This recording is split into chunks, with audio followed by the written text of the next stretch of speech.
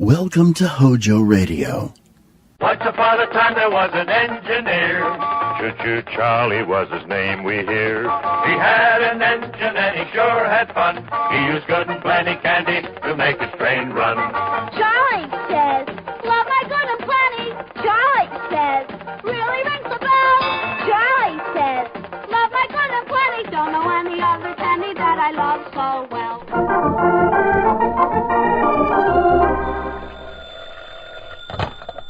Hello? Hello, Jughead. This is Archie. Come over right away. It's a matter of life or death. Oh, relax, Archie. Relax.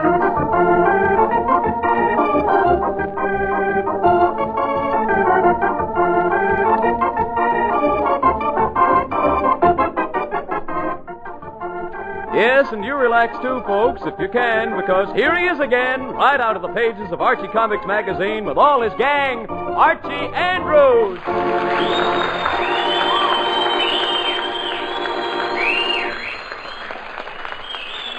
Our story today begins with, well, where does any story begin? A difficult question to answer, but perhaps this story begins with a fly.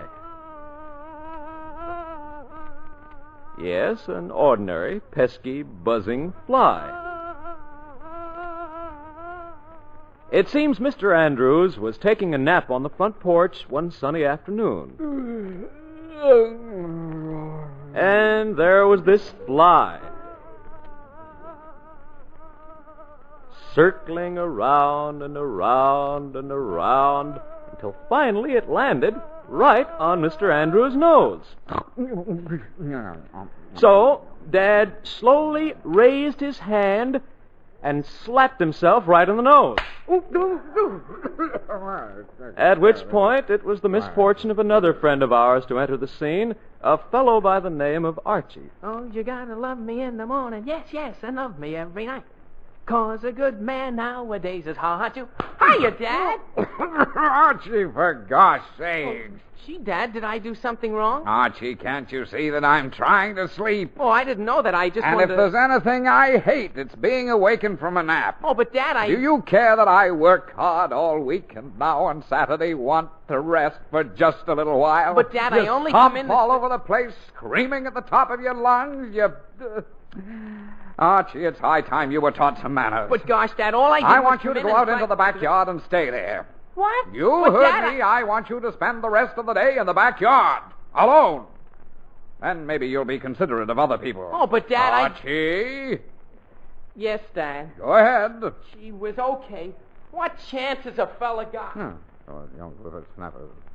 Fred. Oh, Fred. What now? Fred, I couldn't help overhearing that. Don't you think you're being a little severe with the boy? I most certainly do not. But, Fred, Now, all he Mary, did don't you realize that what I need is peace and quiet? I'm tired, I'm weary, worn out. But why take it out on Archie? I am not taking anything out on Archie. Why, boys leave home for less reason than that. Leave... Archie? Well, he might. Now, Mary, stop dreaming. You know we'd never be that fortunate. Me? Oh, I'm going to sleep.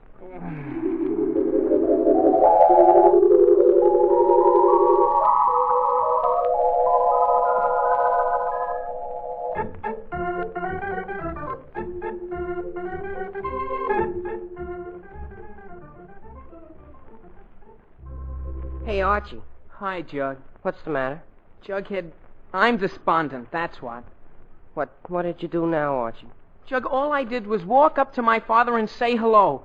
And you know what he said? Scram. Exactly. He said...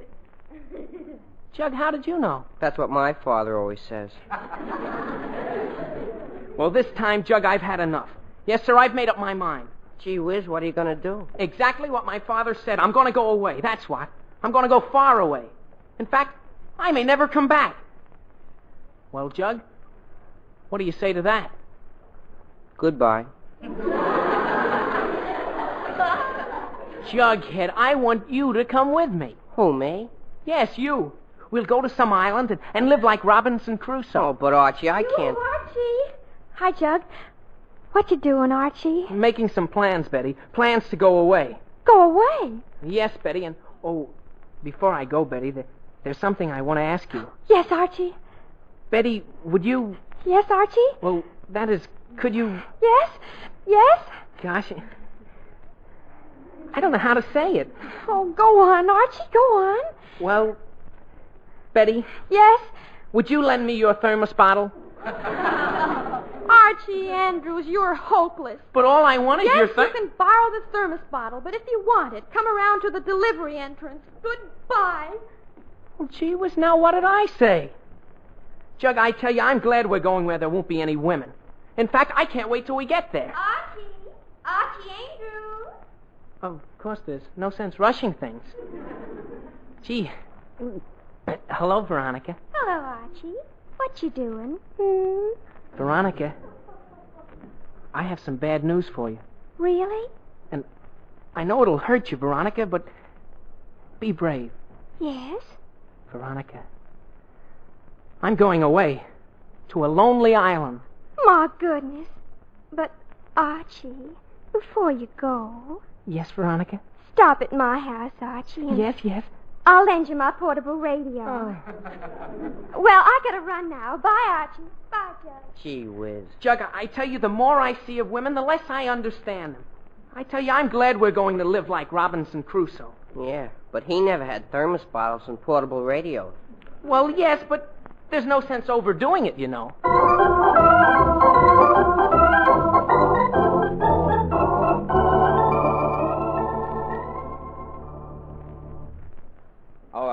Did you want to see me? Yes, Andrews, I did.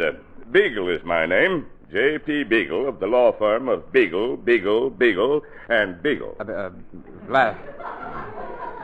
I'm very glad to know you, sir. Well, I might as well get right down to business, Mr. Andrews. Yes, by all means. Now, it is my unpleasant duty to inform you that your uncle, Ezekiel Q. Andrews, recently passed away and left a sizable will. Well, that's wonderful. I mean, he did. Oh, poor old Uncle Zeke. Well, that's right. Now, I gather your uncle was somewhat eccentric. Oh, he was as batty as well, yes, he was a little eccentric. At any rate, he left a rather strange will. Oh, really?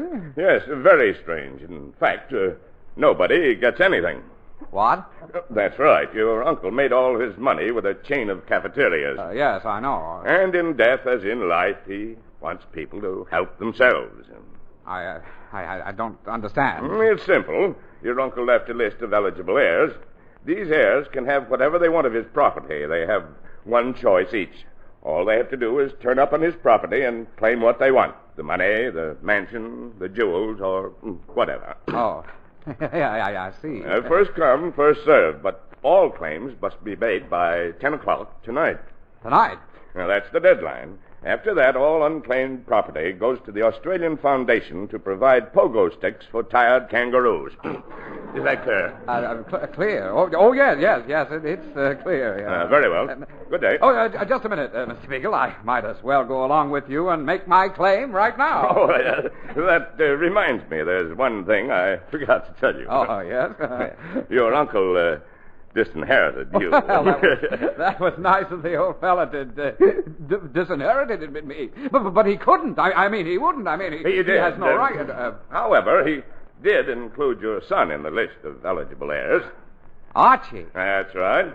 So if your son appears on the Andrews estate by 10 o'clock tonight, he may claim whatever he wants. Oh, well, in that case, everything's all right. I'll call my son and be down there in 5 minutes.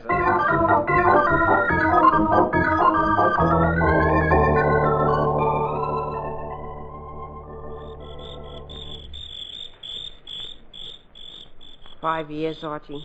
5 years? Sure. Or maybe we'll stay here for 10 years. I like this island.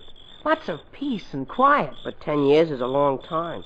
Well, what's the matter, Jug? Don't you like our new home? Well, the rent is low enough, and it's a quiet neighborhood, all right. But don't you think there's too much cross-ventilation? Jug, don't be silly. I see no reason why we can't stay here forever. I do. What? We forgot the food. Well, what difference does that make, Jug? We can always... The food! Jughead, I told you to take the box of sandwiches. I forgot. Oh, well, never mind. As a matter of fact, Jug, I'm glad we forgot the food. Glad? Why? Because it gives us a chance to prove to ourselves that we're self-sufficient. Prove it to our egos. Archie, I'd much rather prove it to our stomachs.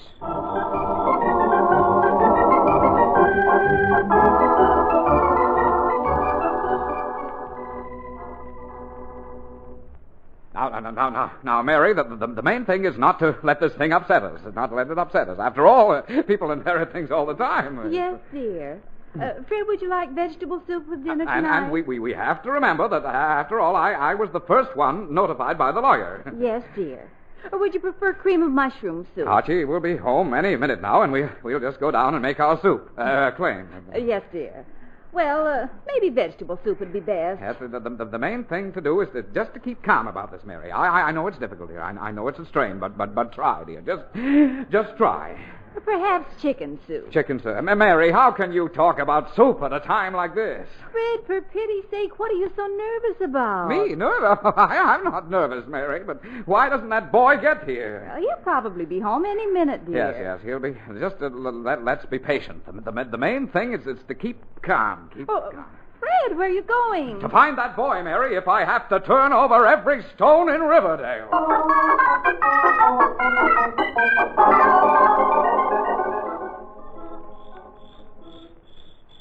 Any luck yet, Archie? Be patient, Jug. I'll catch a fish any minute now. Yes, sir, this is the life. Just sit here and catch our supper. Oh, can't you see it, Jug? 2 juicy lake trout simmered to a crisp golden brown. So fresh, they'll melt in your mouth. Boy, how I love fresh lake trout. Archie, right now I'd sell for a stale goldfish. Jug, don't be so silly. Don't you realize that nature is bountiful? Why, we're living just like our forefathers did. Yeah, and they're dead.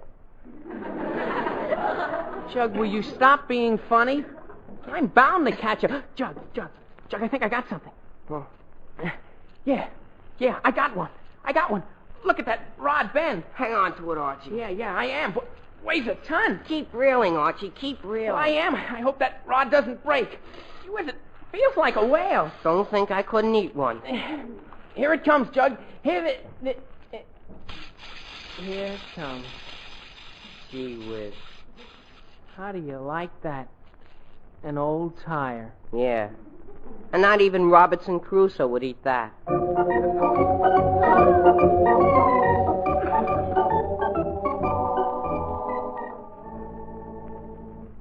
Why, Betty, what brings you over here? Oh, nothing special, Veronica. I just don't have anything to do. Neither do I. I'm glad you came over. Did you hear about Archie? Yes, I did. In fact, he borrowed my portable radio before he left. Gee, said he was going to stay away a long time. Uh-huh. But personally, Betty, I don't really care. Neither do I. Sometimes Archie makes an awful nuisance of himself. Yes, he does. In fact, it's refreshing not to have the boys around for a change. I was just thinking the same thing. I'm sure we can find many interesting things to do without them. Of course we can. Well, there's any number of... Oh, my goodness. What is it? This package on the table. Archie must have left it here. What? Oh, it's the sandwiches. The boys forgot the food. Really? Veronica, I've got an idea. Yes? Let's go over to the island and take it to them. Oh, Betty, that's a wonderful idea.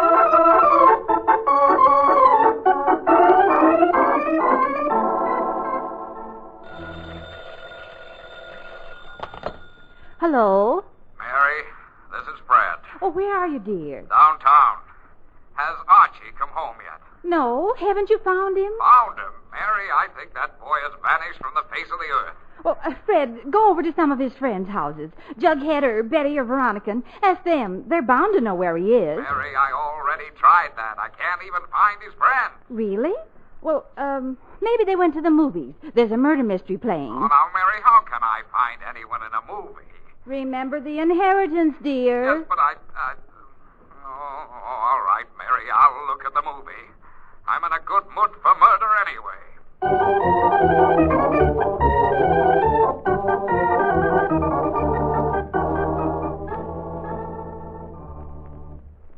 Archie, let's go home. Yeah, maybe you're right, Jug. We can start our outdoor life tomorrow. Uh-oh. We better hurry up before it rains. Archie, I think our outdoor life starts right now. Why? Well, while you were catching old tires, our rowboat sort of drifted off. Sort of.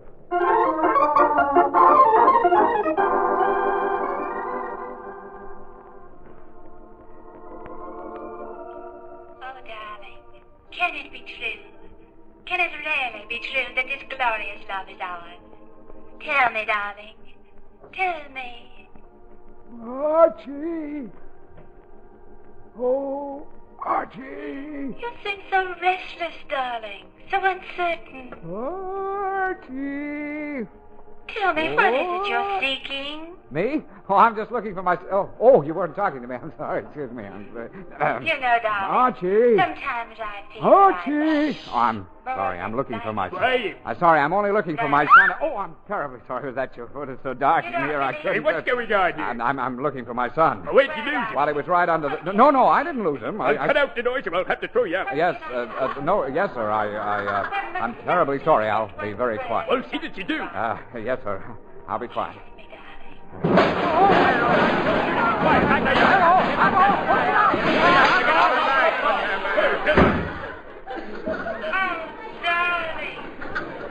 Darling, must you leave so soon?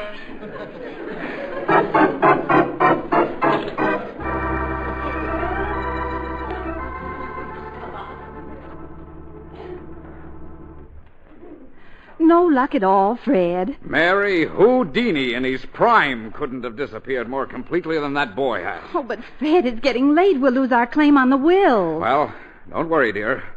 I'm going to take desperate action. Well, what are you going to do? I'm going right down to the local radio station and try to get them to broadcast a plea for Archie to come home. Uh-huh.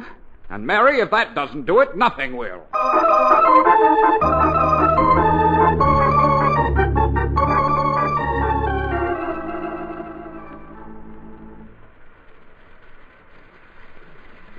Archie, Yeah?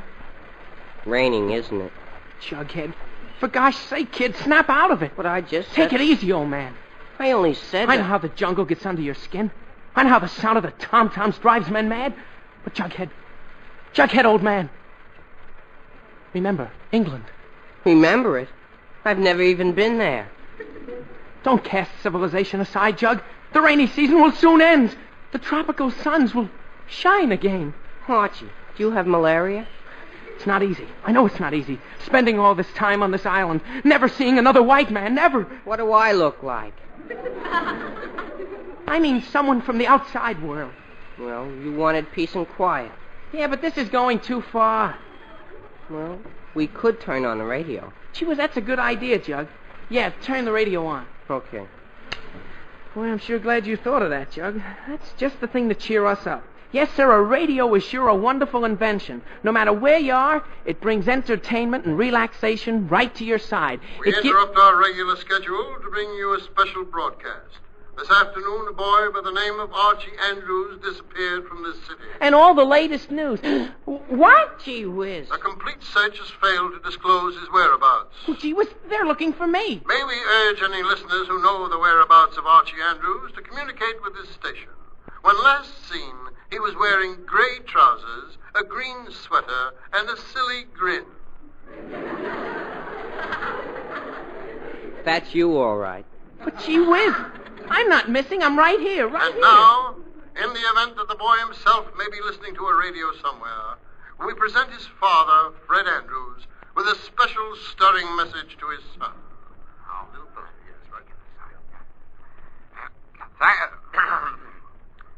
Thank you. If my dear boy is anywhere within the range of my voice, I would like to say this to him. Archie, if you know what's good for you, get home in a hurry. Get home in a hurry, but how? I don't care how you do it. If need be, call a taxi. Oh, sure. Jug, see if there's a taxi out on the lake, huh? But, I repeat, Archie, it is urgent you return home at once. I think you understand. Thank you, Fred Andrews. We return now to... Understand? I'll say I understand. There ought to be a law against radios on desert islands.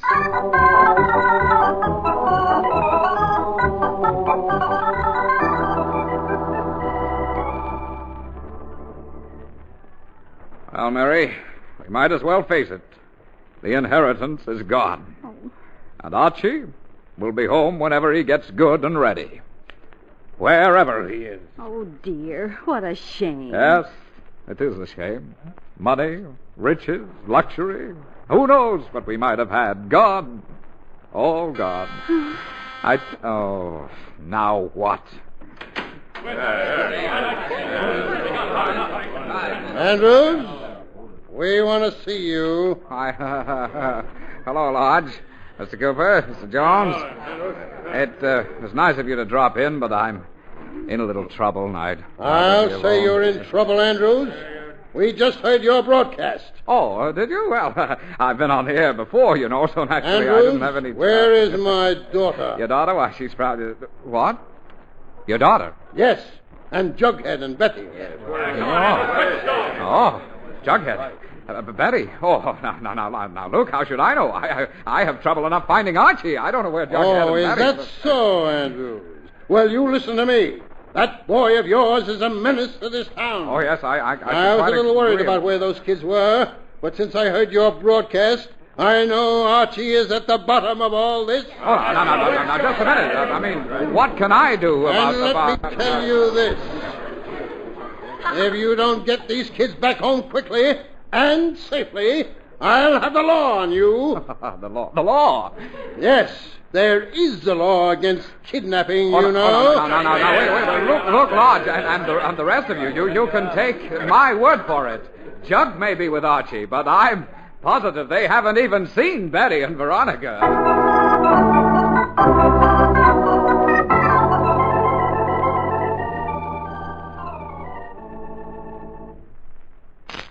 Jug, there's something moving out there. Gee whiz. Quick, get your gun. Archie, I don't have a gun, and you know it. Well, I can dream, can't I? Gee whiz, there it is again. Archie, do something. Don't worry, Jugger. I'll handle this. Just leave it to me. I'm not afraid. I'm not scared at all. It's probably just a squirrel anyway. Hello? Hello?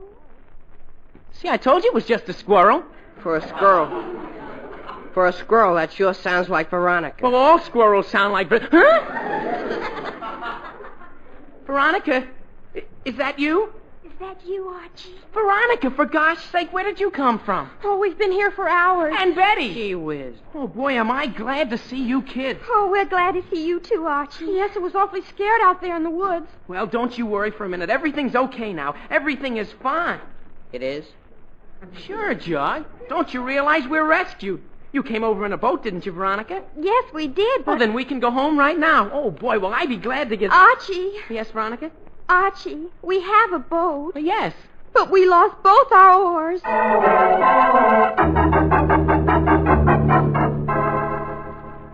right, Andrews, what are you going to do? No, people, please. I'm sure we can settle all this peaceably. Go ahead, Andrews. We're listening. You're listening, yes. Well, now, all we have to do is... Yes? Well, what we could do is we could... No, that wouldn't be so good, would it?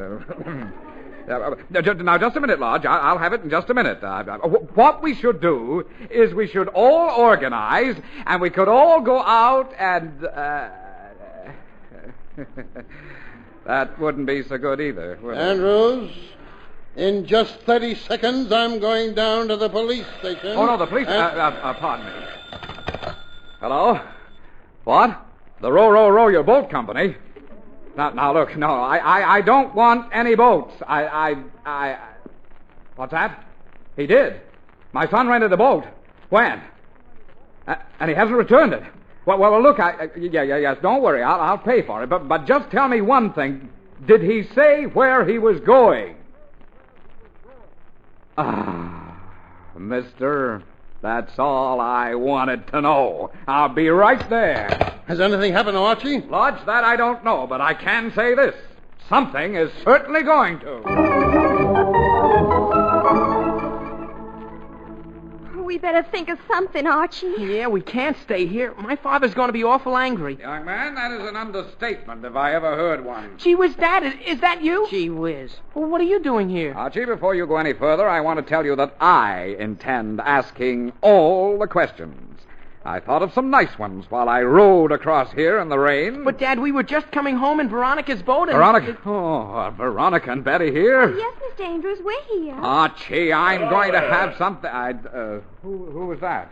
Hello there. Gee whiz, more company. For a deserted island, this sure resembles Grand Central Station. Do you people know you're trespassing? Oh, Mr. Beagle, is that you? Andrews, well, I see you made it. Made what? Don't you know? Now, Beagle, this is no time for riddles. You mean to say you don't know that this island is the property of the late Ezekiel Andrews? What? You mean we're on Uncle Zeke's property? You certainly are. Oh, my gosh. Mr. Beagle, what time is it? 9:59, Mr. Andrews. In just 1 minute, all this property will belong to the Australian Foundation. Oh, no, it won't, Beagle. Oh, this is my son, Archie. Hello. And since he's one of the eligible claimants, he claims this island as his property. Don't you, Archie? Dad, if I never see this island again, Archie, it'll be... for gosh sake, say yes. We haven't got time now. Yes, I claim this island. There. Well, Andrews, I mean, this is a little irregular. Oh, no, the will says the claimants must appear on the estate before 10 o'clock and make their claim in person. And we did, didn't we? Well, yes, I guess you did. Yeah. All right, Andrews, you now own Green Island as your share of your uncle's will.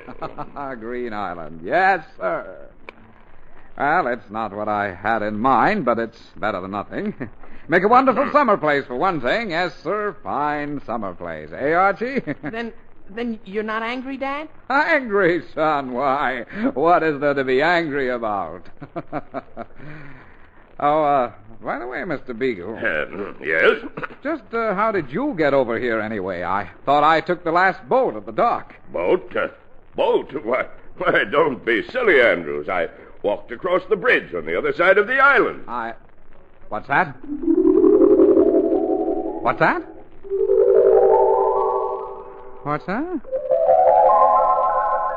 What's that? Fred, I said wake up, dear.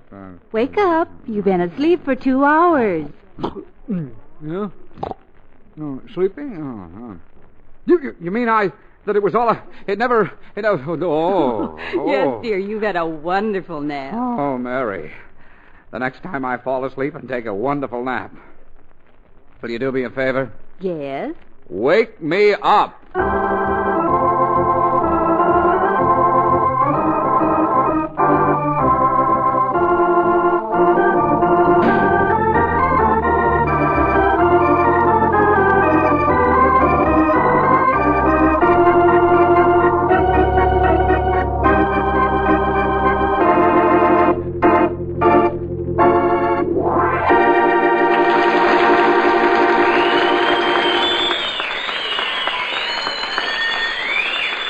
Listening to another chapter of The Adventures of Archie Andrews, written by Carl Jampel and based on the copyrighted feature appearing in Archie Comics magazine. Archie is played by Bob Hastings, Jughead by Harlan Stone. Others in the cast include Alice Uhrman, Ian Martin, Gloria Mann, and Rosemary Rice. Felix McGuire at the organ. Production was under the direction of Charles Urquhart. And now back to Archie. You know, Dad, it was a peculiar coincidence you're dreaming about Uncle Zeke this afternoon. Oh, was it? Well, yeah, we just got a letter from Uncle Zeke today. Oh, really? What does he say? Oh, just that he's broke again and wants you to send him $10.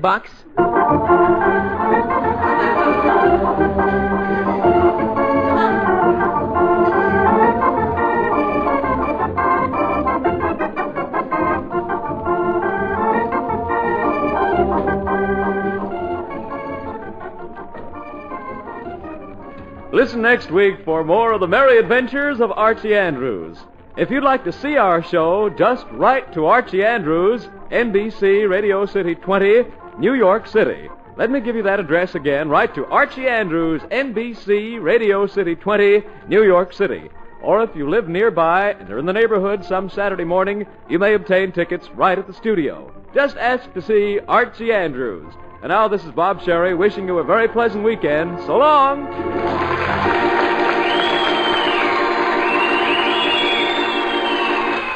This is NBC, the national broadcasting company. Welcome, William Bendix. Nobody can act up to par with a nasty cold. I check my cold distress the fast way, with 4-way cold tablets. Yes, tests of 4 leading cold tablets proved 4-way fastest acting of all. Amazing 4-way starts in minutes to relieve aches, pains, headache, reduce fever, calm upset stomach, also overcomes irregularity. 4-way's the fast way to relieve those cold miseries. Then you feel better quickly. 4-way cold tablets, only 29 and 59 cents. Hojo Radio. We're your old-time radio headquarters. Stay tuned. Out of the funnies into your homes, and we hope your hearts too, the makers of Camel cigarettes bring you Blondie.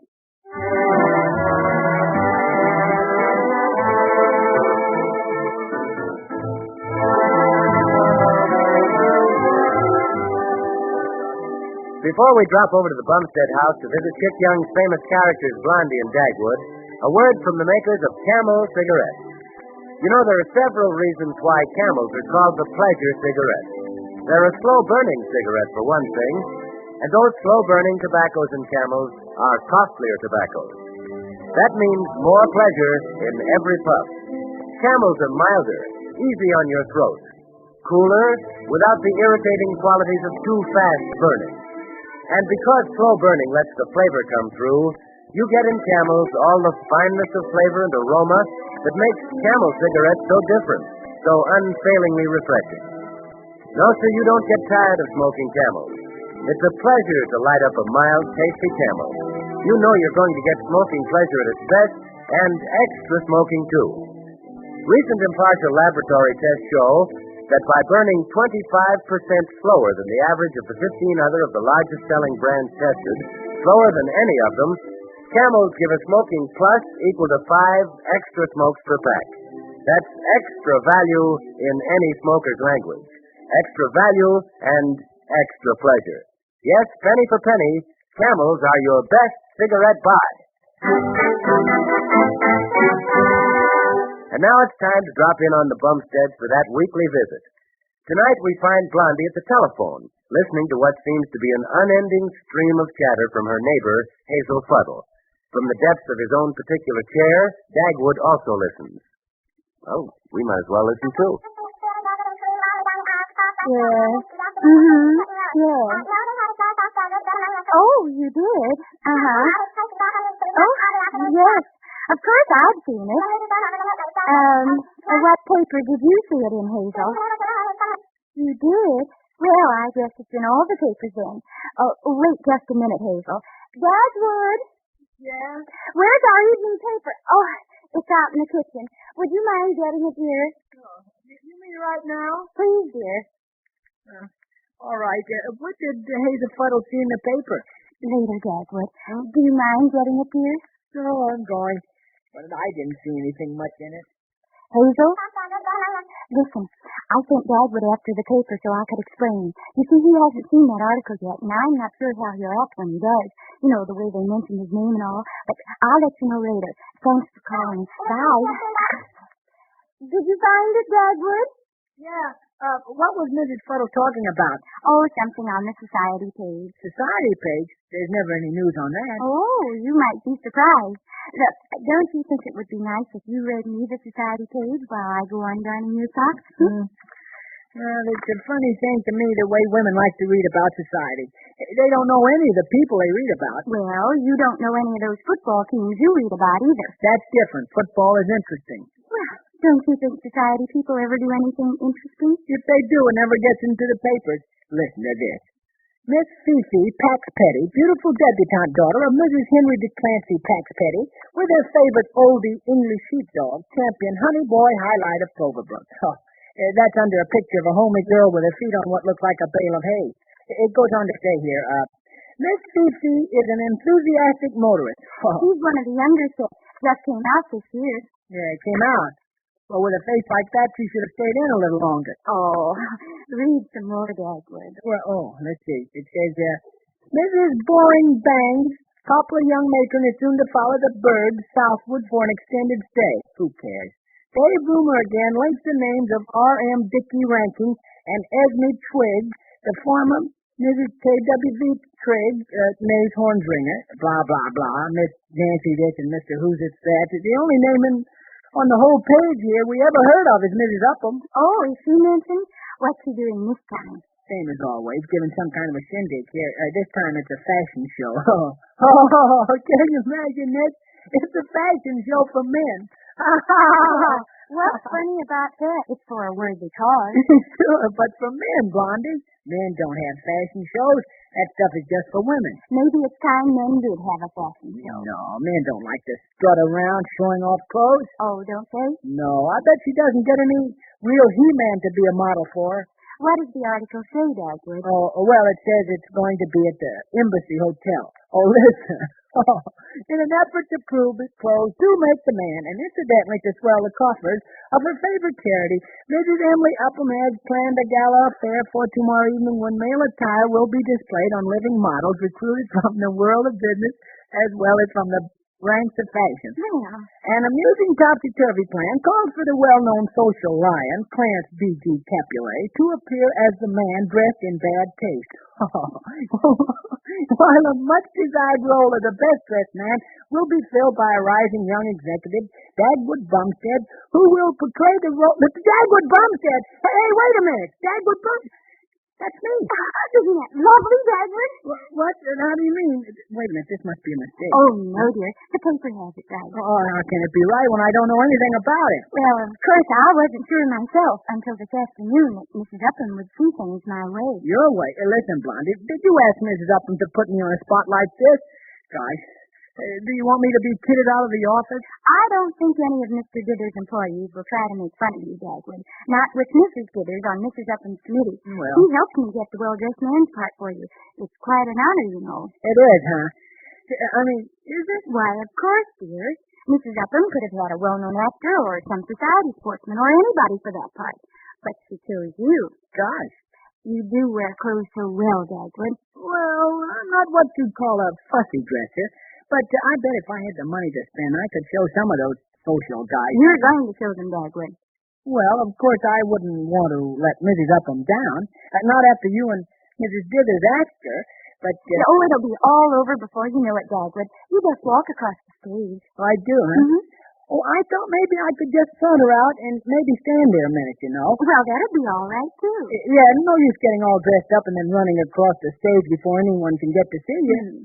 Look, maybe I could come out like this, see? And when I got in the middle of the stage, I could stop and kind of frown and then maybe make believe I was brushing a speck off the sleeve or something.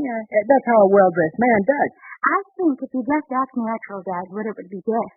Just smile, and then when they applaud you, well, you might bow a little and then walk off. Yeah. Oh, maybe I could show them I heard the applause by shaking hands with myself over my head like this. Hiya, boys, hiya. Well, I think that's more for a prize fight than a fashion show. Oh. So I was thinking that you ought to have a new suit, Dagwood. A real good one.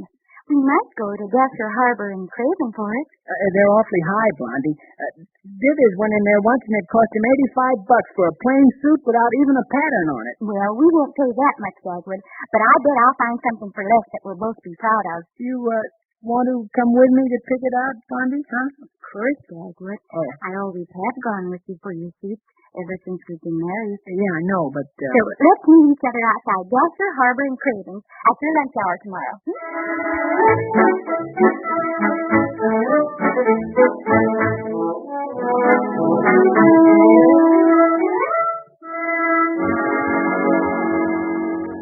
So this is what Dagwood Harbor and Craven's look like inside. No wonder they're high-priced, Dagwood. Just feel how thick this rug is. Yeah, but where do they keep the suit? They have to go back out of sight somewhere every time they get one to show you. I like shopping this way. It's very luxurious. Yeah. You know, I always wanted a red leather chair like this at home. Say, did you notice this? Free cigarettes and an ashtray by every chair. Pretty classy. I guess the regular customers have time to loaf around and talk about clothes all day. Well, I haven't. Oh, gosh, my lunch hour is nearly gone, and they haven't even tried a suit on yet. Oh, they took your measurements, though. Yeah, it took 3 fellas to do it. I wonder where they've all gone to now. Oh, to find something that fits you, I guess. Yeah, or else look up my bank account and see how much to ask me for a suit. Say, these suits on the table have price tags. Yeah? Look, on little cards hidden in the pocket. Oh, my. This one says $95. Oh, okay, come on, let's get out of here, Blondie.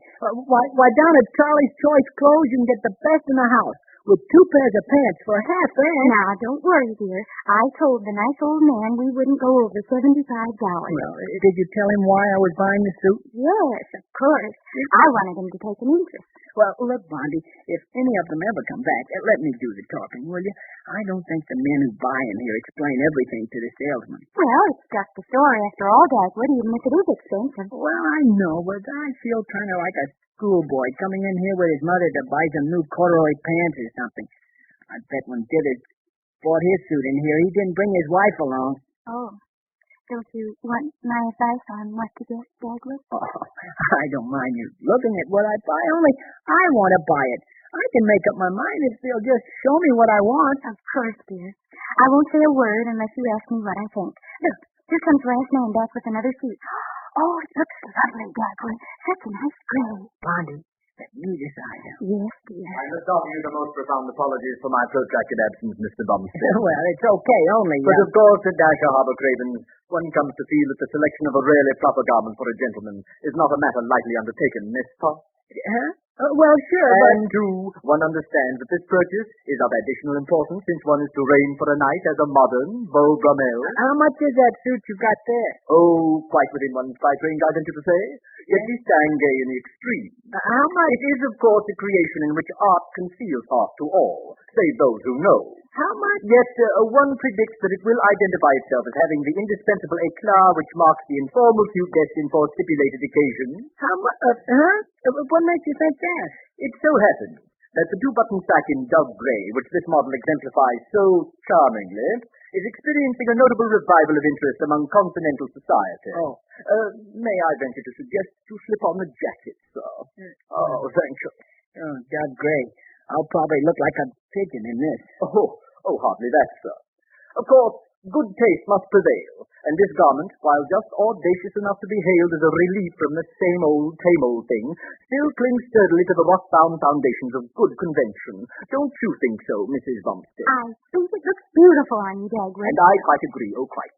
Look, I'm buying this suit, and I don't think I like this. Oh, I'm desolated. It's so truly your suit, Mr. Bumstead.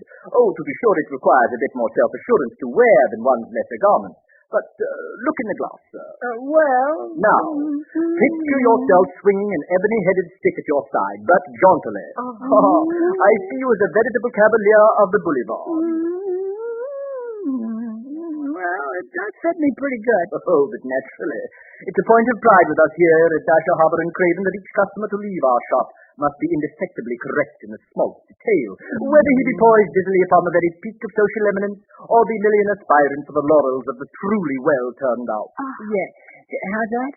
Oh, he means they won't sell anyone a suit that isn't right for them. Oh. But that is perfect on you, Dagwood. I quite agree.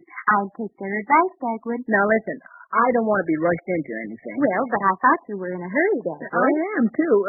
It's almost 1 o'clock. Well, listen, I guess I won't make up my mind right now. I'm going to look around some more before I buy. Well, maybe Mr. Slib, madam. Oh, thank you. Maybe Mr. Slib would lay this suit aside for you, Dagwood. One is delighted to oblige. Well, don't go counting on my buying it now. But save it for us anyway until tomorrow noon. As madam wishes. Well, I may be back or I may not. If I do come back, I'll be alone and I'll be in a hurry. So you better have a lot of stuff for me to look at and then let me make up my own mind what I want to wear, huh? Certainly, sir. But one ventures to say you will scarcely improve on this selection at the price. Yeah. Good day, sir. Yeah, goodbye. Come on, Blondie. Gosh, I'm late already. Dagwood, you weren't very nice to Mr. Slib. Well, he bothers me. Too much fancy talk.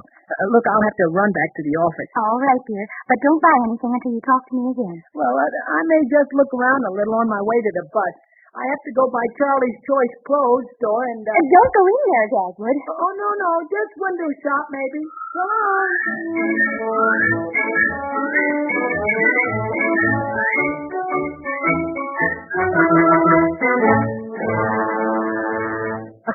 No. Look, Charlie, I just stopped to look in the window a minute. What can you see in the window? It's inside here I got the best stuff, Mr. Bumstead. You know what I just told my partner? I said, ain't it lucky we got our fall line already for Mr. Bumstead when he comes in. You did? Well, gosh, I'm sorry, Charlie, but I've about made up my mind to take a little suit I saw at Dasher, Harbor, and Craven. Mr. Bumstead, you must be kidding. You're too smart a fella to pay the prices those robbers asked just for a label. They have pretty high-class clothes, Charlie. Oh, high class, sure, if a fella wants to look like he was a back number, but no snap to them. No? Now, in that fashion show, you're supposed to be a man that knows what's the latest fashion. Am I right? Sure, I'm the well-dressed man. Oh, style leader, okay. You come to a place where we're even ahead of the style. Now, up at DH&C, what do they show you? Styles that would be all right for your grandfather if you didn't get around much, but not for a young fella with a good figure like you got. Well, now listen, it's for you to say I wouldn't try to sell you. But how is this for a little pepper? Yeah, it looks like mustard to me, You see, you know color. Mustard color is right. Huh? You know what this is? It's strictly a PM. Now get a load of that lapel. You see how it fits to stand up over the shoulder, you see? And look, a double-breasted vest. That's class. Here, now slip this coat on for size. Now, wait a minute. Listen, only for size, Mr. Bumstead. I'm not selling you anything until you see what you want. Now, look. Now, isn't that perfect? Well, these buttons. All right, them wooden buttons is all wrong. And for no extra charge, I'll put on pearl buttons. Now, don't move. I want the tailor to see you just like that. That's a treat. Listen, I don't want pearl buttons either. Listen, but my trade is all wearing buttons this year, Mr. Bumstead. And with me, the customer has got to be right, and the buttons come off. Yeah, that coat comes off too, Charlie. What a joker. Now listen. For a man like you, I'm going to break a rule. Now listen. Right. You know what's in back of my store? No. A case of garments direct from our outlet on 14th Street, New York City. I was saving them for a little later until the style kind of catch up to them. But for you in that fashion show, I'm going to give you only the best. Well, I haven't got the time to wait for you to open a whole Oh, no. Why waste your time? I got your size perfect. Now, what color did you say they showed you at DH&C? Well, kind of gray. Gray. All they know is gray. Now, what color do you like? I was thinking maybe a brown. See, the color for the advanced styles is brown. Yes. Okay. In that case, there's a brown suit that's perfect for you. Now, here's what I'll do. To save you time and money, I'll send that suit home to you, and your troubles are over. I'll even go better. I'll make a bargain for you. Now, listen. I'll be frank with you. If one of my suits is in that fashion show, it's advertising for me. Okay, instead of $50, I'll let you have that suit for, say, $41.98, and you'll sign an agreement where it says you will display the said suit in the show. Right? Well, okay, I guess. If I'm wearing a suit anyway, Sure, I might of guess course, well. and I want you to carry a small card with the name Charlie's Choice Clothes on it. Oh, I'd have to talk that over with my wife. Now, Mr. Bumstead, you can't kid me. You're a fellow that makes up his own mind. Oh, sure, but... And it's already made up, and you know a bargain when you see it.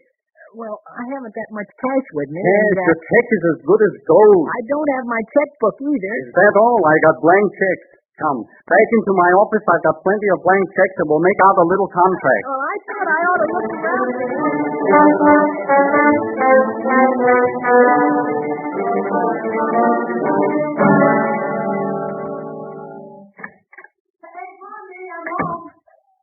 Say, did a suit come for me? What's the matter, Blondie? Dagwood, Bumstead. Did you order this sent home? Huh? Oh, what is that? It's the suit they sent from Charlie's Choice Clothes Store. Oh, that's a little loud, isn't it? A little loud? Look at it. It looks like a totem pole. I had no idea that's what Charlie had in mind. Haven't you even seen this suit before? No, see, Charlie said it wasn't unpacked yet. Well, take a look at it now. Here, slip on this coat a minute. No, I can see it from here. You can see it from the next gate, but I want you to see yourself in it, just to teach you to stay out of Charlie's place. Come on. Oh, well, gosh, all right. Oh, it's a little tight in the waist, isn't it? Oh, is that the waist where it curves in? From the length of the coat, I thought it was your knees. Oh. Now, look in the mirror. No, Blondie. Look, Charlie should have known better than to sell me this. Dagwood, you didn't pay for that suit. Well, yeah, in a way I did. In what way? With a check? Well, we'll stop the check and march that terrible thing straight back to Mr. Charlie tomorrow. No, but listen, you don't know the worst of it. I signed a contract to wear the suit at the fashion show. Dagwood, you didn't. Yeah, here's a copy of it. He said I could save about $10 nearly if I'd carry a placard, too. Let me see that contract. No, there's no way out of it, I guess. There's got to be a way out, Dagwood. If Cora Dithers ever sees you at the fashion show in that... Mrs. Dithers? Oh, gosh, she's on the committee, too. Now I am sunk. If I don't wear this thing, Charlie will sue me, and if I do, Dithers will probably fire me. Hey, Blondie, what am I going to do? For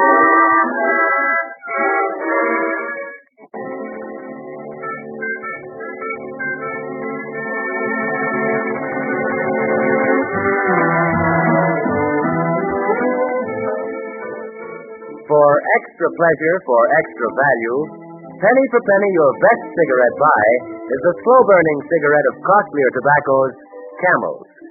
By burning 25% slower than the average of the 15 other of the largest-selling brands tested, slower than any of them, Camels give a smoking plus equal to 5 extra smokes per pack. Yes, there's 5 extra smokes worth of added pleasure. Smokers who live in communities where certain state cigarette taxes are in effect can save the cost of the tax and, in some instances, more through smoking Camels. If you live in a community where there are no added taxes on cigarettes, the savings are all yours. So next time you buy cigarettes, stop and think. Try Camels. It's America's #1 cigarette for value. It's America's #1 cigarette for pleasure. And now on the following day, we find Blondie with fire in her eye giving Charlie, the choice clothes salesman, a little exercise in wit. But look, Mrs. Bumstead, I got that suit special out of the case. It looks like you got it out of the Chicago fire.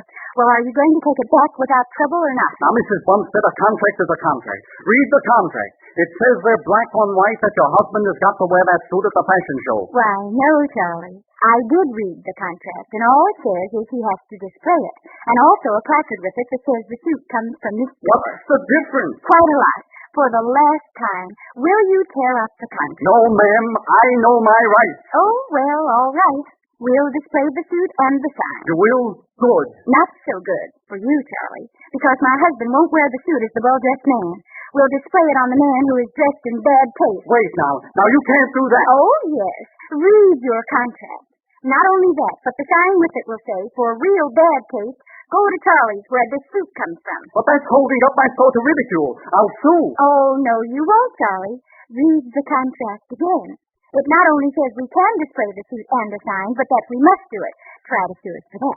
The only thing the contract doesn't say is who wears the suit or what the sign must say. Well, but listen. Now, you try listening for a change, Charlie. I've a proposition.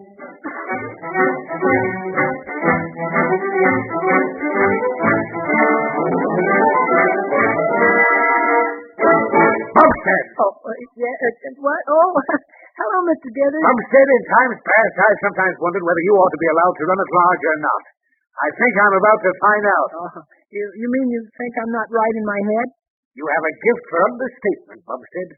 If what I hear is true, you shouldn't be wasted in a padded cell. No. You should be exhibited on the glass. Oh, I guess you heard about that suit from Charlie. I've done worse than that. I've seen it. Oh. Or one like it.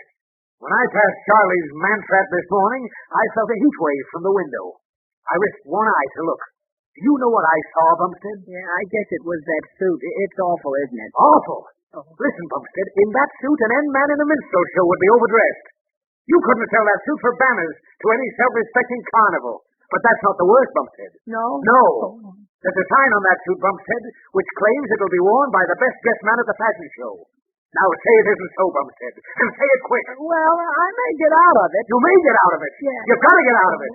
Just don't wear that suit anywhere. Well, but what about that contract with Charlie? Contract? Yes.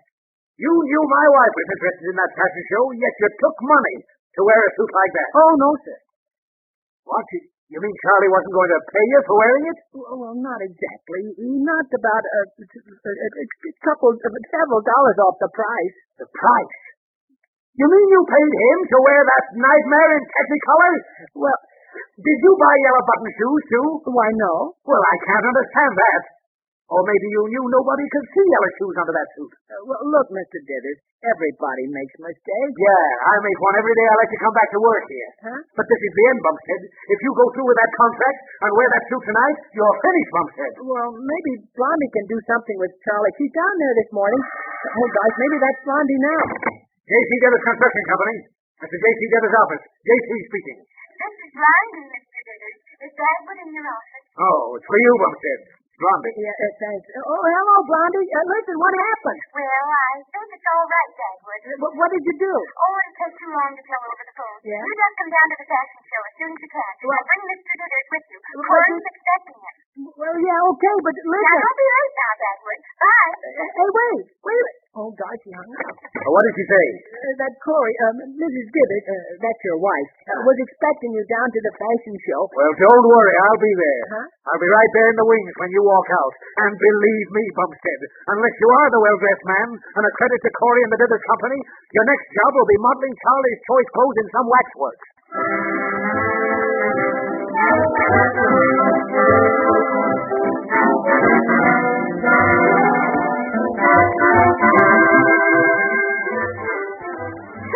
Can you see all right from here, Mr. Dithers? I can see the stage, but where's Dagwood? In the wings on the other side. He's on next, I think. Listen, Blondie, you're sure he's going to look all right? You'll be surprised. Oh, I hope I can stand it. So what's he wearing? You'll see in a minute. And now, ladies and gentlemen, the climax of the evening. A casual but sophisticated garment from Dasher Harbor and Craven that will instantly appeal to every snapper-up of well-considered male attire. The epitome of the well-dressed man, Mr. Dagwood Bumstead.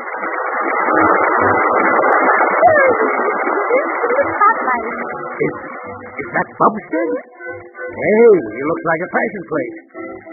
What's he doing now? Oh, a little bit of pantomime. Brushing his steps on his sleeve.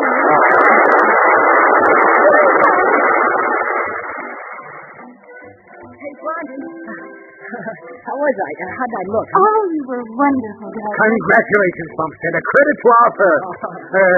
Who did the fellow say your tailor was? Why, it's Deborah Hasher and what's the name of the place you got this from, Blondie? Oh, Blondie picks out your suit, eh? Oh, no, I just helped get it delivered in time. Well, that's a wonderful-looking suit. Oh, just a continental trifle. A dove gray and a two-button sack. Conventional, yet with a bit of that audacious that distinguish it from the same old thing to those truly in the know. Huh? Oh. Can you afford clothes like that on your salary, Bumstead? I'm glad you brought that up, Mr. Dithers. Dagwood and I have the meaning to speak to you about salary. Oh, yes. Well, excuse me, Blondie. I've got to get back to Corey. I know she'll be pleased. See you another time. I guess I can't afford to pay $75 for a suit. Maybe I ought to ask him to take it back, huh? Why, no, dear. Didn't I tell you? Oh, my. This neck suit didn't cost a cent more than the terrible one from Charlie. How's that? Well, you see, I found out that Charlie had marked his suit up before he made you a discount. Yeah? He really overcharged you $20 and put you in an embarrassing position besides. So I had a little talk with him about the law of damages. You did? I certainly did. And after our talk, Charlie decided that he would rather buy his suit back from us than go through with the contract and have a lot of bad publicity. He gave me $20 more than you paid to get it back. God! Mm-hmm. So then I had $65, and Dasher Harbor and Craven came down $10 on their price. You know, after I told them their name would be mentioned at the fashion show. So then I could buy this nice suit without any extra money at all. And Charlie really helped me buy it, huh? Blondie, that's wonderful. Oh, look, Dagwood, here come the photographers, and a man who wants an interview for his magazine, Men's Fashion. Congratulations, Mr. Bumstead. Oh, do you mind letting us have a picture, just as you are? Just the flecking a speck of dust from your sleeve. Oh, that was a wonderful bit. You ready? Ha-ha, thank you. All right, that's all, boys. Now, Mr. Bumstead, just a word or two for our readers.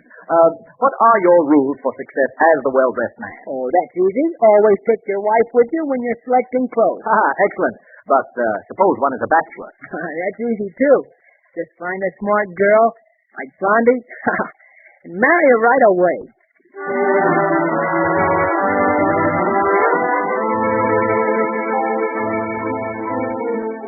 Blondie is played by Benny Singleton and Dagwood by Arthur Lake, the Columbia Picture Stars.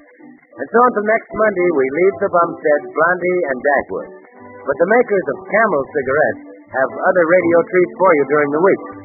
Tomorrow night over these same stations, you can listen to the music of Bob Crosby and the best Dixieland band in the land with Johnny Mercer and Helen Ward. And if you like swing, well, you'd better make a date with your radio for Saturday night when Benny Goodman and the world's greatest swing band with Mildred Bailey bring you another musical caravan.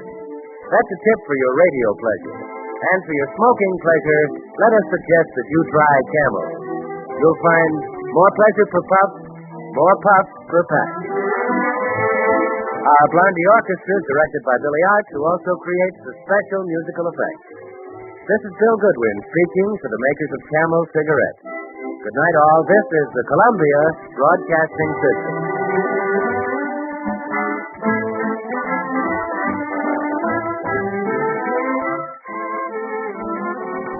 Hard, you ate too much. The cheesecake made you greedy. Let your aching head and stomach hear this message from old Speedy. Alka-Seltzer, plop, plop, fizz, fizz. Oh, what a relief it is. Plop, plop, fizz, fizz. Oh, what a relief it is. Ah, those Speedy Alka-Seltzer bubbles burst into action to relieve your upset stomach and aching head fast. Use only as directed. Oh, what a relief it is. What a relief. Stay tuned to Hojo Radio. Thoughtfulness.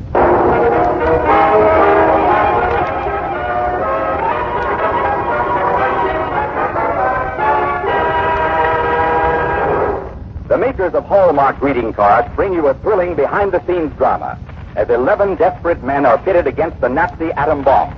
Our star this evening is that fine and sensitive actor, Paul Lucas.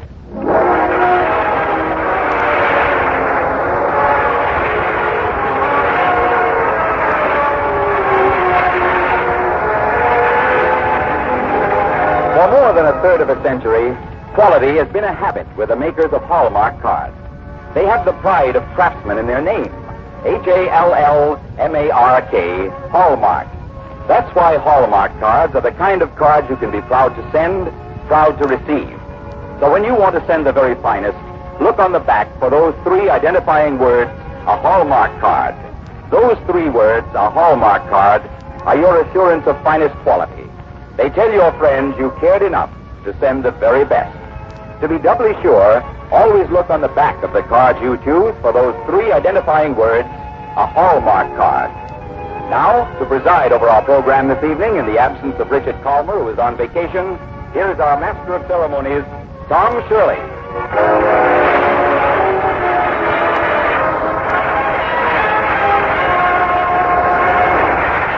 Thank you, Harry Marble, and good evening, ladies and gentlemen. All of us have speculated as to what would have been our fate had the Nazis gotten the atom bomb first. They almost did, but for 11 men. That's our story, the 11 who stood between you and the bomb. And to portray their incredible leader, the makers of Hallmark greeting cards bring you an actor long known for his unusual roles, Paul Lucas. You remember his part in the picture, Watching the Rhine, that won him a Motion Picture Academy Award. Tonight you meet him in a web of intrigue and terror as the makers of Hallmark greeting cards presented the Reader's Digest radio edition, Paul Lucas in 11 Against the Nazi A-Bomb.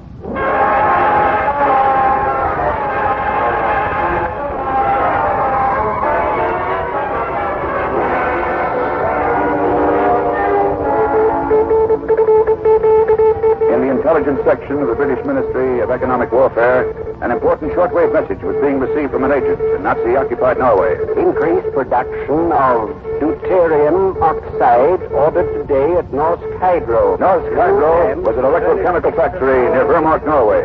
Deuterium oxide, otherwise known as heavy water, was an ideal moderator used in the preparation of uranium-235. Production increased to 10,000 pounds a year.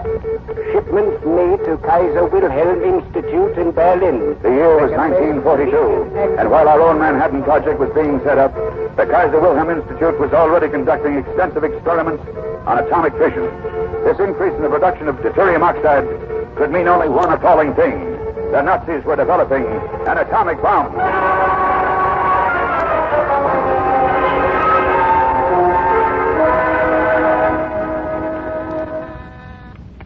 Yes? Mr. Nordstrom is here, sir. Oh, good. Show him in. Yes, sir. Mr. Nordstrom? Eric Nordstrom? Yes, sir. I'm Campbell, Special Forces. Have a chair, won't you? Thank you, sir. How long have you been in London, Nordstrom? 3 days. I escaped from Norway a week ago Monday. Yes, I know. According to our records, you've done some very fine work over there. With the underground, I mean. Do you suppose you could go back without arousing too much suspicion? Well, it all depends. Everyone in Norway is under suspicion. Especially those of us who have lost members of our family. Why would you want me to go back? Because there's a job to be done. A very important job. From what I've heard, you're the best man in London to do it. What's the job? Norsk Hydro. The plant must be put out of commission and its stock of heavy water destroyed. That's a day's work. You won't be expected to do it alone, of course.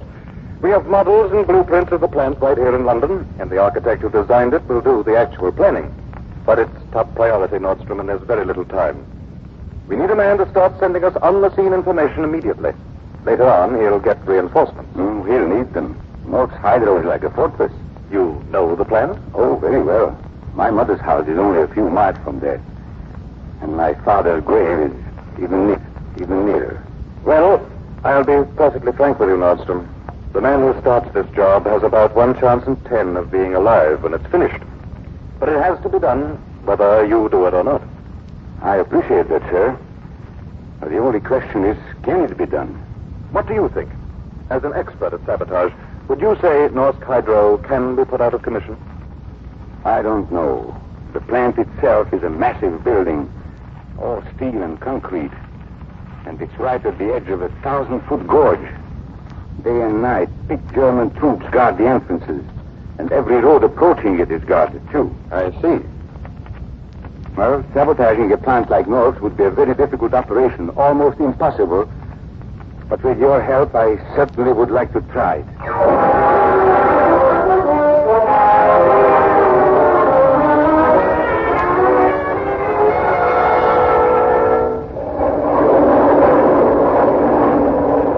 Better get ready, sir. You'll be jumping in about 30 seconds. So soon? Are we over Vermont already? Coming in over the target right now. Check your static line, sir. Static line check. All right. Position. For the first time in my life, I feel a little weak in the stomach. Don't worry about the jump, sir. There's nothing to it. Oh, it's not the jump I'm worried about. It's after I land. Have you ever played tag with the Gestapo, Sergeant? No, sir. Well, then you can't possibly know what I mean. Ready, sir. Good luck to you. Thank you, Sergeant. All right. Go. Going. Gone.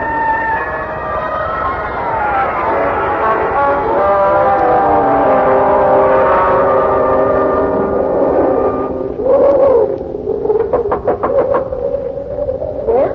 Who is it? Me, Mother. Eric. Eric, my boy. Eric. It's really you. Oh, don't get so excited, Mama. Did you think I'd forgotten where you lived? Where have you been, Eric? What have you done? Are they after you, son? Who's home? Your brother. He's still asleep. I was just going to get up to make breakfast for him. Nobody else in the house? No. Good. I'll come in.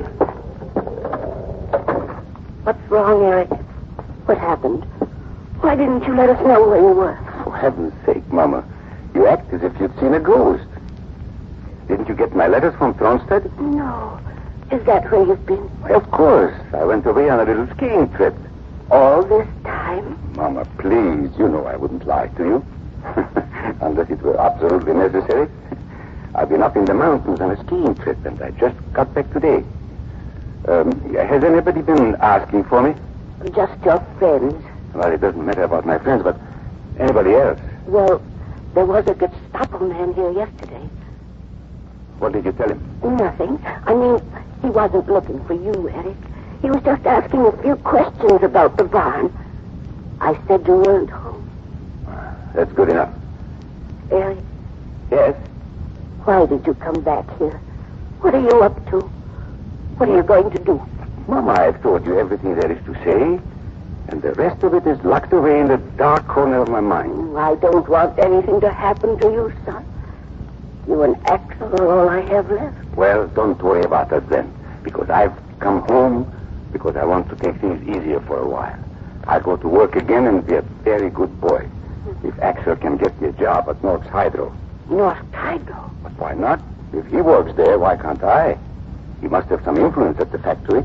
And the Nazis ought to be very happy to have an able-bodied man working for them again. You'd work for them? Why, certainly. I told you I wanted to be a good boy, Mama. No more trouble with the Gestapo ever again. Oh, Eric, if only you meant that. I do. I really do. Now, stop worrying about it and get me some breakfast, Mama. I'm as hungry as a bear.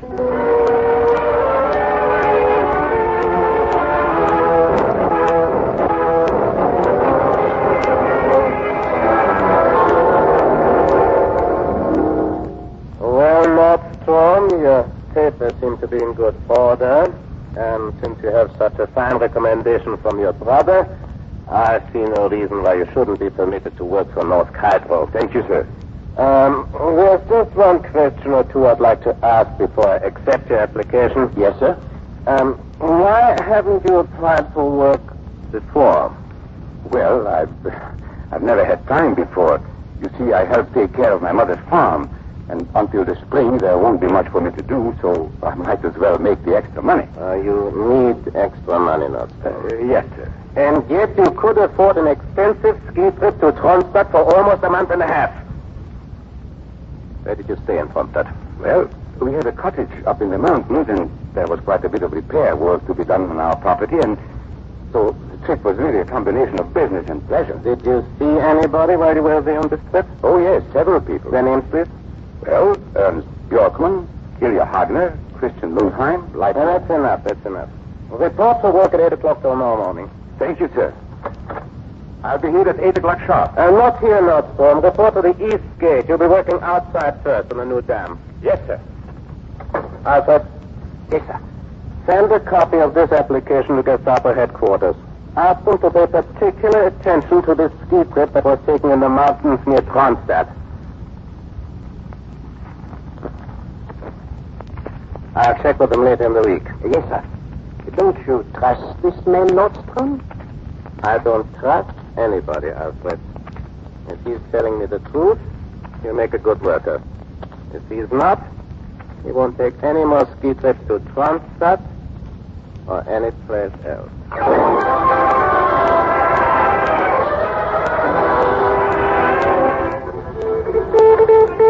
Nordstrom 658. Nordstrom 658. Operation Swallow proceeding well. Have contacted 4 commandos, dropped Friday night, and am making necessary preparations for landing of airborne troops needed for raid on North Cairo. Must have 24-hour notice.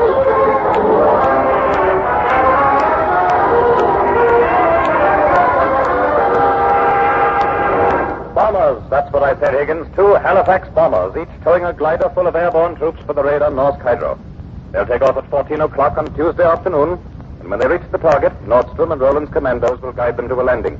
Now repeat that to me, and send a copy of this communication off to Nordstrom and Roland right away.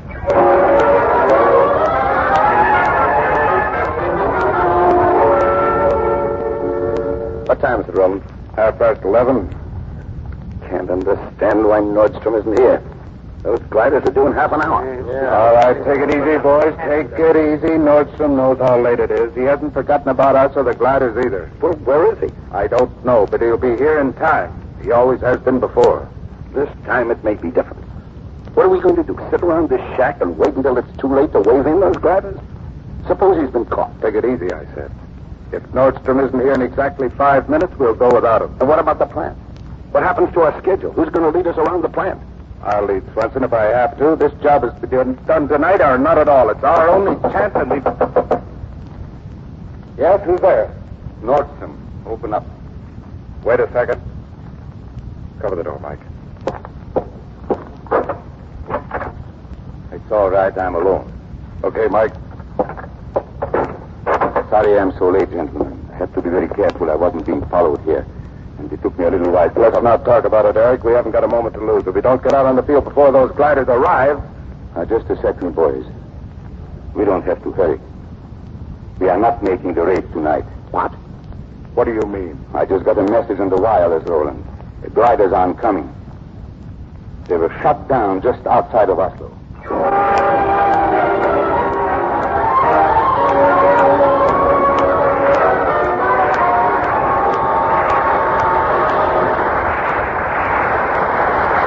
Ranchos will be back in just a moment with the second act of tonight's drama, presented by Hallmark greeting cards from the pages of the Reader's Digest, America's favorite magazine.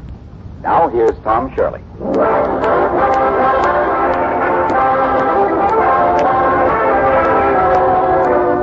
Mr. Bluebird, that lovable little fellow from Walt Disney's movie Song of the South, is now on the new Hallmark Mr. Bluebird card. Folks just naturally think of happiness when they see a bluebird. That's why Hallmark Mr. Bluebird cards will bring an extra bit of happiness to your friends and loved ones.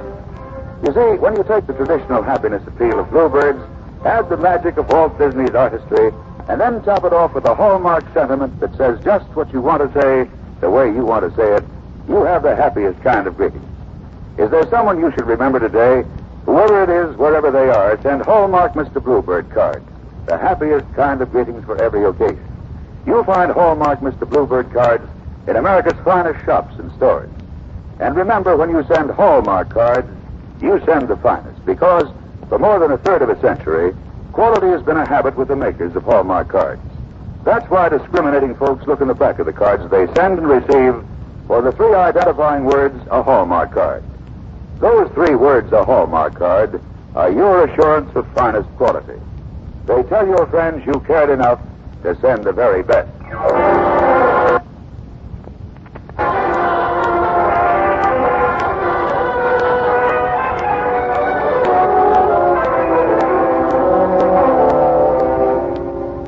In a small, snow-covered hut, high up in the mountains overlooking Vermont, Norway, four commandos who had hoped to act as guides for an airborne assault in North Cairo were left without a plan.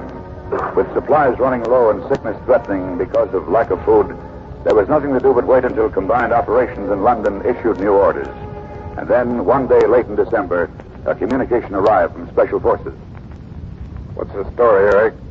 What's the new plan? Well, I haven't got all the details yet, but it's going to require a great deal of teamwork and accurate timing. We'll have to get along with a minimum of personnel. Well, what are they sending over? When is it coming? Well, soon, I hope. Special Forces is giving us 6 new men, dropping them by parachute. And with their help, we have to do the job. 6? Is that all they're sending? That's all the plan calls for. That's all the trained men they have from this area. There isn't time for a large-scale operation. But 6, Eric. With 4 of us and you, that means there'll be only 11 of us all told. I know. 11 against North Hydro. We can't do it, Eric. We might as well try to storm Bertha. We just can't do it. Well, I don't think you have much choice, Hans. You can't stay here much longer without being caught, and neither can I. My alibis for coming up here all the time are wearing very thin. At the dam, they watch me like a hawk. He's right. If we don't try soon, we may not get a chance to try. We haven't got a chance anyhow. What good are 11 men against a full company of Nazis? With the right plan and a little luck, 11 men might do a lot of good. Don't forget, Hans, we are Norwegians.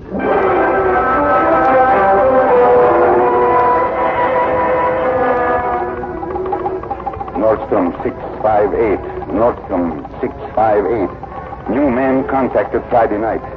Have gone ahead with new plans for assault. Everything now in readiness. We go tomorrow night. Repeat, we go tomorrow night.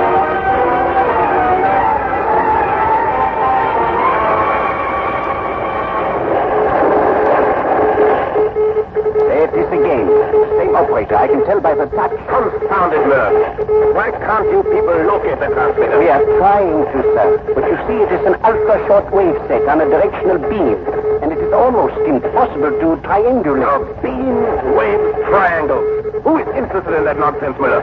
I want to know who is sending that message and why. Well, if we had a little time, we might break the code. We've got to know where the transmitter is located. Is it in Vermont? I would say it was, sir. Where? To the north, up in the mountains. I think we are picking up the ground wave. Now look at the map, Miller. If you were setting up a transmitter beam toward London, what location would you choose? I imagine I would stay somewhere over in this area here, sir. Uh-huh. This area, huh? Yeah. Why, that's where the Nordstrom farm is. Nordstrom farm. Eric Nordstrom. He lives there, and he works at the dam. I beg your pardon? We've had him under suspicion for almost a month. But we've never been able to catch him at anything. Alfred, quick, get Gestapo headquarters. Yes, sir. Eric Nordstrom must be arrested at once.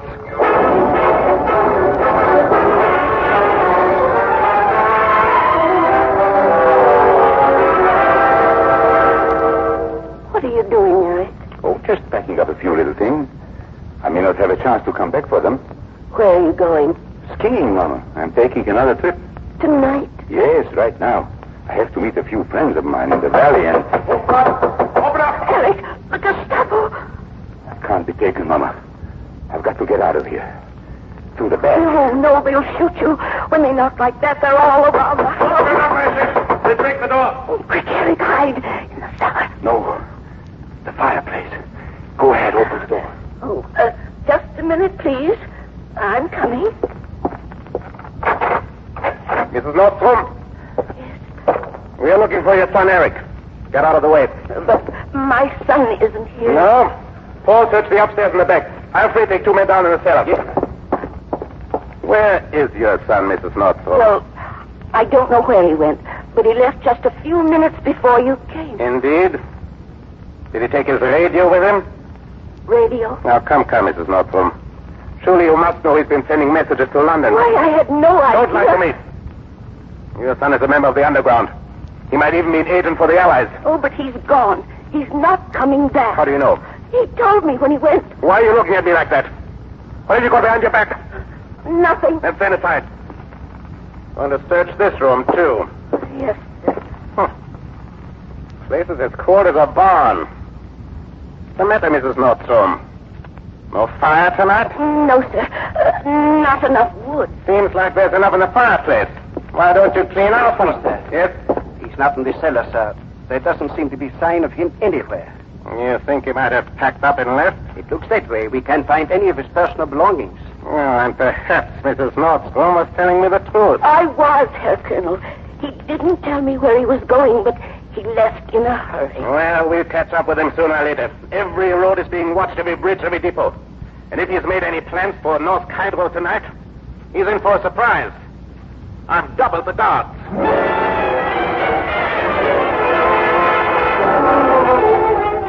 It's the only possible approach.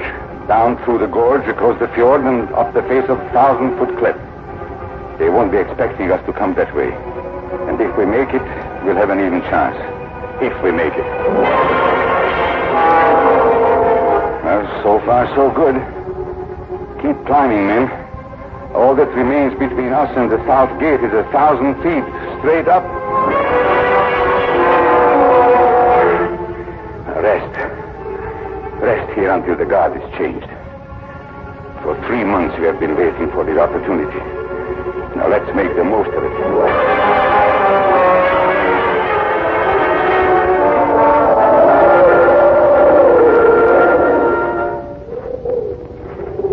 It's so quiet, Eric. Don't worry, Roland. The noise will come later. Down quick. Sentry at the gate. He must be taken care of, Svensson. Without a sound. Ready. As soon as he passes by, I'll strike him from behind.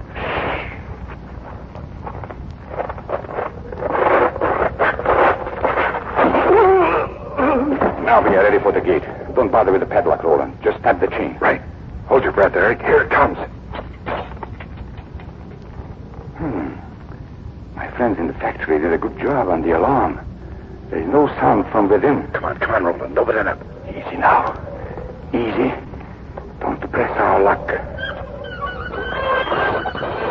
I can't understand why there's nobody around. You said they were doubling the guard. They must have expected us at the dam, because I used to work there. They probably took men away from here to reinforce the whole north side. There's still plenty of men in those barracks over there. Well, those guys don't leave this post for anything. Roland, take 4 men and cover the barracks, the way we planned. If the alarm sounds, shoot the guards as they come streaming out. Right. Come on, Svensson. We are going in.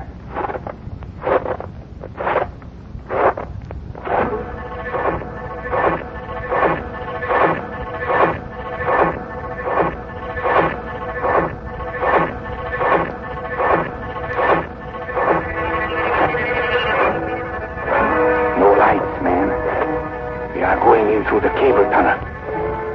Stick close together. We'll have to crawl. Now, watch it now, Svensson. Behind this door is the switchboard. And on the other side of the switchboard are 2 guards. We mustn't shoot them if we can possibly avoid it.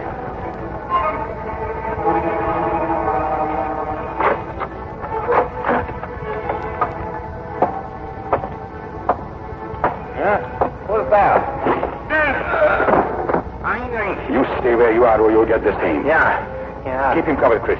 And guard the door. Come on, Swenson. Plant the charges. Get him moving, Swenson. Crimp those fuses and let's get out of here. How long do you expect our luck to hold out? Sorry, Eric. My hands are shaking. Here. Let me do that. Now the next one. All right.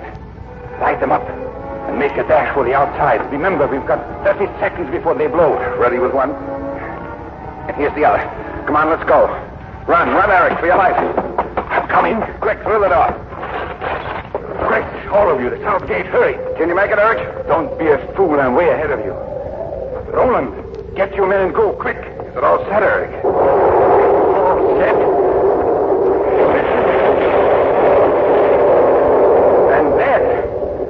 And that explosion is the most glorious sound in all the world.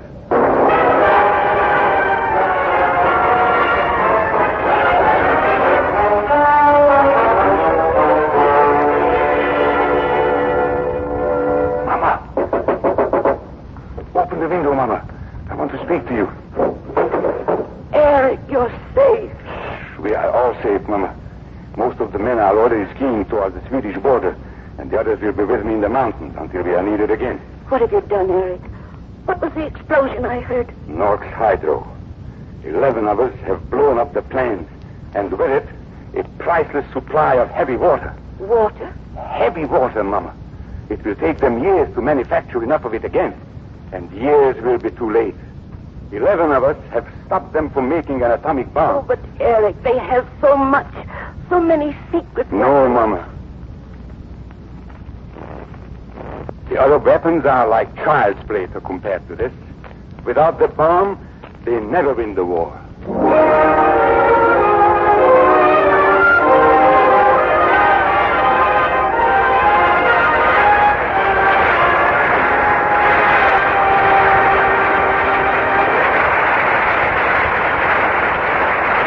Paul Lucas. Thank you. It was a pleasure to play the role of Eric Nordstrom.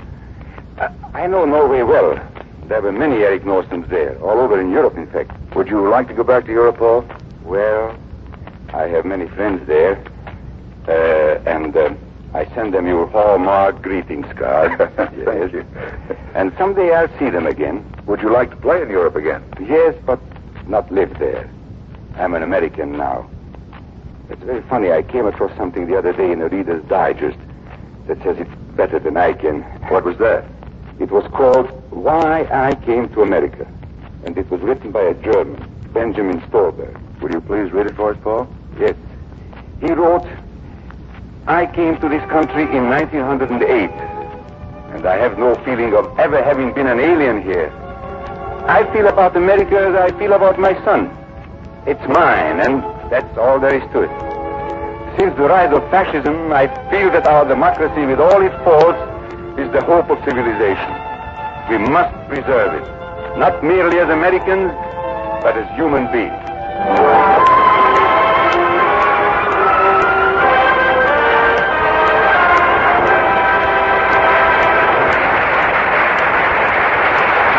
Thank you again, Paul Lucas. Mr. Bluebird, that lovable little fellow from the latest Walt Disney movie, Song of the South, is now on the new Hallmark Mr. Bluebird card. Yes, Mr. Bluebird is the talk of the town, and he's flying into the hearts of everyone on the wings of that gay new hit tune, Zippity-Doo-Dah. So if you want to send an extra bit of happiness, send the new Hallmark Mr. Bluebird card.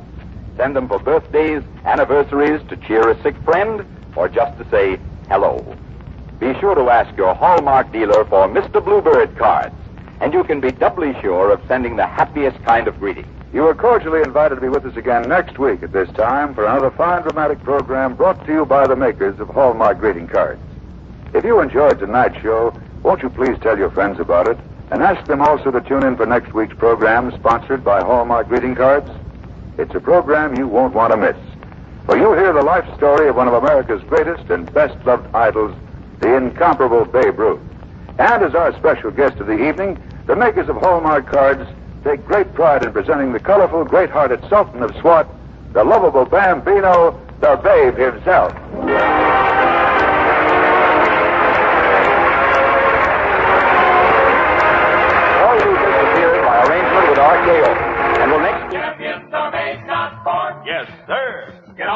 way. Get on your way. Get on your way with Wheaties. It's good to know that champions are made, not born. Gives us all a chance. For instance, let's go back to 1943 and listen to the story of champion Mickey Mantle of the New York Yankees. Mickey worked hard to learn the game. As he got on his way to fame, he practiced batting, learned to throw. And Mickey knew what champions know. Wheaties for breakfast, away you go. No wonder Mickey's got all that steam. Mantle and Wheaties, they're still a team. Why, Mickey Mantle grew up on Wheaties, been eating them since he was 12. So good for a guy. There's a whole kernel of wheat in every Wheaties flake. Come on, Mickey, belt that ball. He's on his way, on his way. He's on his way, on his way. Get on your way with Wheaties. 'Cause champions are made, not born. Yes, sir. Get on your way. Get on your way. Get on your way with Wheaties. Breakfast of champions. Hojo Radio. We're your old-time radio headquarters. Stay tuned. The Damon Runyon Theater.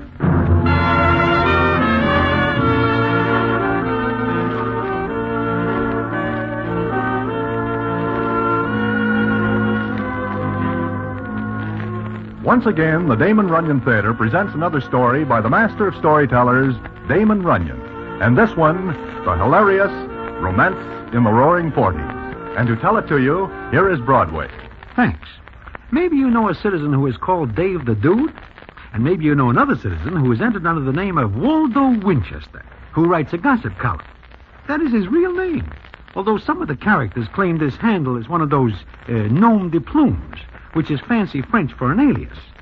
Well, how this Winchester tangles with Dave the Dude and how Miss Billy Perry, Dave the Dude's girl, figures in is quite a story, which I will tell you in a minute.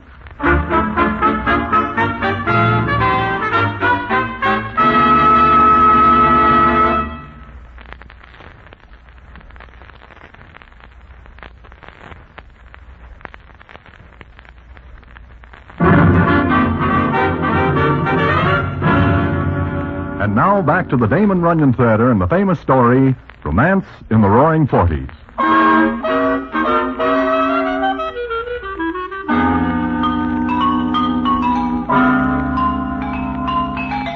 As I am saying, Waldo Winchester is an influential citizen along the stamp, but he is no more that way than Dave the Dude, although Dave is better known by the gendarmes of various settlements than he is by the general public. Well, one night I am sitting in the 1600 Club, which belongs to one Miss Missouri Martin, whom we call Mizzou for short. Mizzou is at the table with me, and the conversation is as follows. You have not been around lately, Broadway. Been sick? Well, not exactly, Mizzou. It is just that I have not the time. I've made a few additions to the place. So I see, especially in the doll department in the show. In particular, I noticed one... Sure. The little brunette, third from the end. Do not notice her anymore. What? You know Dave the Dude. Although I am not a real personal friend, I know Dave the Dude. Would you say he is a man to double-cross? I would say that Dave the Dude is a man not to cross, even in the singular. Then forget the little brunette, third from the end. Oh, why? Because Dave the Dude was in the other night. He also saw her. Mizzou, I do not think I ever see the little brunette third from the end. And you better tell all the boys. I will give the information around. Her name is Billy Perry. Would you care to meet her? Oh, no, she is not my type. You mean Dave the Dude is not your type? You are correct. And, speaking of Dave the Dude, your front entrance is filled with him. Every night he comes here, every night. There's still one more show to go, but Miss Billy Perry will not be in it. Why not? Because Dave says she is a delicate creature and can do only one show per night. This sounds like Dave is serious. Billy is the first doll I think he's serious about. Here he comes. Goodbye. No, stay. Hello, Miss Sue. Broadway. How goes it? Never better. Hello, Dave. Is Miss Perry done for the evening, Miss Sue? Are you asking me or telling me? Will you ask her to join me? Sure. Right away, Dave. Well, if you will excuse me, Dave. You are my guest. I want you to meet a very wonderful creature. Oh? Broadway, have you ever been in love? Only once. How'd it feel? I do not remember. I am only 6 years old at the time. You're missing something wonderful, Broadway. I thought all dolls are alike until I meet this Miss Perry. She is special? Extra. You will call her Miss Perry. Seeing that is her name, I will be glad to. The other night I had to cool off little Mitzi because he called her a dame. Little Mitzi does not know any better. I repaired that flaw in his character. Hey, Broadway, look. There she comes. While Dave's eyes are glazing over like two molasses apples, I look where he points. I admit that this Miss Billy Perry is something for the books. She is prettier than someone, and $1 million worth of figure is putting it at a low estimate. She comes up to the table. Hello, Davy. Hello, Billy. Broadway, meet Miss Billy Perry. I am charmed beyond measure, I'm certain. How are you? Just fine, Mr. Broadway. Are you tired tonight, Billy? No, not very. But I am hungry. Broadway, go to the kitchen. Tell the chef I want to order. Oh, sure. Anything special? Broadway, you will tell the chef to bring everything so Miss Perry can make a choice.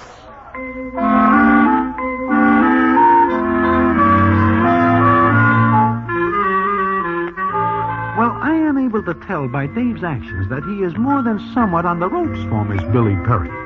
It is not long before everybody knows this, and this fact keeps other citizens away from it. Well, a couple of weeks go by as they do, and it is one night in the 1600 Club that Harry the horse and I are sitting at a table when who nudges up but Waldo Winchester. Hello, Broadway. Harry. Hi, Waldo. Hello, Waldo. Mind if I sit down? If it will make you more comfortable, please do.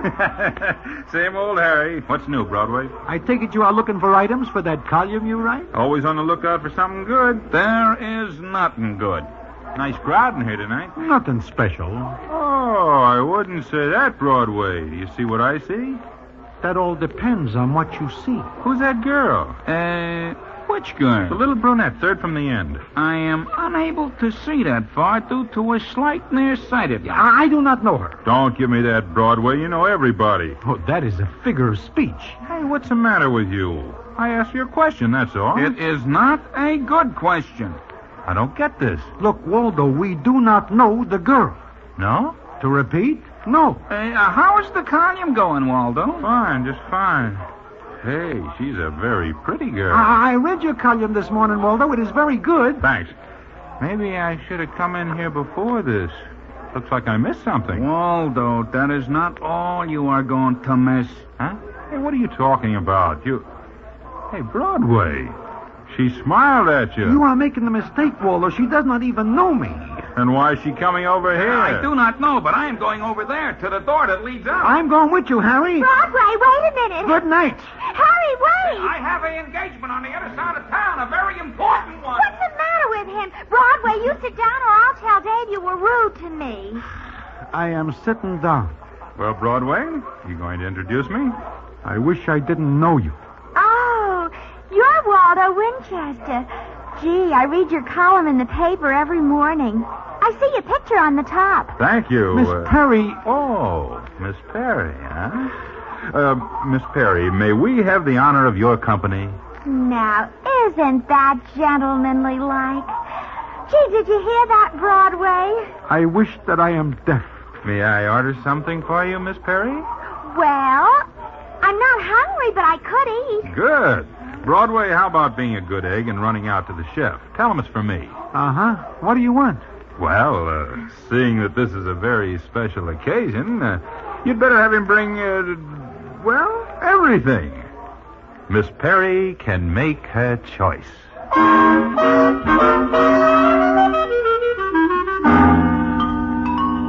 that is that. It so happens that Dave the Dude is out of town when this happens, and he does not get back for 2 weeks. Waldo is seen every night in the 1600 Club, and Miss Billy Perry is seen with him. Somebody tells him that this is unhealthy, but he laughs it off. He figures because he is with a newspaper, Dave the Dude will do nothing.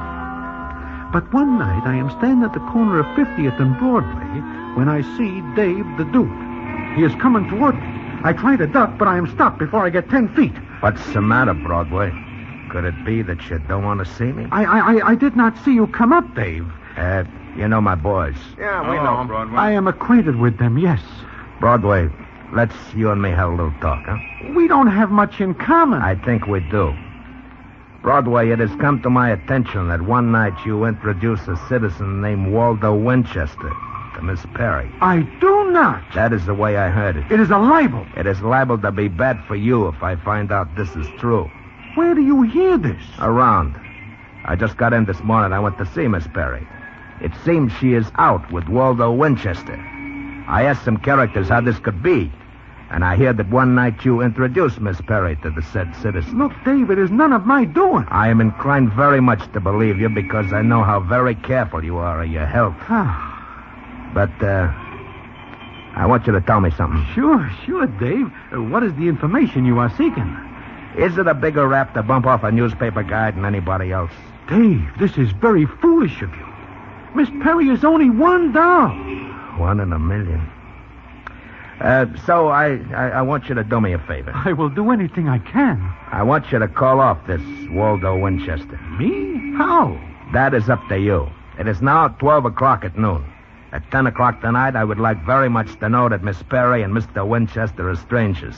Totally. It is up to you.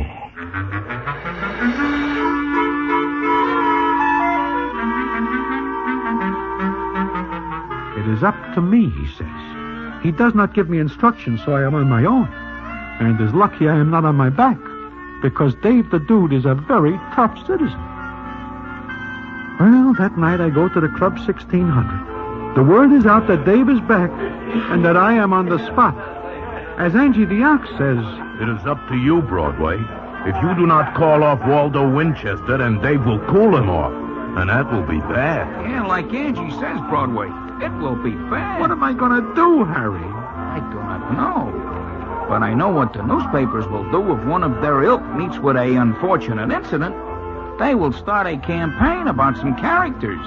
And we will have to go on vacations. I do not want to go on another vacation. I'm just back from one. Broadway, there is Waldo and Miss Perry. Go over and talk to them. What will I talk about? Not the weather. You have a more important subject. Go ahead, Broadway. I have a feeling that I do not like the way I feel. Go ahead, Broadway. I am on my way. Well, if it is not Mr. Broadway... Hello, Broadway. Hello. Well, sit down. Have something to eat. I will sit down, but my appetite is not with me. What's the matter? You look pale. That is natural under the circumstances. What's eating you, Broadway? You look as though you'd seen a ghost. Do not mention that word or anything in connection with it. Something troubling you? Well, it is like this. Well, it is like what? It is too late to mention it. Here comes Dave. Oh, him. He has his boys with him. So what? I wish you knew how silly that question is. Well. Is everybody having a party? This is the end of it. I'm glad to see you back, Dave. Sure. Mr. Winchester, how are you? Never better, thanks. And you? I am fine. Broadway? You want me to leave? No. I just want to tell you it's almost 10 o'clock. It could be that your watch is fast. It is correct. What is going to happen at 10 o'clock? Miss Perry, anything could happen at 10 o'clock. Say, what is this all about? You don't know, Mr. Winchester? Of course I don't. I take it then, Broadway, that you have not spoken. Look, Dave, let me explain. I will take matters into my own hands. No, wait. Boys, close in. Hey, what is this? What's the pitch, Dave? I am going to write a column for you, Waldo. And this one will be in the obituaries. And you will have company. Broadway? Yeah? It is now 10 o'clock.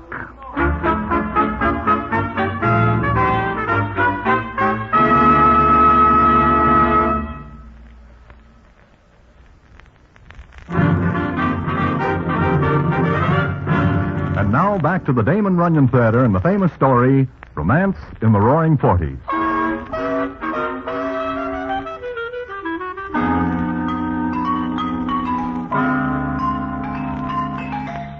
Well, there we are. Dave and his boys, Miss Billy Perry, Waldo Winchester, and me. It is not long before Waldo gets the idea that things are more than somewhat wrong. He looks at Dave the Dude, and the scene is as follows. Dave, what is this? Mr. Winchester, I am going to erase you. Oh, listen, Dave. Shut up. I don't get this. You will. But before I put a permanent chill on you, I will give you this for an appetizer. All right, right, get up, Mr. Winchester. I will never shoot a man when he is lying down. You're crazy. Get up. Dave, don't. You don't realize what you are doing to the man I love. I know what I am doing. The man you love? Yes, the man I love. He is a fine person, a man of tastes, and well, he is a fine man. Do I hear you say that you love him? I love him. And him? He has never told me, but I have every reason to believe that he does. I want him to tell me. Boys, lift him up. You hear what Miss Perry says? No, I have a buzzing in my ears. She says she loves you. Is that so? She said that? Billy, tell him. I do love you, Waldo. But And you love her? Well, Miss Perry is a very fine girl. A lady. A lady. But what? I can't talk with a gun in my face. I will take it away. Now, do you or do you not love Miss Perry? Well, You do love me, don't you, Waldo? Answer. Yes. Waldo, darling. Yeah, I guess this is the end of my romance. Miss Perry, I cannot do what I came here to do tonight. I came here to terminate Mr. Winchester. Mr. Winchester, do not break her heart, or I will break a few things myself. Goodbye. Come on, boys. Waldo, you love me. You told me. Uh-huh. I told you. What's the matter, Mr. Winchester? You look as though you see a ghost.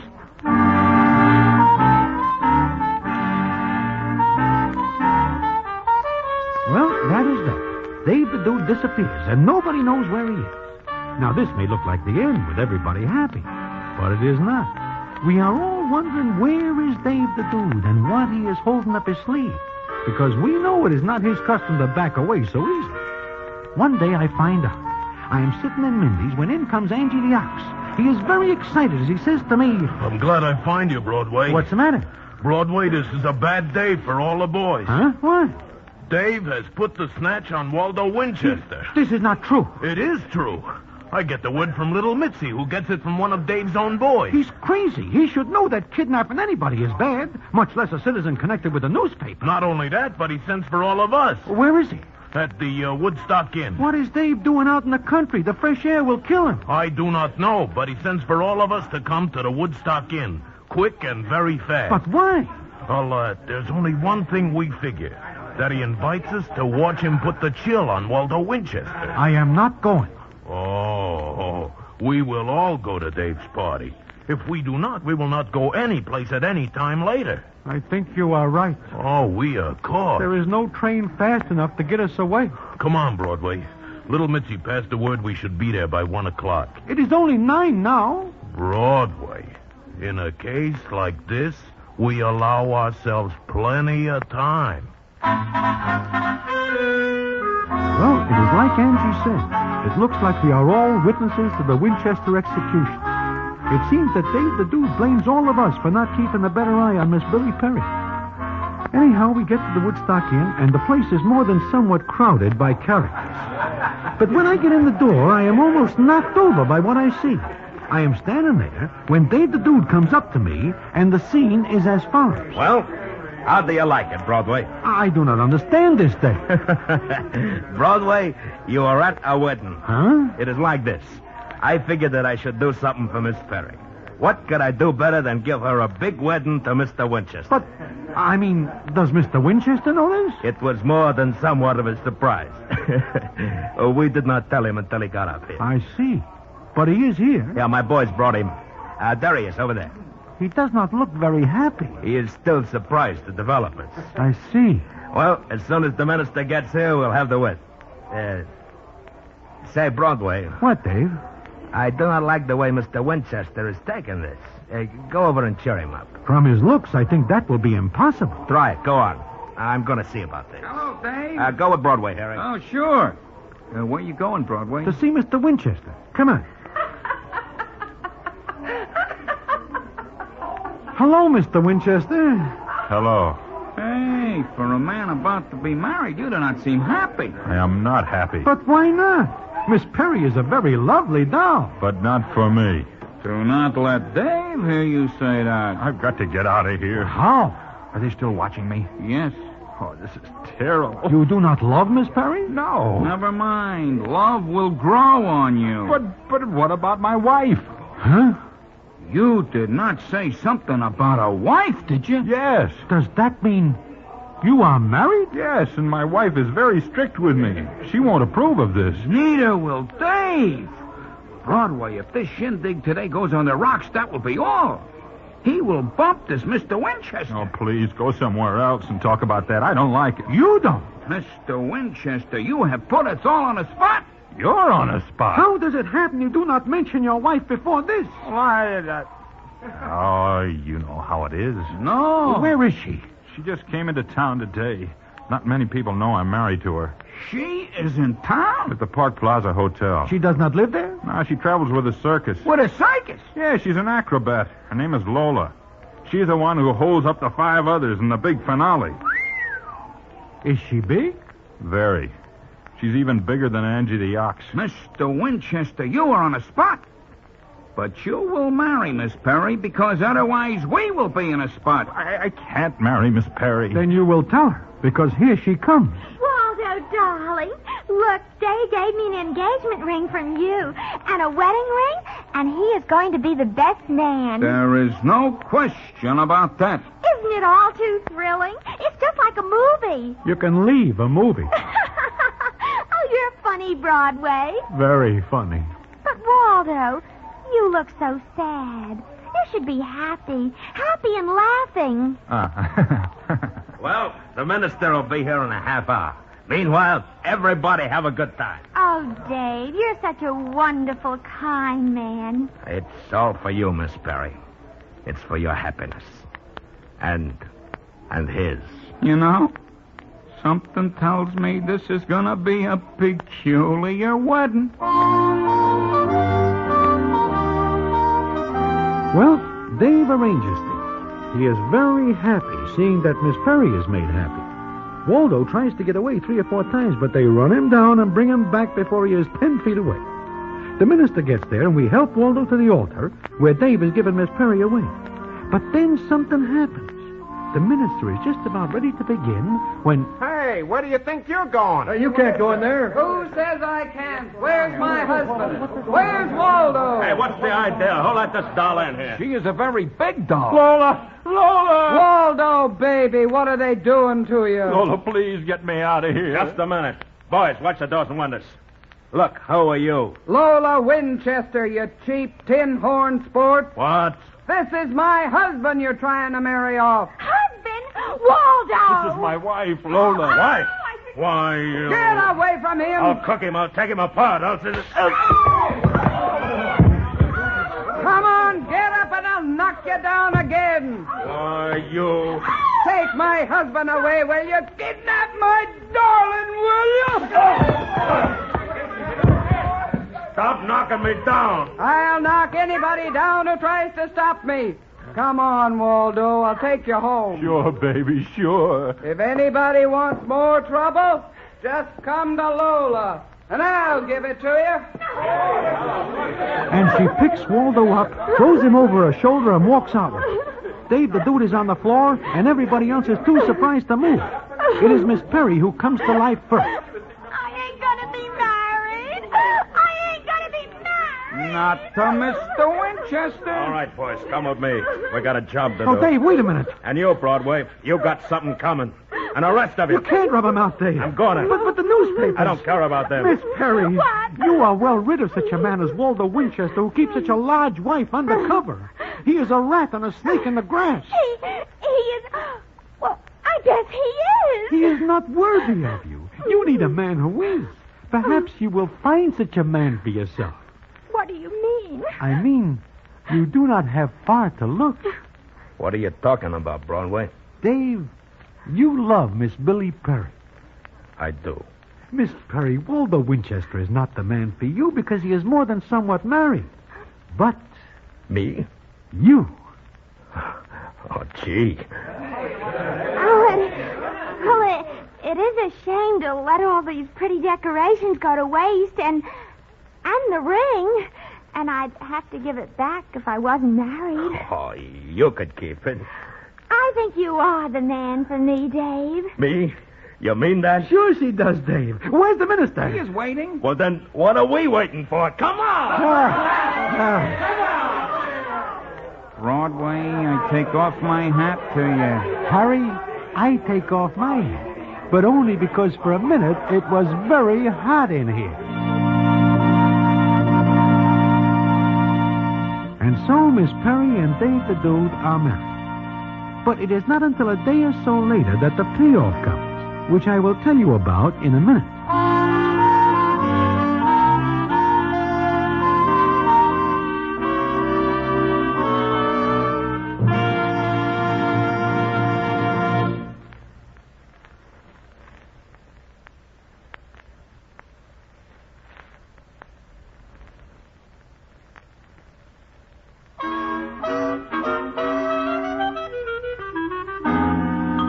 Well, it is a day or so later that I am sitting in Mindy's having some goulash when Harry the horse comes in and sits down. Hello, Broadway. Hello, Harry. It was a nice wedding. I am glad it was a wedding. I am very glad it was a wedding. However, there is one thing that is causing me some trouble. What is that, Harry? It is this. Only the boys know that Dave puts the snatch on Waldo Winchester and takes him to the Woodstock Inn. Is that correct? That is correct. But this Lola doll comes right out there. Now, how does she know we are there? Well, do you know, Broadway? Maybe she is a bloodhound. You know, this morning I am thinking. I remembered that you were missing that day for about 10 minutes. Could it be you put in a phone call to the Park Plaza Hotel? I do not say one way or the other. But it fixes everything. You mean because Lola comes there and gets Waldo, everything is all right. That is right. And now, Harry, I will tell you something. Suppose this marriage between Dave and Miss Perry does not turn out all right. Who gets the blame? The citizen who put in the phone call to the Lola doll. Exactly. So I hope you are very forgetful, because you are the only one who knows I am missing for 10 minutes. Broadway, I do not ever remember you being missing for even 1 minute. Harry, you are a gentleman. Broadway, you are a genius.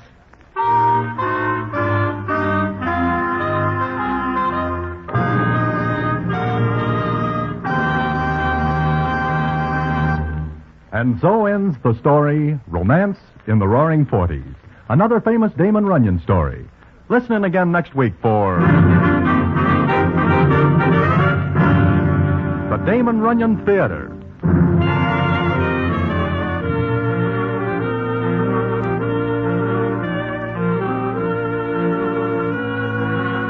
The Damon Runyon Theater with John Brown as Broadway is directed by Richard Sandville, and the story is adapted for radio by Russell Hughes. This is a Mayfair production. Every one of you undoubtedly has a headache or pain remedy that you swear by. But haven't you noticed that on some occasions it fails you? That there are times it does not seem to work? On these occasions, let me suggest that you try Anacin, for here is a remedy that I'm sure won't fail you. You'll find the fastest and most complete relief in Anacin you have ever experienced. The reason is simple. Anacin contains not one pain-soothing agent alone, but 4. One of which is in all probability the remedy you now customarily take to relieve pain. You can get Anacin at your druggist for a few cents. Your money back if you're not pleased. I'll spell the name. Anacin. Stay tuned to Hojo Radio. The story of Dr. Kildare. Whatsoever house I enter, there will I go for the benefit of the sick. And whatsoever things I see or hear concerning the life of men, I will keep silence thereon, counting such things to be held as sacred trusts. I will exercise my art solely for the... The story of Dr. Kildare, starring Lou Ayres and Lionel Barrymore.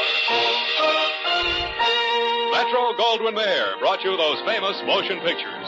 Now this exciting, heartwarming series is heard on radio. In just a moment, the story of Dr. Kildare. But first, your announcer.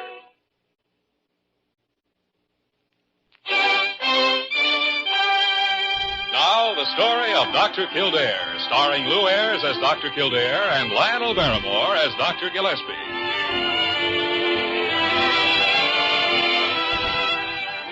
Blair General Hospital, one of the great citadels of American medicine. A clump of gray-white buildings planted deep in the heart of New York.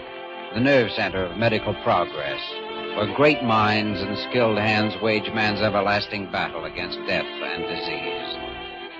Blair General Hospital, where life begins, where life ends, where life goes on. Parker, I'm bored. Right up to the back teeth. Just plain downright bored. Well, now that's just too bad, Dr. Gillespie. You can't have excitement all the time, so you might just as well relax and enjoy it. Enjoy being bored? Parker, according to Schopenhauer, the most general survey shows us that the two foes of human happiness are pain and boredom. That's very interesting, Dr. Gillespie. And who is Schopenhauer? Who is Schopenhauer? Parker, you are an idiot. Well, I can't remember every doctor who comes into this hospital. I could hold a more intelligent conversation with an anthropoid ape. What? I beg your pardon, Dr. Gillespie. Yes, sir.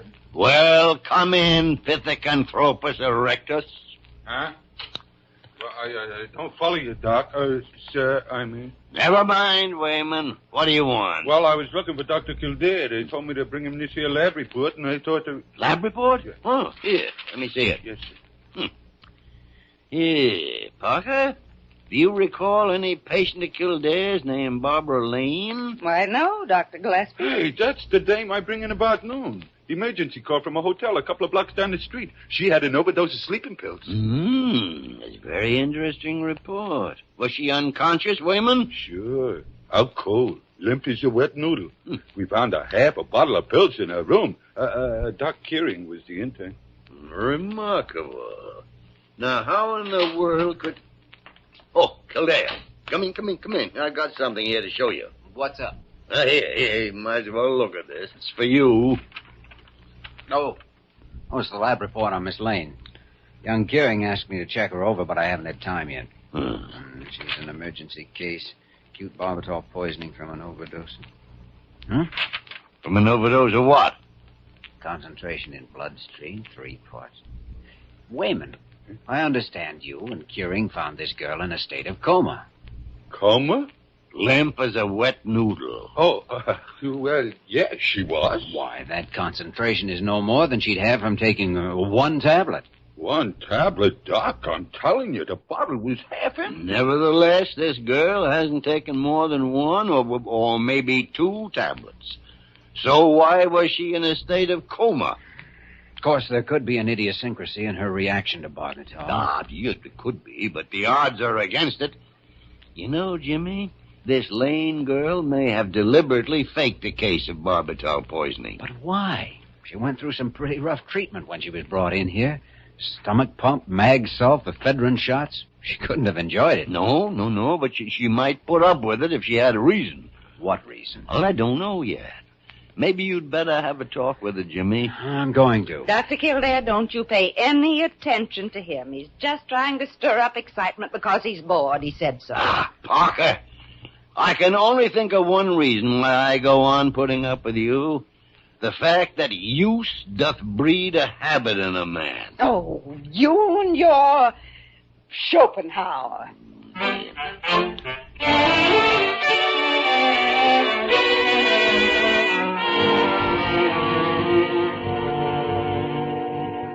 You know, when you come right down to it, Miss Lane, we don't know very much about you. No, I suppose you don't, Dr. Kildare. The hotel clerk said you registered the day before yesterday from Chicago. Now, that's all he knows about you.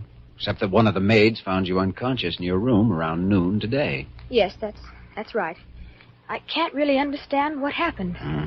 Don't you have any relatives or friends here whom you'd like us to notify? No, I don't know anyone in New York. I just got in a couple of days ago. I came here to look for work. Without any luggage? Well, it's checked at Penn Station. Where's the baggage check? Well, it's in my purse. I guess it is. The nurse says there was nothing in your purse but some money and a lipstick. Well, then I must have lost it somewhere. Why do you keep asking me questions? I don't have to answer you. I haven't done anything. Now, Miss Lane. You don't have any right to persecute me like this. I didn't ask to be brought here. I don't have to tell you anything. Miss Lane. I haven't done anything to be treated this way. I Miss can't Lane. stand it, and I won't. I Miss tell you. Lane, stop it. I'm sorry. I didn't mean to get all upset like that. It's all right. I'm sorry, too. I guess I wasn't very tactful. It's just that I'm nervous and jumpy. After effects, I guess. After effects of what? Why, of all those sleeping pills, of course. How many would you say, Miss Lane? Well, I don't know. A whole lot, I guess. I don't know. As a matter of fact, didn't you only take one? I don't remember. What's the last thing you can remember before you were brought here? Well, I couldn't sleep all night. I was upset. And this morning I decided to take a sleeping pill, and the next thing I woke up here in the hospital. Mm-hmm. Well, I guess that's all. How do you feel now? Oh, I feel all right, I guess. Good. Sure you don't want us to notify your family? I don't have any. My parents are both dead. I see. Well, ring for the nurse if you want anything.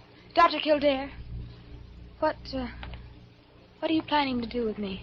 In view of the circumstances, we'll keep you here tonight for observation. If you still feel all right tomorrow, you'll be discharged. Is that okay with you? Why, of course. Sure, it's okay. Why not?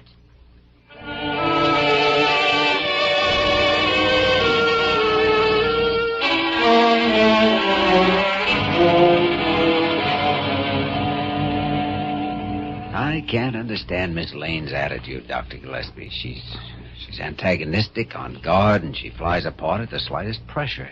That girl's up to something, Jimmy. Or she has been, and she's afraid she'll give herself away. Maybe so. And I still don't know any more about it than I did before I talked to her. Doesn't make any sense, any way you look at it. Confound it, Jimmy.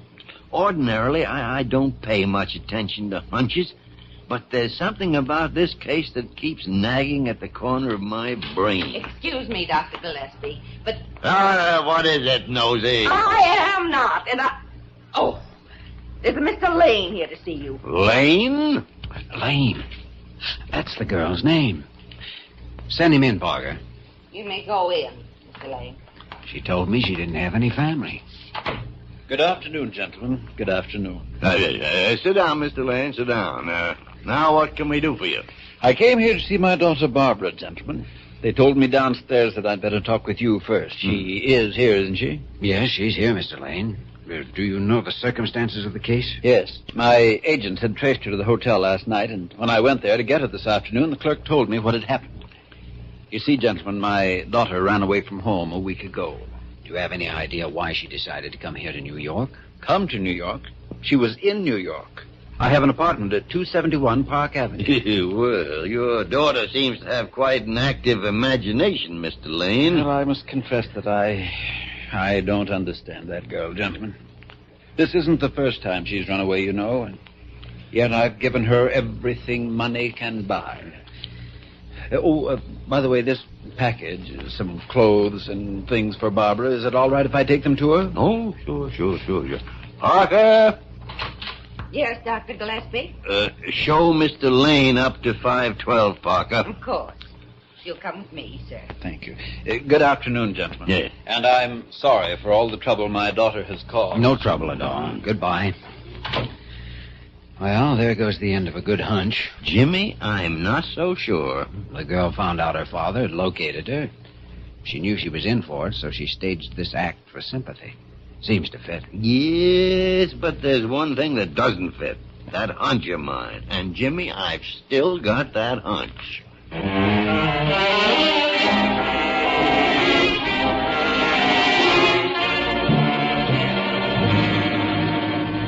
Well, Dr. Gillespie, sir, I thought you wanted me to get right up here and tell you what I found out. Well, then why didn't you? It must be nearly midnight. No, sir, it's only about 10 o'clock, sir. Wayman, don't start an argument. Yes, sir. No, sir. Confound it, I want Kildare. Well, Sally's already calling him on the publical address Now, system. Wayman, get out of here. Yes, sir. Parker!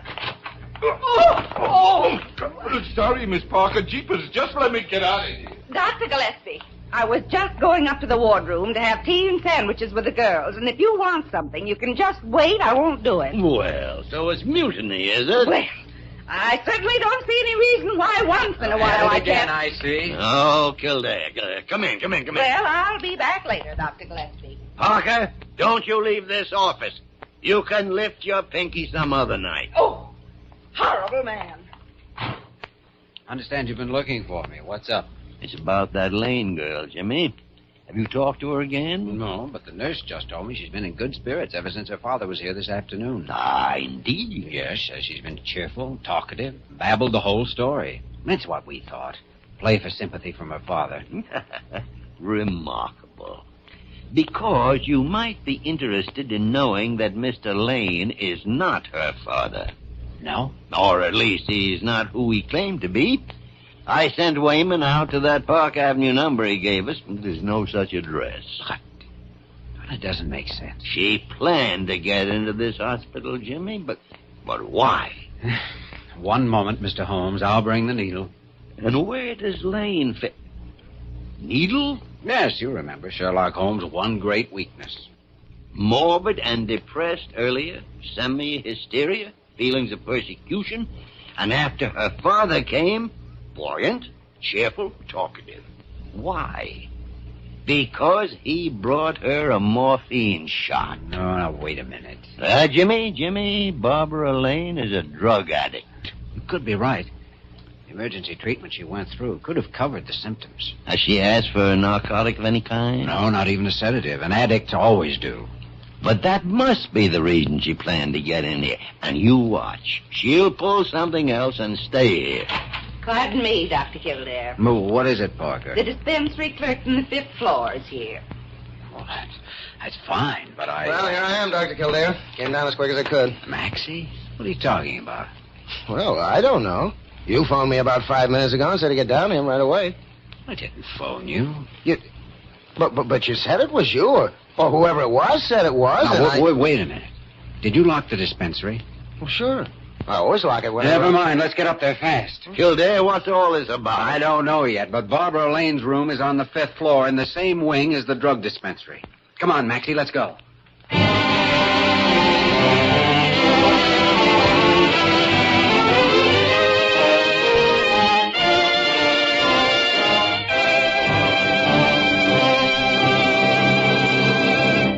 We return to the story of Dr. Kildare in just a moment.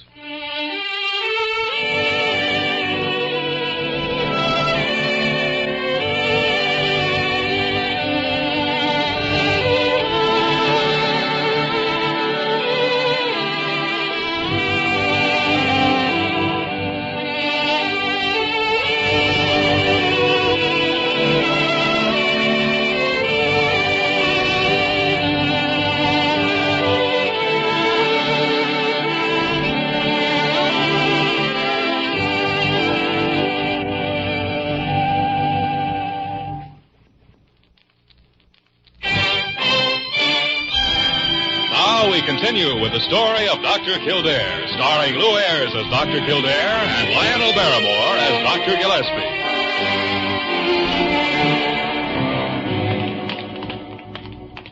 Well, the dispensary door's still closed, Dr. Kildare. Everything looks okay from here. I could be wrong, of course. Jeepers, boss, I can't get over it. A slick little doll like that being a hophead. No, it's all. Well, we'll soon know whether she's been here or not. Door's still locked. Yeah. Open it up, Maxie. Just a second. Everything seems to be in order. Better check the narcotics cabinet. Yeah, that's what I was thinking. Locked tight. What a relief. I guess I better take a look inside just to make sure. Boss, you want I should go see if Dr. Gillespie found her in her room? No, wait a minute, Wayman. I want to see if... Dr. Kildare. Yeah? It's empty. There's no doubt now what she was up to. Wayman, get down to the 1st floor and block off the stairways. Okay, Doc. And don't let anyone up or down unless you know who they are. Gotcha, boss. Nobody goes neither way, even if it's over my dead body. But How did she do it, Dr. Kildare? Both doors are locked, and I swear they haven't been forced. I guess it's that Papa brought her a set of skeleton keys, along with a morphine shot and some clothes. He must be the one who phoned me and said it was you. Yes, they seem to know our routine around here pretty well. They picked the one time in the evening when all the nurses were off the floor. How much stuff did you have in the cabinet? Full quarter. I refilled it right after I came on duty. Gosh, that's about $3,000 worth of morphine gone. It's worth over $100,000 to a peddler. They cut it about 40 to 1 on the black market. Only it's not gone yet, and it's not going to be. Well, I don't know. It looks to me like... The elevator operator said Barbara Lane hadn't come down. With Wayman there now, she's trapped somewhere up here. Maybe you'd better get out and help Wayman. Okay. And tell the night supervisor to warn all the nurses. I'll check with her after I see what Gillespie's found out.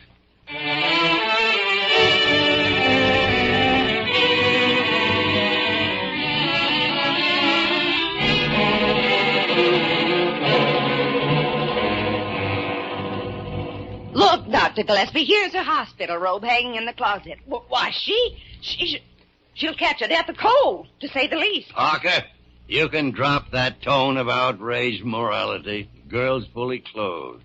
That was what was in the package her alleged father brought her this afternoon. Well, I only thought that, after all, she... I know what you thought. I always do. 10 minutes before you think it. Well... According to the eminent philosopher, the fundamental fault of the female character is that it has no sense of justice. In your case, Parker, it's merely a matter of no sense at all. Oh, don't you quote at me anymore. You've been Schopenhauering me all day. Any sign of her, Dr. Gillespie? No, Jimmy, no. She apparently got dressed and skinned out. Well, the narcotics are gone. She probably used a skeleton key. I've got Maxie and Wayman guarding the elevator and the stairs. Good. She's somewhere on these upper floors, and she can't get out, but we've got to find her. And it might be a good idea to call the police. Yes, I guess we'll have to if we don't locate her in the next 10 minutes or so. I suppose we ought to notify Carew. Yeah, well, we'll regard that as the last resort. Jimmy, I've been trying to figure out just what plan this girl had in mind. Well, we know what the first part of it was, to steal the narcotic supply from the dispensary. And after that, she must have planned to get it out of the hospital. But how did she plan to get herself out, too? You mean she may intend to come back if it... Yeah, that stuff could be tossed out of a window. That's it. Maybe she meant to get rid of it and then come back here and go to bed as though nothing happened. Ordinarily, the drugs wouldn't be missed for several hours. Lane is probably waiting outside somewhere. But if that is it, she couldn't use this room. All these windows overlook the street. They're right above the sidewalk. Well, how about the east side where the ambulance drive comes in? That's right. And there's a lot of shrubbery next to the building. No access on this floor, though, except private rooms. But right below here, the 4th floor terrace. It's dark out there. It'd be perfect. Well, there's just a bad chance, all right. We can't let any chances slip past. I'm going out there. Good. I'll call Wayman and send him out along the drive with that monkey wrench of his. Go to it, Jimmy.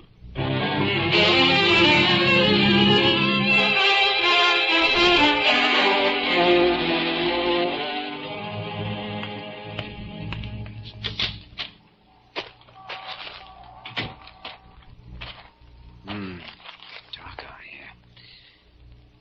Miss Lane? Who is it? Oh, there you are. Dr. Kildare. Ralph, somebody's here. Watch out, I'm going to throw it. Stop, don't. There it comes. You little fool. Wayman, over to your left. He's there in the bushes. Yeah, boss, I see him. All right, you drop. Stay back. Careful, he may have a gun. Well, it ain't gonna do him no good. Nice going, Wayman. Is he knocked out? Sure, Doc. Holding a marionette heavy. Well, get him over to the ambulance entrance. And call the police. And hang on to that package. Okay, boss, just leave it there. Hey, look, the thing! What are you talking? Hey, Miss Lane, get down off that parapet. Don't come any closer. I'll jump if you do. Miss Lane, you wouldn't. What have I got to lose? It's your life. Is that all? You don't know very much, do you? I know that you're a drug addict, if that's what you mean, and I know it isn't your fault. Tell that to the cops. See if they believe it. I think they'll consider it at least, especially if I stand by you, and I will. I have a great deal of sympathy for a drug addict, Miss Lane, and I know this man who posed as your father was probably your source of supply. That's right, as well as my boss. Yes, a peddler can always give orders to an addict who has to depend on him. You're so wise, Doctor. And maybe you know everything that can mean. For one thing, it probably means he forced you into helping him with this theft tonight. I've seen a lot of addicts, Miss Lane. I've cured a lot of them, too. How noble of you. And now you're all for saving poor, innocent little me. You fool. I'm 19 and I've been on the stuff for 3 years. Oh, what of it? If you're willing to cooperate with me, I'll... Dr. Kildare, I've warned you. If you come any closer, I'll jump. All right. I'll stay where I am, but please listen to me. Kildare? Over here, Dr. Gillespie. Make him stay back, too. I'm warning you. She's up on the parapet, threatens to jump. Think she'll do it, Jimmy? She will if she gets excited. Any ideas? No, keep her talking. Well, what's the plan, boys? Aren't 2 doctors a match for one lousy hophead? I think that's your own title. I wouldn't call you that. No? And what would you call me, Dr. Kildare? I'd call you a very lovely young girl who's managed to get herself mixed up in some very nasty trouble before she's even had a chance to find out what life's all about. Oh, I know what it's all about, all right. Plenty. Want a case history for your files, Doc? What's that? It's the police after your partner. Keep her talking, Jimmy. The mad nets. I would like to hear your story. As a matter of fact, how did it happen? Oh, you're just stalling. You don't care, not really. Yes, I do. Oh, come on now. Tell me, where did you live and grow up? Chicago. I ran away from home when I was 15 and came to New York. I was broke and I couldn't get a job and I kicked around a lot. Yeah, go on. Guy I knew got me to try a pop and within a month I was on the stuff. I've been on it ever since. We can change that if you will let us. You think I haven't tried? Do you know how it feels to try sweating it out, leaving that stuff alone? Thinking you're going crazy, biting your hands so they bleed to keep from screaming? You can't do it alone. Of course you can't. You need help, medical help. But I'll see that you get it. Oh, you're lying. You're only saying that because you don't want me to jump. Because you want to turn me over to the cops. Confounded crazy kid. It's no use. You're like everybody else, and you're lying. That's what you're doing. Whatever we do, it's got to be fast. I won't listen anymore, because you don't mean it. Sometimes you can hit their vanity. I don't know. You want to trick me and fool me like everybody else. Miss Lane, you listen to me for just one moment now. I won't. Afterward, you can go ahead and kill yourself if you want to. But have you ever seen the body of one who's jumped off a building? What are you talking about? Bones break up and it smashes like a piece of ripe fruit. And the face never looks like a face anymore. Your face is very pretty the way it is now. Stop that. Stop talking like that. And another thing, we're not very high up here, you know, and it's about an even chance you'd go on living with your face all smashed up. Stop it. I won't listen to you. Stop saying those things. I don't know, Jimmy. It's 50-50. Miss Lane, if you'll step down off that parapet and trust me, I'll see you through this, and I'll ask the court to be given your parole.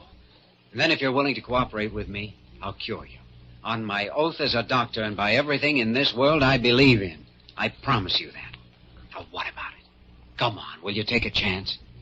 If only I could. Tarnation, she's going to jump. She can't. I'll take that chance, Dr. Kildare. Good.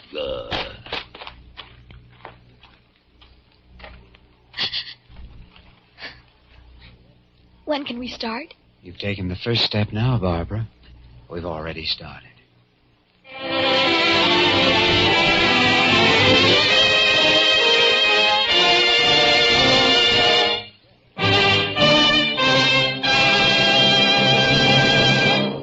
In just a moment, we will return to the story of Dr. Kildare.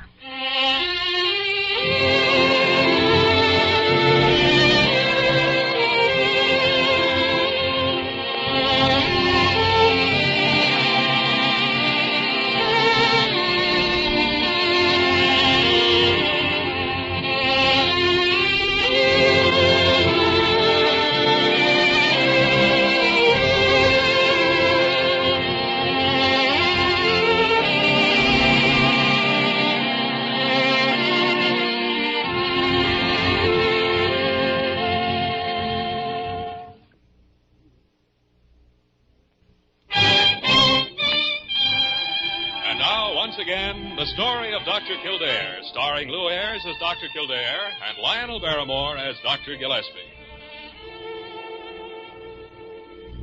I guess I forgot to mention it, Dr. Gillespie. I had a letter this morning from Bradley up at White Hill Sanitarium. Oh, yeah? And how is the Lane girl, Jimmy? Very enthusiastic about her. Calls her that courageous little Lane kid. She's apparently still determined to fight it out. Good. I think she'll make it, too. Those first 2 weeks are the hard ones. Oh, I hope she makes it.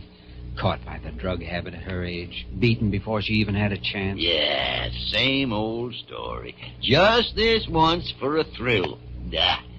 If they only knew the penalty before they started. But Dr. Gillespie, something terrible has happened. oh, well, what's Carew done now, Parker? Oh, no, it has nothing to do with Dr. Carew at all. It's your watch that I was supposed to take to the jeweler's last month. I just found it in my desk. I'd forgotten all about it. Jimmy, we have here a living proof of a very interesting biological fact. Oh, what's that?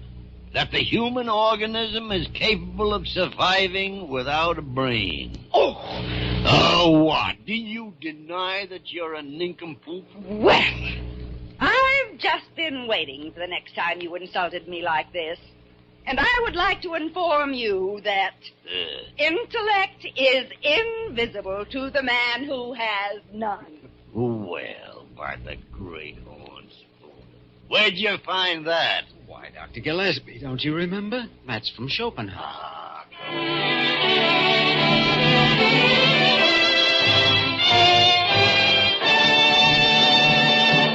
You have just heard the story of Dr. Kildare, starring Lou Ayres and Lionel Barrymore. Dr. Kildare is presented by arrangement with Metro-Goldwyn-Mayer, producers of Key to the City, starring Clark Gable, Loretta Young, Frank Morgan, and Marilyn Maxwell. This program was written by Les Crutchfield and directed by William P. Russo. Original music was composed and conducted by Walter Schumann. Supporting cast included Virginia Gregg, Ed Max, Parley Bear, Tom Brown, and Barbara Ruick. Dick Joy speaking.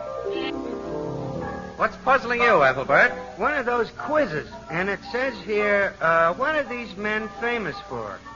Sidney Porter, Samuel Clemens, Charles Dodgson. Well, they're all great authors. Well, how come I never heard of them? Well, you would if they printed their pen names. They're O. Henry, Mark Twain, and Lewis Carroll. Well, I'll be. Those names are famous. Everybody knows them. Mm-hmm. Like everybody knows Anchor Hocking, the most famous name in glass.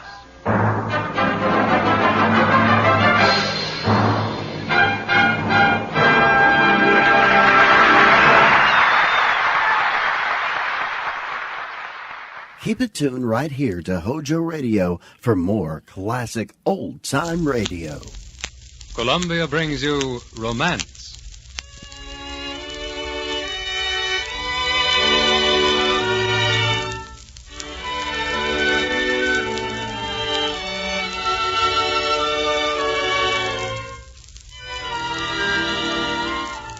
They call me Romance. I'm the dream you carry in the heart of your youth. I'm all the legends told down the ages in the name of love. I'm one with each of you, part of the lover in all of you. I am Romance.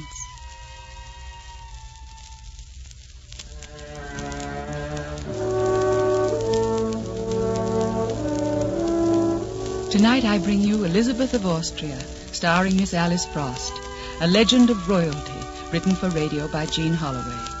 Many lovely legends have been woven about the brilliant and beautiful Elisabeth, Empress of Austria, Queen of Hungary. The one we're to hear tonight begins in Vienna. Not the gay, carefree Vienna of bygone days, but the cruel, grim Vienna of the present. It's New Year's Eve, 1942. A mantle of snow covers the city, and in their graves, under the winter moon, Vienna's dead lie sleeping. But sometimes, from their deep, dreamless sleep, even the dead are awakened. And for your information, gentlemen, this is the grave of Elisabeth Wittelsbach, consort of Franz Joseph and Empress of Austria. Born on Christmas Eve, 1837, died September 10th, 1898. She was considered the most beautiful woman of her day. Further on, we have the grave of another famous. Who's there? Who has awakened me? Strange. I could have sworn someone called. Who's there? This is Elisabeth. Can't be Austria wanting me again. I've given all my years to Austria. I no longer have anything to give. She had my heart, my dreams, my whole life, long ago. If it isn't Austria, then why have I awakened? What night is this? I've heard those bells before. I've seen those stars. Of course. This is the night Francie asked me to marry him. Those are the very bells that rang that night. That's the same moonlight that fell across my heart. I should hear the sleigh bells soon. Carl will be driving. He'll sweep up the drive and jump out, smile down at me, and it'll be the beginning of the world again. Oh, no. What am I saying? Carl is dead. The night is gone. I do hear sleigh bells. Do we live our lives over? Is that what's to happen? But why this night out of all the others? Why the night that I broke my heart? But it is the night. It is Carl. It is the night. It is Carl.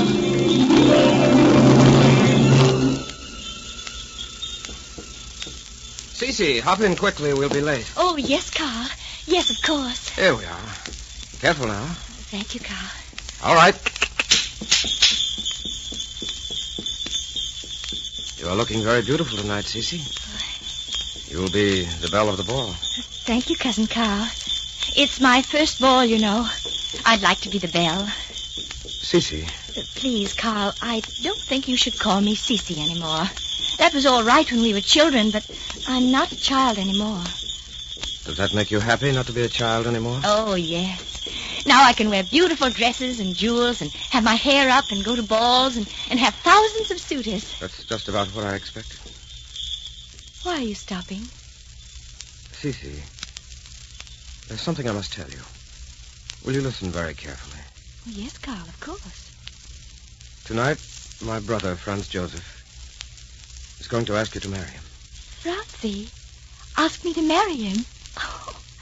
Oh, but that's not possible. Why, I've hardly seen him. He only arrived here 2 days ago, and... Oh, Carl, are you sure? What shall I say? What shall I do? He will offer you the royal flowers at the cotillion tonight. If you accept, you pledge yourself to him. Carl, what do you want me to do? Whatever will make you happy. I don't know what'll make me happy. Oh, Cece, if you were older, if I knew what to say to you. The Emperor of Austria, and he wants to marry me. Can you imagine, Carl, me? Oh, Carl, isn't it exciting? Isn't it exciting, Carl? Yes, Cece, of course it is. Well, we must be getting on. You have an appointment with an emperor.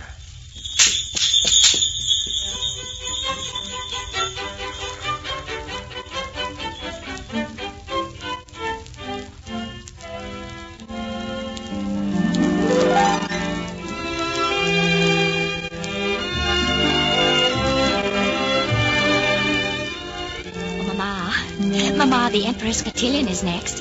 What shall I do if he asks me? You will accept, naturally. But, Mother, I like Carl better than Francie. Really, I do. Elisabeth, you naturally prefer Francie. Francie is Emperor of Austria.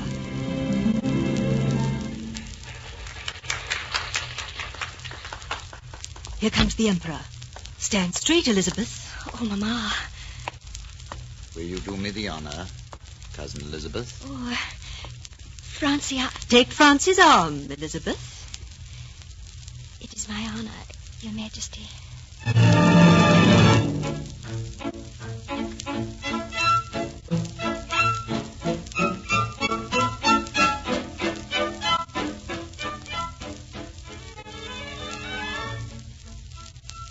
Why are you standing out here by yourself, Carl? This is our dance. Oh, I just wanted to think a little. We were all children here together. There was always something magic about this place. Tonight, suddenly everyone has grown up. It isn't magic anymore. Your cheeks are wet. Have you been crying? Oh, it's the snow. It was snowing a while ago. I thought I wanted to grow up, but I don't, after all. I'm not ready yet. I want to go back. Carl, show me the way to go back. There isn't any way back now, Cece. We've lost him. And I am his brother. Good night, Cece. I must be getting back. The Emperor will escort you home. Carl. Oh, Carl, don't go. I'll be so lonely without you. Carl. Carl. Good night, Cece. Goodbye. Carl. Carl, don't go. Carl.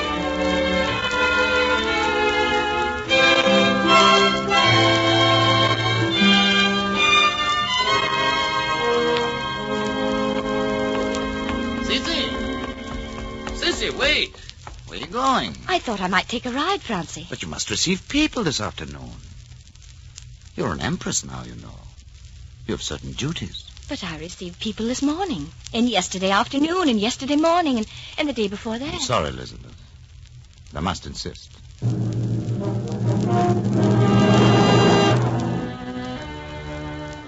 Franz, where are you going? I have to go to Munich for the week. Couldn't I go with you? I'm afraid not. Your place is here in my absence. And in your condition, it is not wise for you to travel. Your Majesty, you have a fine baby. Francie, why am I not permitted to take care of my own children? Sorry, darling, but it seemed wiser for my mother to take care of them. You see, dear, she's a little more experienced in such matters. But, Francie... You'll see this differently, Elisabeth, when you think about it. Please. Please. You must receive people. You will ride only once a week. You're an empress now. Conduct yourself as one. Don't talk so loud. Don't run through the halls. Don't wiggle around like that. Don't laugh so much. Don't cry so much. Don't ask for your children. Don't. Don't. Don't. Don't. Don't. I can't stand it any longer. I can't stand it. I tell you, I can't stand anymore, Father. For 4 years now, I've been almost a prisoner here. You have not been a prisoner, Sissy. You have been an empress. Father, there's something I must tell you. So? I don't love Francie anymore. Perhaps I never did love him. I don't think you mean that. I do mean it. I'm in love with someone else. Oh, Father, I don't know what to do. I'm so in love with someone else.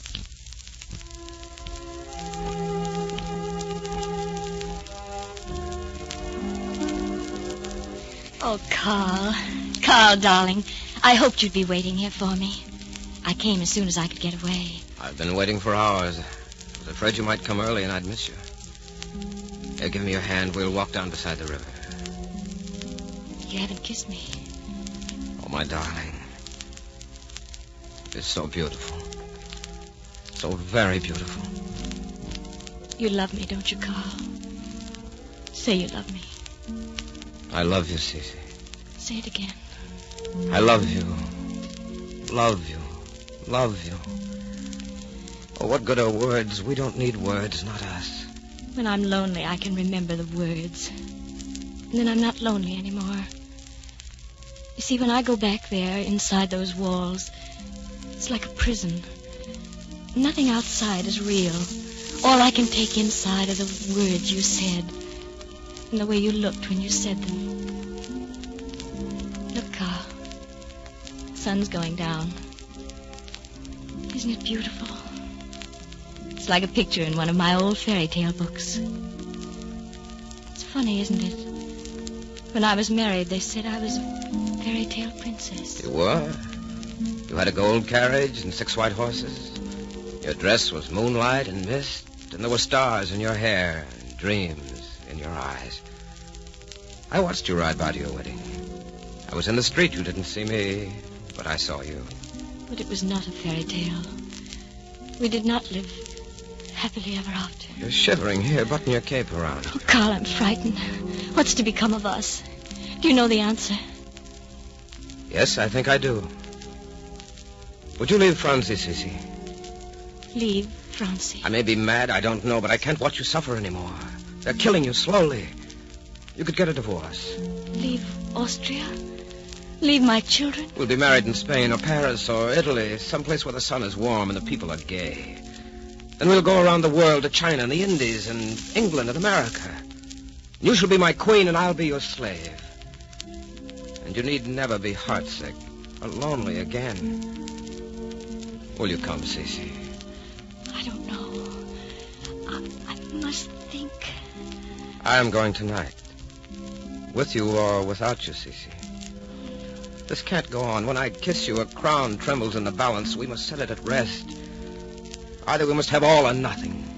You must not go alone. I couldn't face the years without you. If I'd never known love, if I'd never known you, I could see you. And now, oh no. Carl, I will go with you.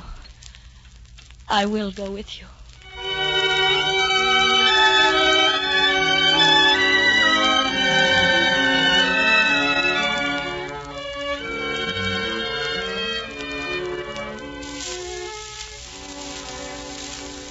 Franz, there's no need to keep going over and over it. I'm leaving you. I'm going away with Carl.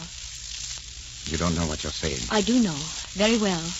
There's nothing between you and me any longer, Franz. Not even friendship. And there's no use appealing to you as a husband. No use at all. How did I fail you? When did I fail you? What does it matter how or when it happened? Carl is my only chance for happiness, and I'm taking that chance. There's nothing further to talk about, Franz. You're mistaken. There's a kingdom to talk about. It's your kingdom. I've had very little part of it. I'm sure it won't miss me. How long have you loved Carl? I think I grew up loving him. I just didn't realize it. You don't know what love is, Franz. Not this kind of love. Every time he leaves me, a little of my heart dies. And what if it does? Is it to be placed above your name and your honor? It is my name and my honor. You see, I don't know about love. But that's not true, Elisabeth. I knew about love. That evening, when I offered you the flowers. In my heart. And each day that has started with your smile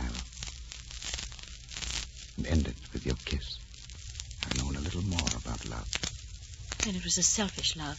You never shared it with me. I thought you knew. I have no time to be a lover. I have an empire on my mind.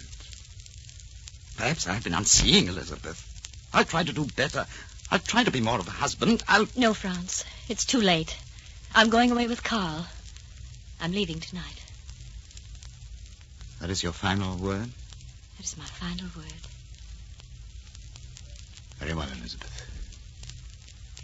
I will say nothing more to you. You'll excuse me now, I'm sure.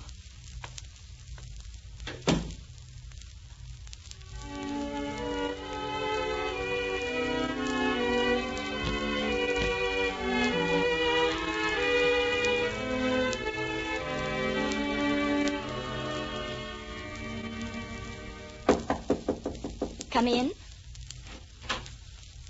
Good evening, Elisabeth. Father, I was wondering if you'd come to say goodbye to me. It's rather dark in here. Wouldn't you like the lamps lit? No. Carl will be here soon. It'd be foolish to light them for so short a time. I've been sitting here thinking about the fun we used to have when we were children. Take off your cape. You're not going anywhere tonight. Father, please, I don't want to fight you, too. Elisabeth, will you believe me when I say your happiness is closer to me than my own happiness? Will you believe me when I tell you I'd like to say, take this man, make him your kingdom if you will? Will you believe that? I've seen a great deal of living, Elisabeth. Bear with me a moment. You are Austria's empress. When you knelt beside France in the cathedral, you made an oath. An oath that would bind you. Remember the words? From this day forward. With that oath, you became part of a throne. You ceased being a personality belonging to yourself. You inscribed your name in history on the page marked Austria. Father, listen to me. When I came here, I was a child. I didn't know the meaning of love. I was 15. Everything was a game. I know No it one was said hard to on me, you. But none of this think can be carefully. changed. None of it. No one said to me, think carefully, Elisabeth. This is for all your life. I know it was hard. It can't be changed, my daughter. If I sang in the halls, I was chastised publicly. If I smiled at one of the courtiers, it was the occasion for a family consultation. If I enjoyed riding with any particular riding master, he was dismissed. I tried to lose myself and my children. But they were taken from me. slowly I found myself turning to ice, not caring anymore. And then Carl returned. Whatever Carl has meant to you must be forgotten. Oh, Father, you don't know what you're asking. I hadn't seen him for 4 years. And then one morning, there he was, smiling at me. And the heart that I thought was dead was pounding inside me. Elisabeth, love bought at the cost of a nation's dignity, love that must live in the shadows, is something that falls far short of love. You're fighting me with words when there are no words. Do you think I can go back to my old life, knowing what I might have had? Do you think I can live and bear that? My blood runs through your heart.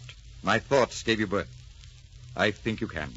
You see only 2 people involved, when really the honor of an empire is threatened, the stability of a throne shaken. No, that's not true. You're making it more serious than it is. Elisabeth, do you remember when you were very small? How you used to wear my soldier hat? You would march into my bedroom and look longingly at my sword. And though you tried and tried, it was years before you could lift it. And then one day, when you could lift it, I had to tell you that women didn't go to war. And you ran away and cried. Well, I was wrong. There is an hour, perhaps in every woman's life, when she must go to war against herself. There is a sword in front of you again, Sissy. A sword with 2 names on the hilt. 2 names that must stand between you and Carl forever. 2 names? One is the name of your son, Rudolph. Rudolph? Someday Rudolph will rule Austria. He must not be forced to speak of his mother in whispers.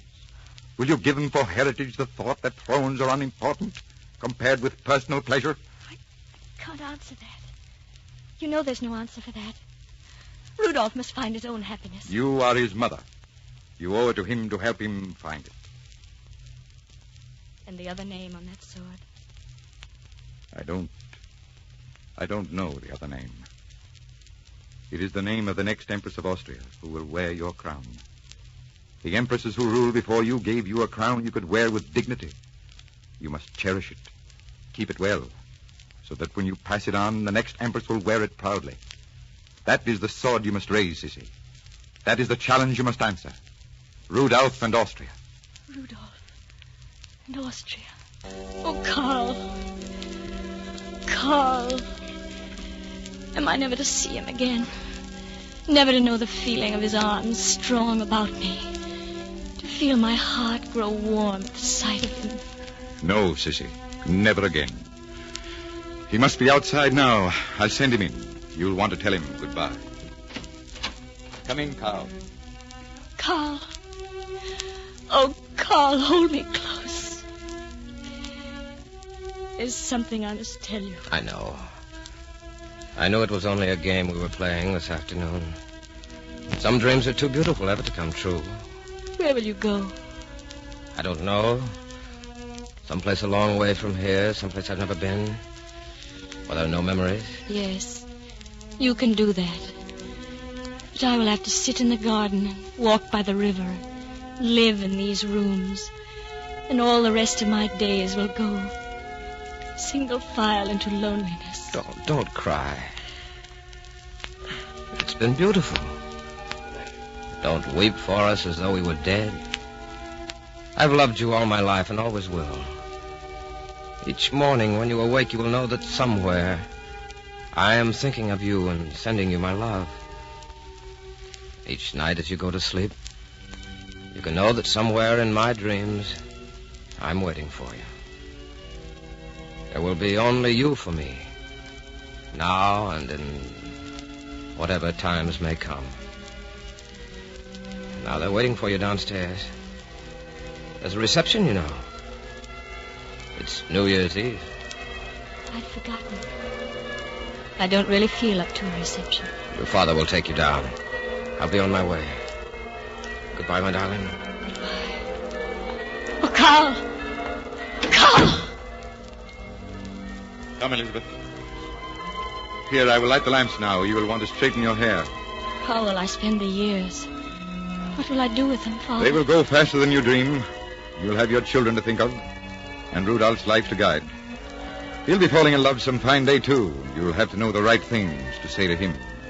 I've given up a great deal for Rudolph tonight. for Rudolph and that next empress. They had better do me proud. Oh, poor father. I've given you a bad time these past few weeks, haven't I? You'll never know how bad, unless, God forbid, Rudolph shows you someday. Rudolph will love wisely and well. He must. He must.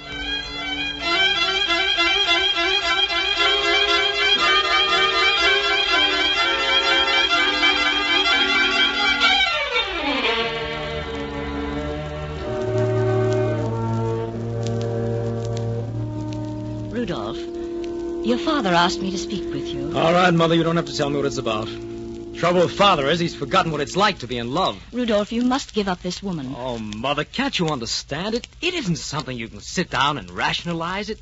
It isn't anything you can change. Oh, you don't understand. You'll never understand. You've never been in love like this. No, you're right. I'll never understand. I've never been in love like this. Mother, I love Marie Vitsura. I love her more than my life. I never meant to look for love. I never wanted it.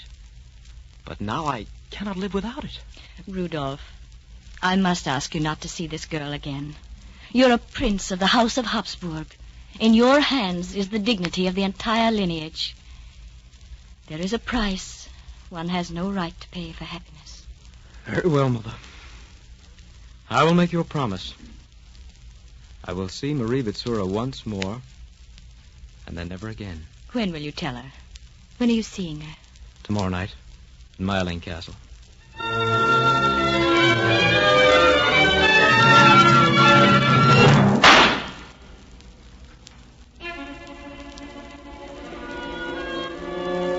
Elisabeth! Elisabeth, my dear, wake up. Francie, what are you doing up at this hour?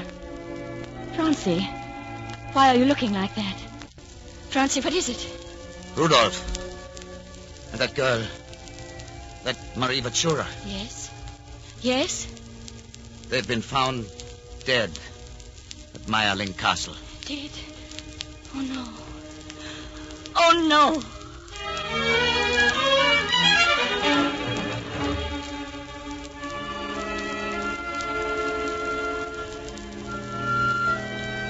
It is rather dark in here, Sissy. Yes, Father, I know. I was sitting here thinking about the night Carl left. I was thinking about the crown, the people and the cities, all my heritage, to receive and to pass on. After all, what does it matter that my heart broke so long ago? No one has known or ever will know. What's that? Those are the church bells, Elisabeth. Have you forgotten? It is New Year's Day. It is New Year's. Must have been the bells that awakened me. It's New Year's night again. Strange how memories can live beyond the grave. How old scars can still throb. Oh, I'm glad I listened to Father that day. I'm glad this is another happy New Year in Vienna. But I wonder who sits upon my throne tonight. Who wears my crown? Der nationalen Sozialismus kennt keine Kompromisse. Für uns, hier was das Wort überhaupt nicht in der deutschen Sprache. Ein Bug, ein Reich, ein Führer. Sieg heil! Sieg heil! Sieg heil! Sieg heil! Austria! Who wears my crown?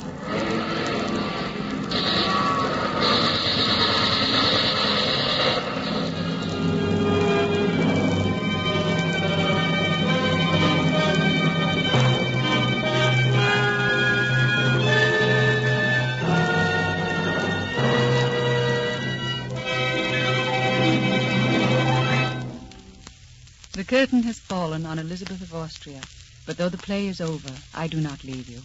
I linger in your memory, to return next week to quicken your hearts with another great love story. The play that shall speak for me then is Daddy Longlegs. Till then, till curtain time next week, I wish you love and happiness. My name is Romance.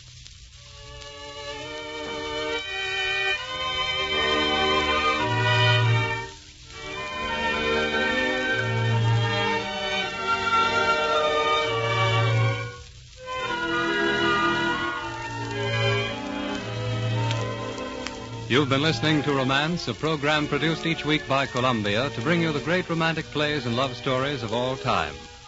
The play tonight was Elisabeth of Austria, a legend of royalty, written by Jean Holloway. The play was directed by Marx Loeb, script supervision by Albert R. Perkins. The music was conducted by Charles Paul. The part of Elisabeth was played by our star, Alice Frost, with Myron McCormick as Carl, Ed Jerome as Maximilian, and Peter Capell as Franz Joseph. Listen next week at this same time when we'll bring you our next great romance, Daddy Longlegs.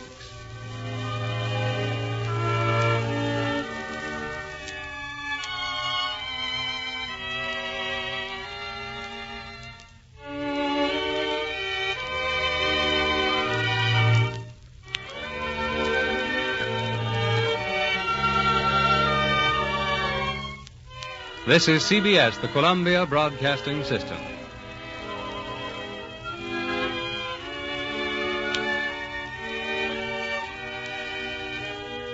Is the sweetheart you married the husband you expected him to be?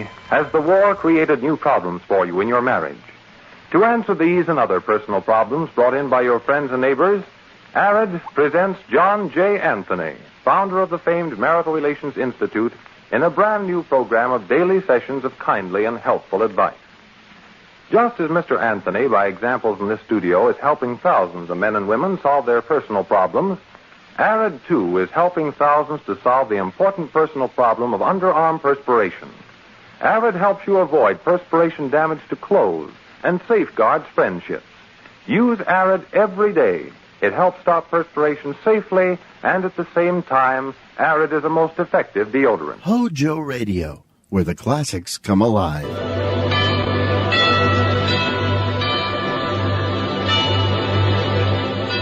Ladies and gentlemen, the Joseph Schlitz Brewing Company of Milwaukee, Wisconsin presents The Halls of Ivy, starring Mr. and Mrs. Ronald Coleman.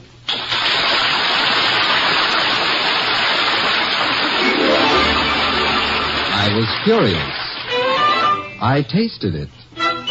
Now I know why Schlitz is the beer that made Milwaukee famous. If you like good beer, you'll find it pays to be curious and learn about Schlitz for yourself. Now, The Halls of Ivy.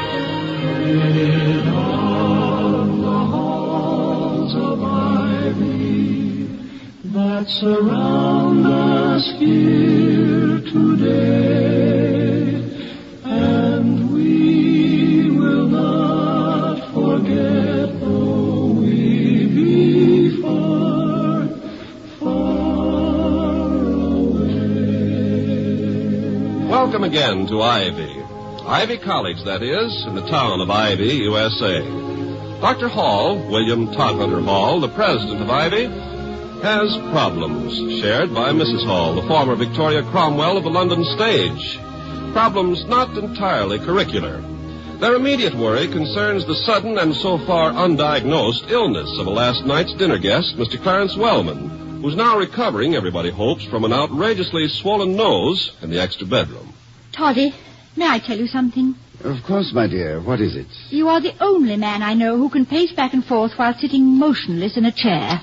Well, I'm worried, Victoria. Seeing the nose of the chairman of the Board of Governors turn a violent crimson immediately after he has dined as a guest in one's house is a privilege granted few college presidents. I say privilege in the sense that seeing the Grand Canyon at sunset is a privilege. Do you think Penny did something to his gluten bread? There's nothing you can do to gluten bread. You either eat it or throw it away. So. But Mr. Wellman's illness distresses me. He and I have clashed over policy ever since his election to the board, and he's almost certain now, consciously or unconsciously, to lay both his nose and his stomach squarely at my door. Well, really? Well, you know what I mean. Do you suppose he'll recover in time to participate in the Charter Day ceremony? I doubt it. He'd never have stayed here all night unless he really felt awful, and his nose looked it. Couldn't you postpone it for a while? Postpone the Charter Day ceremony? Yes. Why must it begin precisely at 10 o'clock? Well, for the same reason that the guards at Buckingham Palace wear those towering bearskins instead of our freshman beanies. It's traditional. It's been traditional for the Charter Day ceremony to begin at 10 ever since that morning back in 1640, when the governor of the colony granted a small group of pirates, smugglers, and slave dealers the right to found the college for the propagation of all virtues. Virtues which, by the way, if practiced by the founders, would have kept them much too poor to do anything of the sort. Now, I Lost the thread? I seem to have lost the entire spool. Oh, yes. I was discussing tradition. Now, I hold no brief for tradition as such, but there are some traditions which are valuable and should, I feel, be maintained. Especially in these days, when the notion prevails that the highest aim of all human endeavor is to guess correctly, for a fabulous prize, the name of some popular song. I also... Excuse me, sir. Oh, what is it, Penny? A young man at the door. Says he's a photographer from some picture magazine. Oh, yes. Have him come in. Yes, sir. A photographer? Yes. The publishers phoned yesterday and asked if they could send someone to take pictures for an early issue. In addition to shots of the ceremony, they want a few of me. You know, the sort of thing, the president of Ivy having breakfast, donning his cap and gown, and... silly, of course, and a bother, but perhaps of value to the school. Shall I leave? Oh, no, not at all. I don't think you'll disturb him. He'll merely photograph me at this end of the room. Where are my cap and gown? On the chair behind you. Do I look all right? Like the very model of a college president. Dr. Hall? Yes, good morning. I'm Luther Bland of Exposure Magazine. Of course. How do you do? Victoria, may I introduce Mr. Bland? Mr. Bland? Vicky Cromwell, isn't it? Why, yes. Well, that is, I was before... I was in love with you once for a whole week. How nice. When you entertained the troops at Anzio. Oh, you don't remember me, of course, but I can still hear you singing, "Cool Ain't I the One, though." Mr. Bland, I was thinking that if you did come here to take pictures... Oh, yes, sir. Perhaps one of me is standing here, near the window. Would you mind raising the blind, sir, for a bit more light? Yes, sir. Now, how's that? Swell. Now, Mrs. Hall, if I could trouble you for a smile. Like this? Yes. Dr. Hall, you're throwing a shadow on her. Perhaps if you stood behind me. Oh, yes, of course. Good. Now, hold it, Mrs. Hall. Now, this might make a good one. One of me sitting at the table. Mrs. Hall, I'd like one of you... Well, one of you with your eyes sort of crinkling above the rim of the coffee cup. How's this? Dr. Hall. Yes? If you held back the curtain, there would be a better highlight in her hair. Good. But stand back a bit further or you'll be in the frame. Yes, we mustn't have that, must we? A bit more crinkle, Mrs. Hall. Good. That's a very nice camera you have. I even remember the dress you wore at Anzio. Well, it was intended that everyone should. I used to own a camera.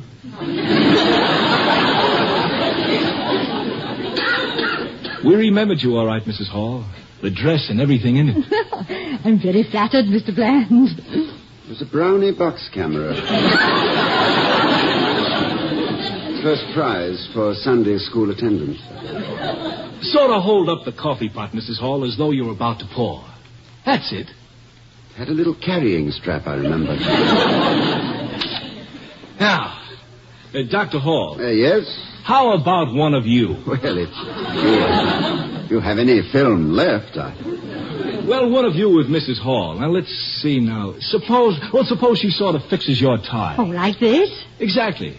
I think I'll shoot it over Dr. Hall's shoulder. No, don't turn your head around to me, sir. Look at her. Yeah, well, if I may suggest a caption, the former Miss Victoria Cromwell, star of English stage and friend. Well, I think that will give me all we need on this angle. Really? All you need? Mm-hmm. Now, sir, can you tell me something about the ceremony itself so I'll have an idea on how to plan my shots? Well, at 9:55, there will be a knock at my front door. Mm-hmm. It'll be a messenger from the chief proctor. Customarily, the messenger is the youngest member of the student body. Who is it this year? A prodigy named Merton Savada, who is, I believe, not quite 14. A freshman at 13? No, not a freshman. He is at present working for his master's degree. He took his A.B. at Columbia last year. Then, at 10 o'clock, the procession will come to a halt in front of this house. And the chief proctor will knock upon the door 3 times with his staff of office. Your readers may be interested in a picture of that staff, because picture magazines do have readers, don't they? I think some of our subscribers can read. Yes. Well, the proctor's staff was fashioned from the limb of a walnut tree. Mm-hmm. Sent as a gift by the University of Paris, and brought to this country by Benjamin Franklin. At the knock, I open the door, and, accompanied by the chairman of the board, stand on the front steps. At our appearance, a tenor soloist sings Gaudium Exigiter a cappella. It's really very impressive, Mr. Bland. I get a lump in my throat every time I see it. Well, then the chairman of the board takes his place at the head of the procession and leads it to the chapel. I follow. Once there, several hymns, a few speeches, the reading of the charter, and it's all over. Well, it sounds most interesting, Doctor. Thanks very much for your help, sir. I'll be going over to the North Gate now. Yes, I hope I didn't spoil any of your pictures by getting my shadow into them. I don't think so. I was pretty careful. Goodbye, Mrs. Hall. Wonderful to have seen you again. Well, thank you very much. Right. Goodbye. Goodbye. Oh, what a nice young man. How well you describe the charter day, Toddy.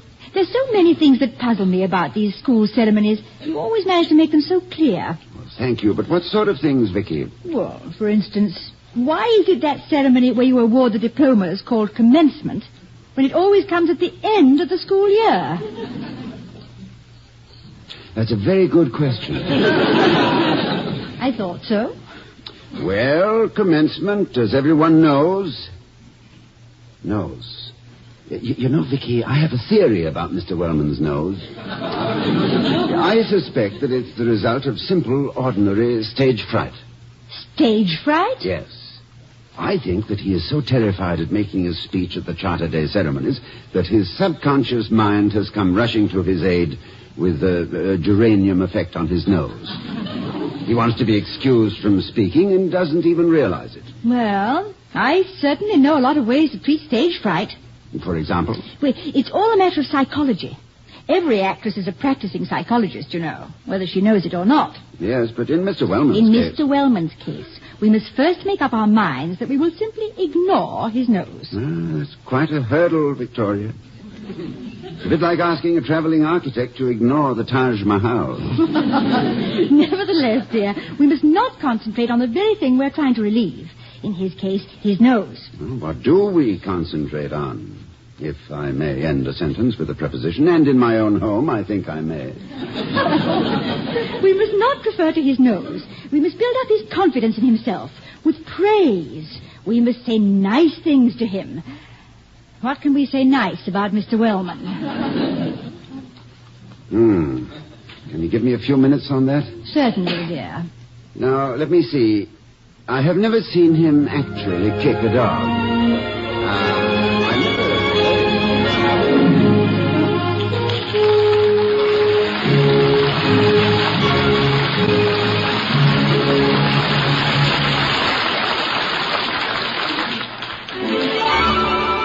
I was curious. I tasted it. Now I know why Schlitz is the beer that made Milwaukee famous. Before we return to the halls of Ivy, starring Mr. and Mrs. Ronald Coleman, let's visit a psychology professor on another campus. He wants to tell you how scientific curiosity led him to make a pleasant discovery. Well, I'm a professor, all right, but not the absent-minded variety. This is somewhat of a disappointment to my wife and 2 daughters who would like nothing better than a good excuse for directing my activities. As it is, they do pretty well without one. After last semester, for example, they packed me off to a dude ranch for a vacation. My instructions were to forget psychology and experiments. I tried. But the very first day, circumstances forced me to conduct what I like to call my favorite unsuccessful experiment. I was watching a group of guests come in from a horseback ride. It was hot that day, and they were tired and dusty, but our host seemed to know just what to do. He hustled out cool bottles of beer. Schlitz, I noticed from the labels. This beer was greeted with smiles of welcome that changed to looks of pleasure as the guests drank. I began wondering, as a psychologist, mind you, what there was about Schlitz to cause such a marked reaction of pleasure. So I tasted Schlitz, and my experiment collapsed. How could I maintain my scientific attitude when I wanted so hard to concentrate on the famous Schlitz flavor? I waited till next day to try another glass, and again had the same wonderful reaction. Now that I'm home, I keep my own supply of Schlitz. Of course, I'm no longer experimenting. I drink Schlitz for the pleasure it gives me. And when I serve it to my friends and I see the looks of satisfaction on their faces, I can't help thinking to myself, no wonder they call Schlitz the beer that made Milwaukee famous.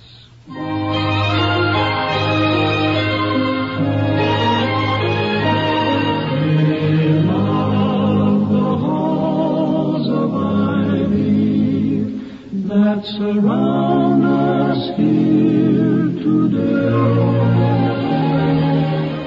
Now that Dr. Hall has had a few minutes to think of some redeeming feature of Mr. Wellman's character and to remember not to concentrate on his nose, maybe he... No, too late. Here's the subject himself. Good morning, Mr. Wellman. Good morning, Mr. Wellman. Good morning to you both. Won't you sit down? Thank you. Is there something amiss with my necktie? You both keep staring at me. No. It's a very handsome necktie. I was admiring it. Thank you. My daughter gave it to me. I have always believed she has excellent taste. Oh, her good taste is quite obvious, Mr. Wellman. As plain, in fact, as the... As the shoes on your feet. That's rather an odd simile. I do hope you're feeling better this morning. I'm still a bit queasy. Oh, that's too bad. I wonder if you'd care to try a rather old remedy many people I know have used with much success. I would be grateful for almost anything. Well, what did you have in mind, Victoria? Have we any shingle nails, William? Shingle nails? Shingle nails? Isn't that a rather ridiculous... Never mind. Let it go. I knew you'd think it was ridiculous, Mr. Wellman. No, Mrs. Hall, I'm sorry. Tell me, I don't care if this idea was suggested by a Hindu voodoo man. You were saying something about shingle nails. How do I eat them? No, you don't eat them, Mr. Wellman. You place the point of the nail against your left thumb, put the head of the nail against your right thumb, and think about something else for 5 minutes. Will you go get a shingle nail, William? Well, don't just stand there, Dr. Hall. Get her a shingle nail. A shingle nail? Yes. I'll see if I can find one. Thank you, dear. Now, please sit down, Mr. Wellman. Thank you. No, I'm too restless, Mrs. Hall. This shingle nail thing. I've often wondered just how much scientific basis there was for some of our odd superstitions.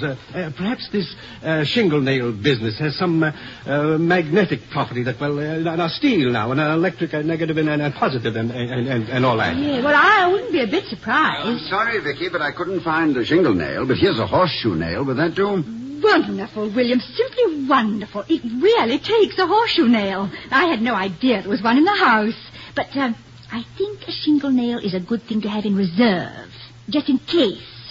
Take another look, will you, please? Yes, I'll be very glad to. That's a dear. I think I know exactly what you want. Yeah. Well, let me take the nail, Mrs. Hall. How do I hold it? Like this? No. The point against the left thumb. That's it. Now the head against the right thumb. Now just hold it. We just talk. Get your mind off it. What shall we talk about? Oh, the weather, television, stock market, your speech. That's it. Your speech. What did you plan to say at the Charter Day ceremony, Mr. Wellman? Well, I open by saying, ladies and gentlemen. That's very good, very good. It is? Of course it is. Because after all, the people you're talking to are ladies and gentlemen. Now, Keep the point of the nail against your left thumb. Oh, yes. It struck me as being a rather good way to start. Oh, yes, it is. Now, keep the head against the right thumb. See, that's it. Now, then what do you say? And then I say, we are gathered here today. Ah, that's nice. Uh-huh. You like that, Mrs. Hall? Yes, I do, Mr. Wellman. After all, it is today. And they will be gathered there. It has something of the truth and simplicity of the Gettysburg Address. And then how does your speech go, Mr. Wellman? And then I say, we are gathered here today to honor the men and women who, by their noble deeds and humility...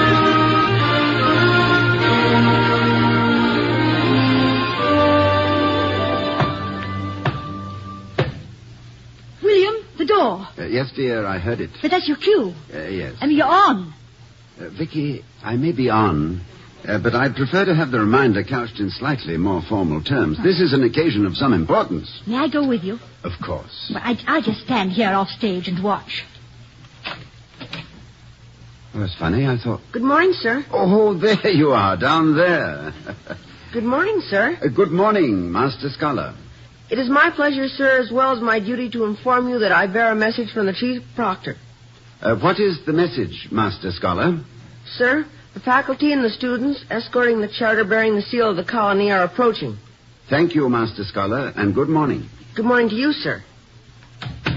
Now, shouldn't you be getting ready? Well, the procession will take a little time to get here, but I should get started. Let me help you on with your robe, Toddy. Now, there, that's it. Oh, you do look pretty. Thank you, my dear. Where is Mr. Wellman? Has your medicine cured him? I think so. He told me so himself. Oh, he wouldn't miss the boat. Not that I'm against boat missing. In fact, darling, I like people who miss boats. Well, if that's a personal reference, my dear, missing a boat was the most intelligent thing I ever did. The young Professor Hall on board ship, with only a few minutes remaining of his 5 months sabbatical in England. His last few dollars invested in a passage from Southampton back home to New York. And his emotions invested in a beautiful actress whom he would probably never see again.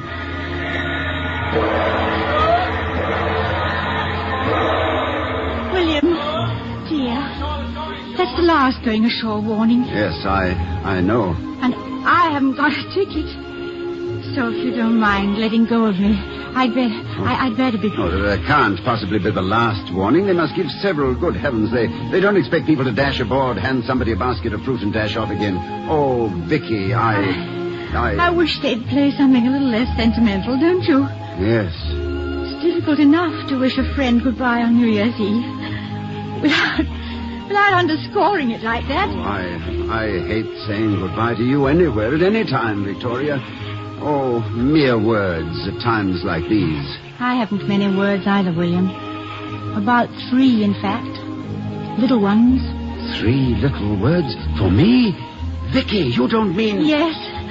I'll miss you. Oh. Oh, yes. That is 3 words, isn't it? You know, it's going to be hard to concentrate on my work when I get back to the United States. I like that. I'll forever be thinking such thoughts as, this is Monday. It was on a Monday that Victoria and I drove to Stratford to see Shakespeare's home. Stop for buns at Banbury Cross on the way. And on Tuesday, it was a Tuesday that Victoria and I visited Madame Tussaud's waxworks. Yeah, and you tried to tip the wax doorman. And on a Thursday, oh, Vicky, I wish we had it all to do over again. Perhaps we can. Sometime soon. I'm afraid not soon, dear. Professors don't get sabbaticals every year. I know. But the play I'm in might be produced in New York. When? Has it been... Did you... Has anything been said about it? No, but something's going to be. Oh, good. Vicky. Yes? Will you remember the address I gave you and write to me? Yes. Of course I will, dear.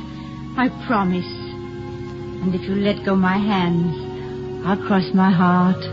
I don't want to let you go, Vicky. Ever. William, dear, I must leave. Yes, I know. Vicky, I love you very much. Will you marry me? Oh, you know I will. I thought you were going to leave without asking me. I almost did. Oh, darling. What's that? Oh, it's the steward. Yes, steward, take my luggage ashore. I'm not sailing. Come on, Vicky. William, dear, it's Mr. Wellman. Oh, good. He's just in time. I say, Wellman, take these bags off the ship. I'm taking the next one. Hurry now. That's a good chap. No, William. It's Mr. Wellman, our guest. Well, why doesn't he take the luggage, eh? Well, our guest. Were you talking about me, Dr. Hall? And what? Luggage? What luggage? Did I say... Oh, it's you, Mr. Wellman. I'm sorry. William, where have you been? I'm afraid I was a little bit at sea, my dear. Or almost. I'm sorry, Mr. Wellman. It was... Oh, good heavens. What's happened to your nose? It looks like a nose again. It doesn't, though, doesn't it? That's exactly what it looks like. That's a remarkable remedy you possess, Mrs. Hall. Horseshoe nail. Remarkable, entirely remarkable.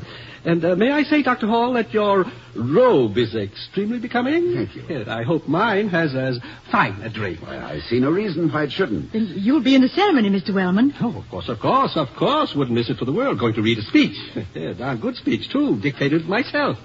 Reminded Mrs. Hall of Lincoln's Gettysburg Address. Oh, I'm delighted. Here, let me help you on with your gown. Oh, yes, thank you. There it is. Our caps, if you please, Victoria. Thank you. Are you ready, sir? I am. My arm, Mrs. Hall. All ready, Doctor.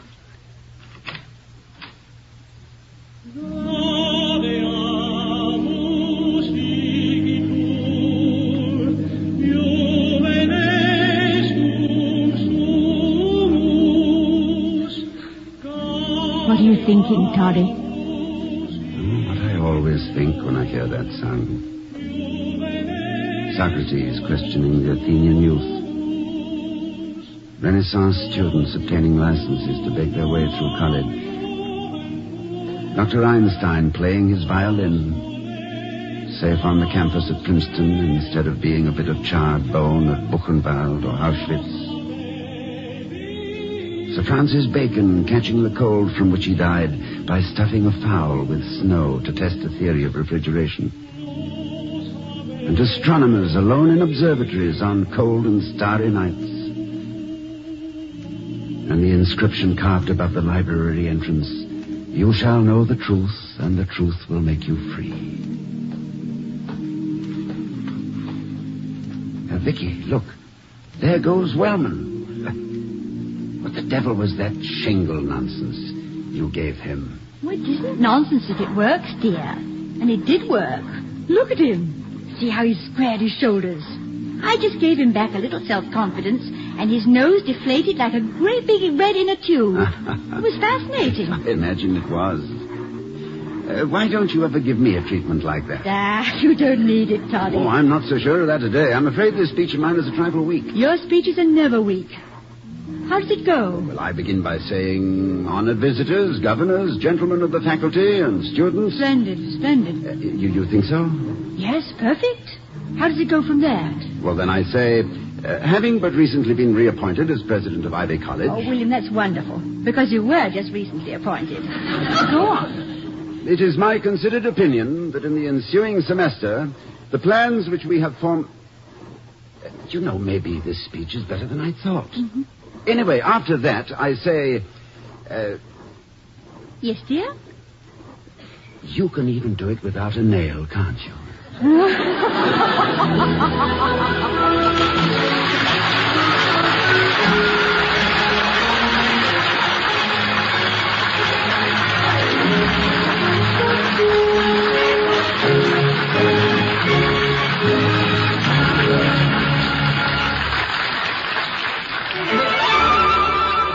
I was curious. I tasted it.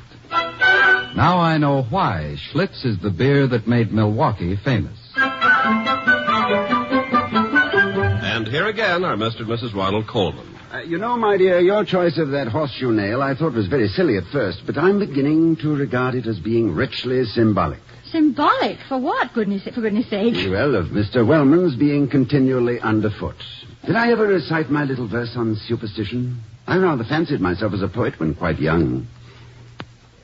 Go on, I'd love to hear it. Well, to the best of my memory, it went, from ancient days the symbols came, the sign, the amulet, the charm, the seal, the ring, the coin, a name to conjure with and shield from harm. Faith in and dread of all these things is one of man's great racial quirks. But down through time the question rings, why scorn the gimmick if it works? Oh, darling, I do think that's wonderful. But is it just superstition when it works? Do you mean that? Vicky, that's why poets live in inaccessible garrets, so no one can ask them what they mean. Good night, everyone. Good night.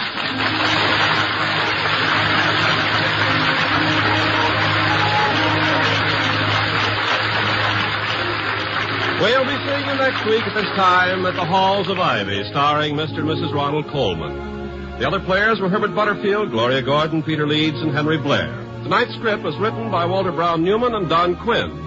Our music was composed and conducted by Henry Russell. The Halls of Ivy was created by Don Quinn, directed by Nat Wolfe, and presented by the Joseph Schlitz Brewing Company of Milwaukee, Wisconsin. Ken Carpenter speaking. Oh, we love the halls of ivy that surround us here today, and we will not forget though we be far, far away.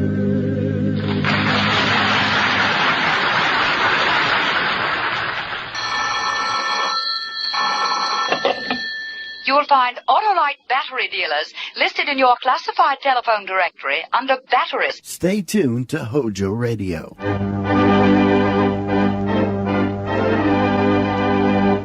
Romance of the Ranchos.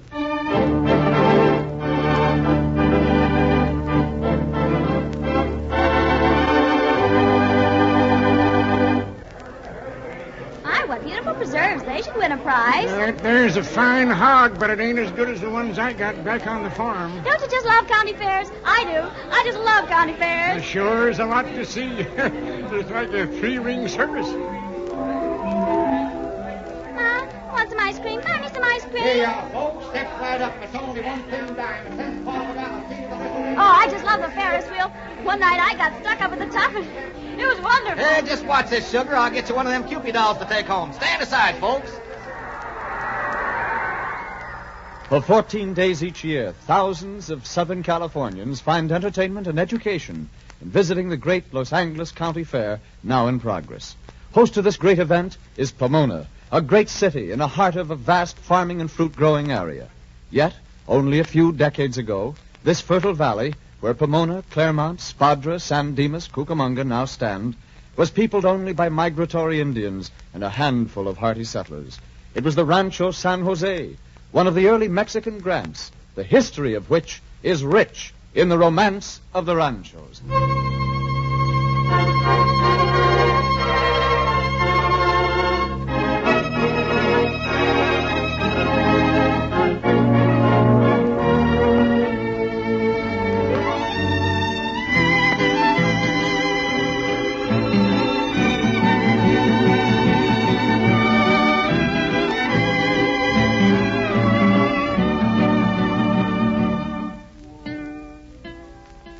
The Title Insurance and Trust Company of Los Angeles presents The Romance of the Ranchos, a half-hour dramatization recreating the glamorous atmosphere of the adventurous early days of Southern California.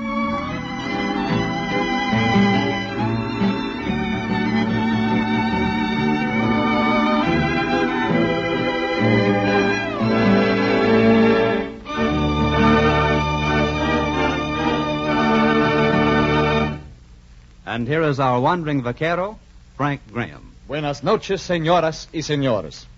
Before we get into our story for tonight, I'd like to call your attention to a change in time.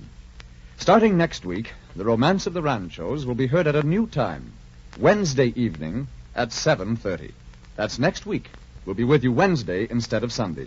So be sure to listen a week from Wednesday, October 1st, for the next chapter in our history of the Southland. Tonight, our story is full of drama and adventure, uncovered in the files of the Title Insurance and Trust Company of Los Angeles, which are full of interesting facts and fascinating tales. Yes, there is not 1 square foot of land in Los Angeles County on which the Title Insurance and Trust Company does not have records of every change of ownership, every mortgage, lien, trust deed, every transfer by inheritance, sale, trade, foreclosure, or conveyance of any kind. When you realize that the few vast ranchos of a century and a half ago have been divided into more than 1.5 million separate parcels of real estate listed in today's county tax rolls, you realize the magnitude of the Title Insurance Company's work.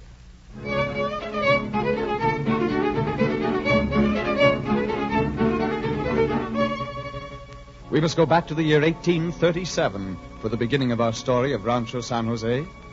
The petition for this land by Ignacio Palomares and Ricardo Vejar, outstanding citizens of Los Angeles, had been favorably received by Governor Alvarado.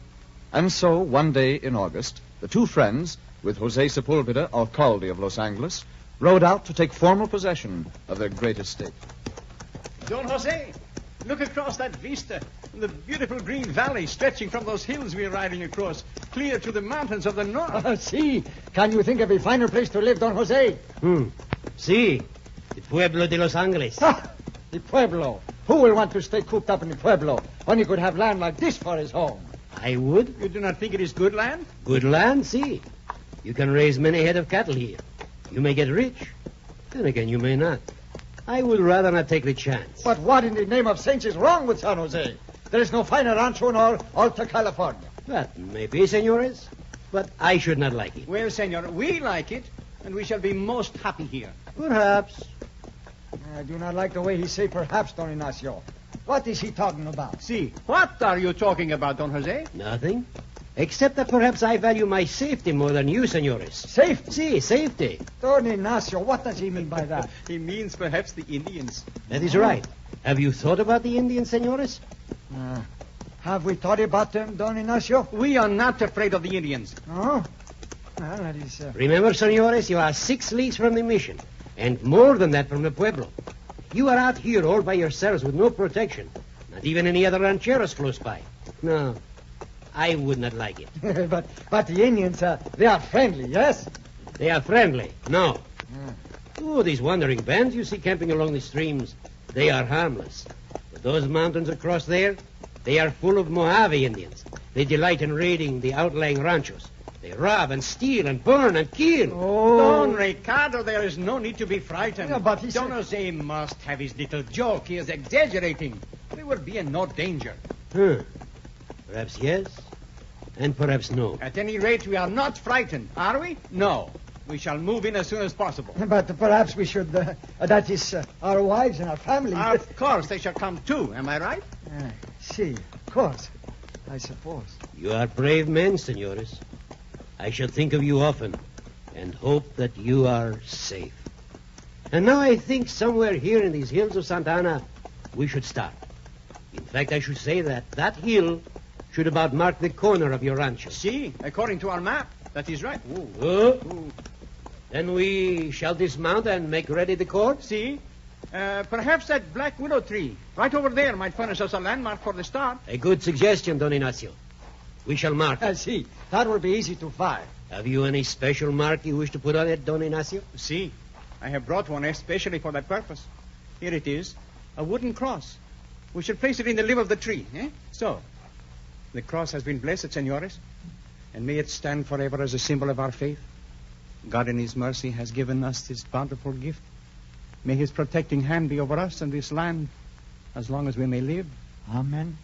And may he keep you and yours from any harm here, so far from civilization. Amen. Very well, Don Jose. We are ready. What do we do now? Huh? We must measure off the rancho before I can give you formal possession. High vaqueros! Come!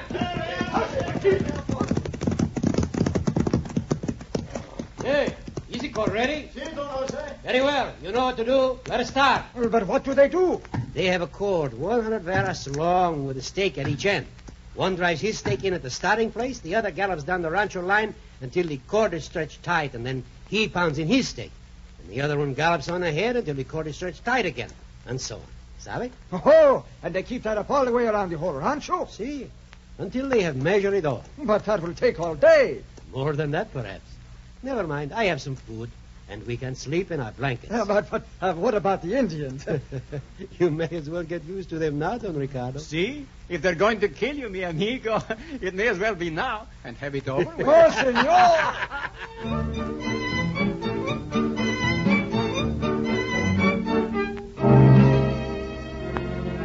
Don Jose had his little joke, but he might have been less caustic had he realized the very real danger of which he spoke.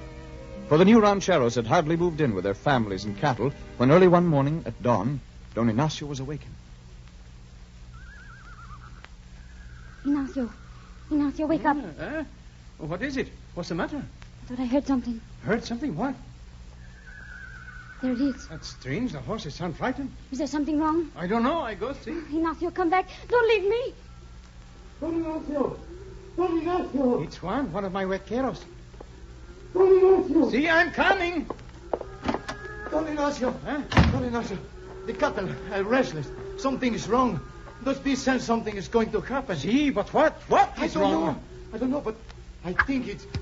Juan! Indians, the red! Juan! The vaqueros up! After them! Stop them! They're trying to steal the horses! Stop them! Ignacio, my husband.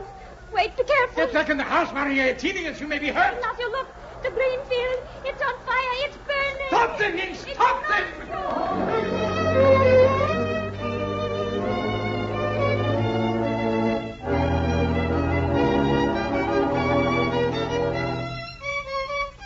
Amid smoldering ruins, the early rancheros counted their losses to the Indians.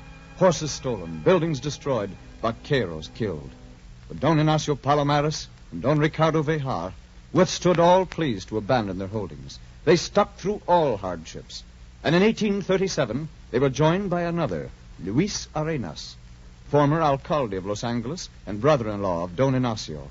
But no sooner had they successfully petitioned Governor Alvarado for more land to accommodate the new partner than Don Luis placed himself in a peculiar position by taking sides against the governor who had granted his land, and becoming one of the leaders of a serious agitation among the rancheros and townspeople of Southern California.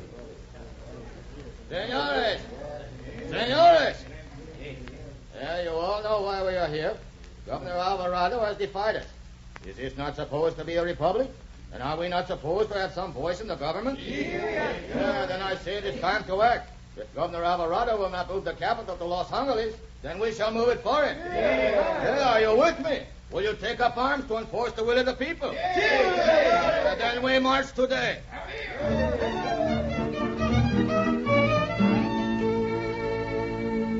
The revolution was quashed before it had much of a chance, and before long, Luis Arenas was back in the good graces of the tolerant Mexican government of the time.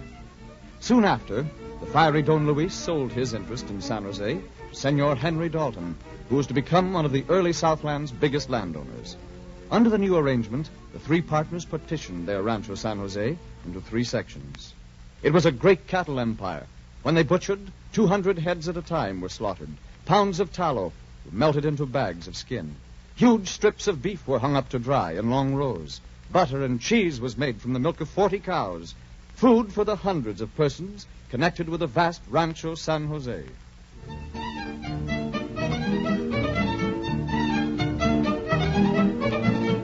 Fiestas brought out hundreds of guests from the entire valley, and gay Latin music echoed over the rancho. Guests from the growing pueblo found lavish welcome awaiting them on this rich domain of San Jose. But disaster was to strike quickly, at least for one partner in the rancho. Once the land had been partitioned so that each man knew what was his, Ricardo Vejar had been able to mortgage his share for needed cash. His son Chico had been robbed of some money, and drought had further hurt Don Ricardo's fortune. And so it was that one day Don Ricardo went to Los Angeles. Don Ricardo, this is Mr. Tischler. How do you do, Senor Vejar? Buenos dias. Senor Schlesinger? Senor Tischler, you know what I come for? Oh, yes, of course. The money is all ready, and here are the papers for you to sign. Yeah, these drought years have been pretty hard on you ranchers, haven't they, Vejar? Si, senor. Otherwise, I should not be forced to this. Come, gentlemen, let's not have any hard feelings. This is just a friendly little business arrangement. I'm sure Don Ricardo will be able to repay us with interest very soon. But Don Ricardo could not pay. The interest rate, though legal and customary then, sent the debt soaring. And one day the news swept through the valley.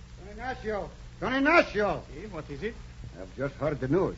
Don Ricardo, he has sold his rancho. Sold? Si. He had deeded the land over to those Americanos. Senores Schlesinger and Tischler? Si, for $28,000. He didn't sell the land, Ramon.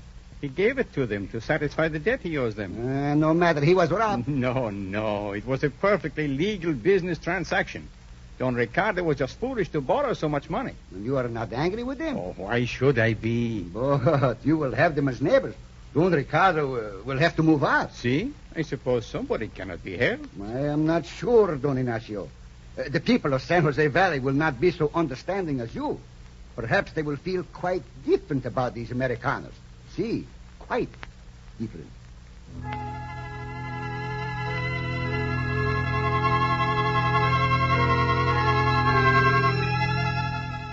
Schlesinger and Tischler were destined never to be able to take possession of their rancho. For the news that an old and respected family was to be dispossessed of the land that had been their support spread like wildfire through the ranchos. And faster still spread the flame of resentment against the Americans who were thought to have swindled Don Ricardo. Nothing could be done to save the land, but something could be done about the Americanos. Are you sure the Senor Tischler will ride his way? Positive. I overhear him talking in the pueblo. Huh? And this must be him riding up the trail now. Look. He looks like him. All right, man. Take him. Wait a minute until he gets up opposite the willow tree. He's almost in range. And when I give the signal, shoot. To kill. See. All right. Fire. Got him. He's down. Come on, let's go. Here he is. Pull him over. See. He's dead, all right. Wait a minute. That is not Tischler. No? We shoot the wrong man. We make a mistake. Well, no matter. Let this serve as a warning.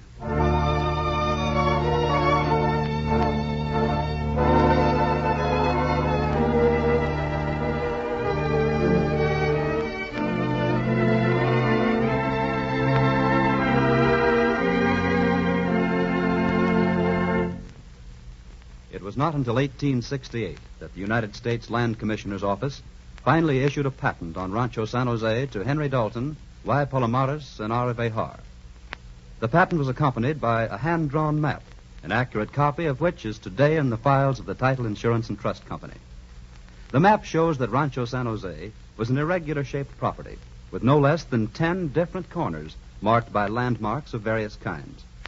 One of these corners of the rancho is described on the map as gray granite rock in the Arroyo San Antonio at a point 9,700 varas in a direct line from the place designated as a large rock in the center of the water pool agreed upon as the place where the Black Willow once existed.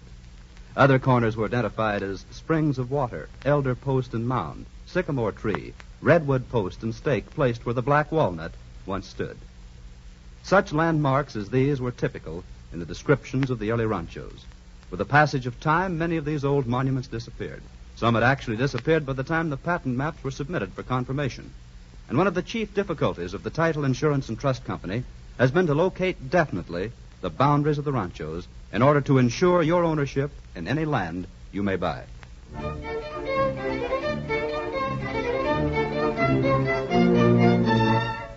The Americanos had made their first invasion into the patriarchal lands of Rancho San Jose.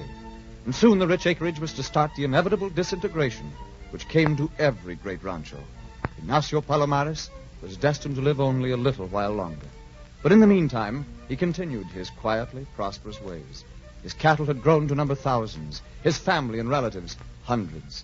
And he made a practice of giving away a great deal of his land. In one case, when he attempted to give away a tract to a friend. You say, Don Ignacio, this land is 1,800 varas square? See? You know it. You have seen it many times. I want you to have it. See. Perhaps it is good land, no? See, of course it is good land. Why should I give it to you if it was not? That is what I want to know. Why should you give it to me if it is good land? I do not understand that. I give it to you as a friend, as a gift. Because I like you, you stupid ox. I like to have you come and live near me. Your friendship I appreciate. But tell me, why should I give up my comfortable home in the Pueblo and come out here to nothing? Nothing but empty land. How would I live? How would my family live? You could get some cattle and... Cattle cost money.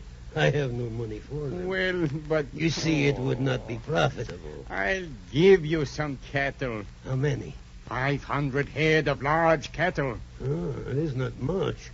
It would be hard to... Very well, then. You shall have all the small cattle you may find on the premises, too.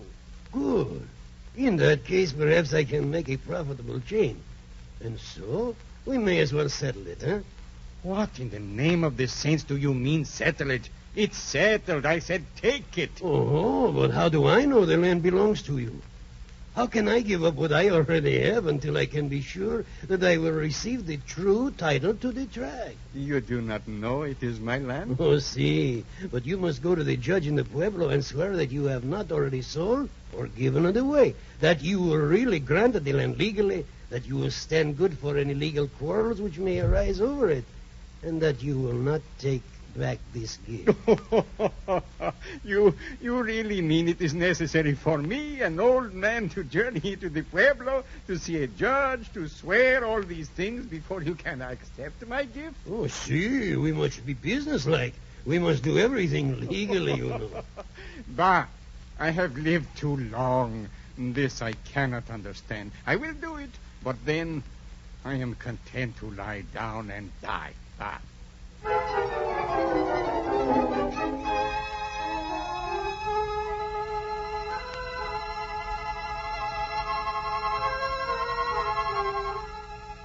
Old Ignacio Palomares had lived long enough.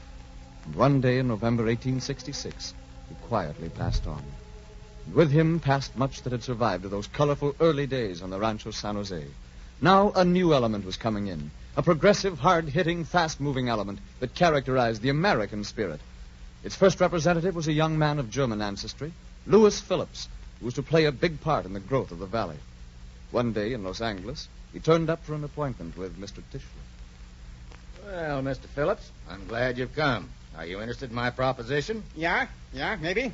You want me to run your ranch, San Jose, is that right? That's right. I'll pay you $100 a month and half the increase in cattle, sheep, and coals. You think I can run it right? Well, I'd trust you to run it just as well as I could myself. Tell me why you don't run it yourself. Well, you see, it isn't very healthy country for me, you understand. My health. Yeah, I see, I think. Well, I'm sure you'll like it. Yeah, I'm sure of it.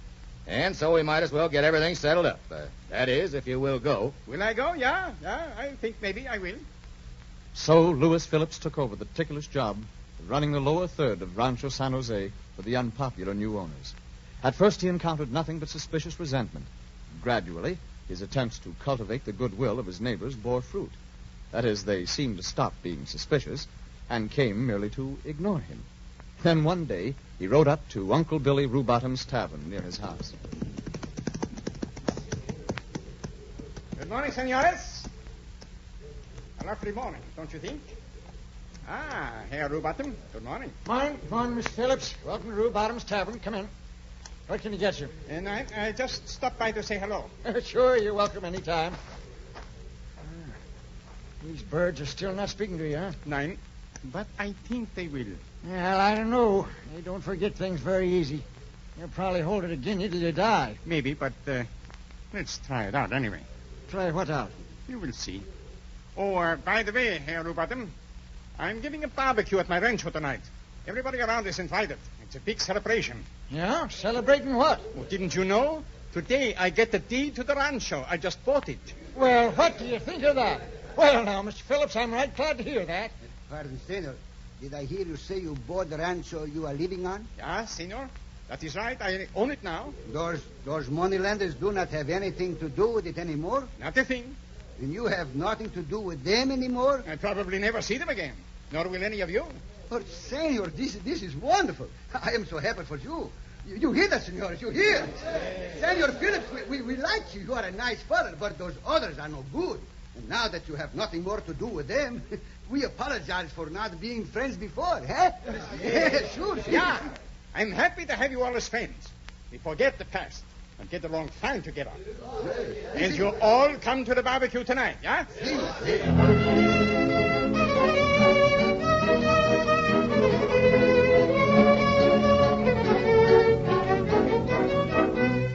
Lewis Phillips overcame the distrust of the rancheros and began to lead the march of progress which followed.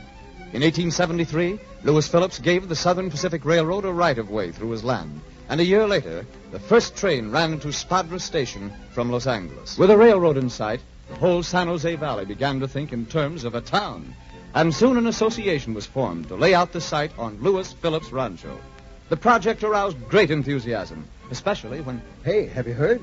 They're having a contest to pick the name of the new town. A free lot for the name they pick as the winner. Boy, am I going to get in on that. Can you think of a good one? How about Palomar? I like Phillips. San Jose. They are. Well, I don't know. I sort of like Pomona.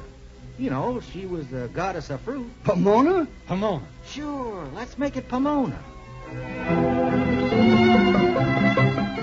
Pomona, goddess of fruit. An appropriate name for the center of a great fruit-growing area. The name won a free city lot for Solomon Gates, a nurseryman. And the new city to be became Pomona. Plans were rushed. Great campaigns of advertising swept over the Southland, promoting the new town. The trains ran excursions. The whole country turned out to see the opening auction on Washington's birthday, 1876.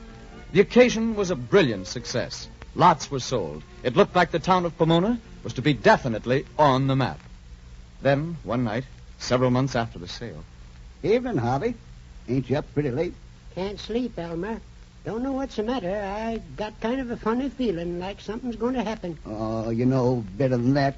Ain't nothing ever happens here, except the dark, and more people coming to live. Well, darn if I know what it is, but I got a feeling. Yeah. Trouble with you, it's just warm tonight in spite of the breeze. That's why you can't sleep. It is mighty warm, but... Say, do you smell smoke? Seems slightly I do. Probably imagination, though. And listen, don't you hear nothing? Sort of a crackling like? Say, I believe you're right. I wonder what, Harvey. Look here. The hotel, she's afire. Holy mackerel, she's burning like a bonfire. She'll go up in no time. And with that wind, it'll take the whole town. We gotta do something quick. Oh, Pomona would get wiped out. Fire!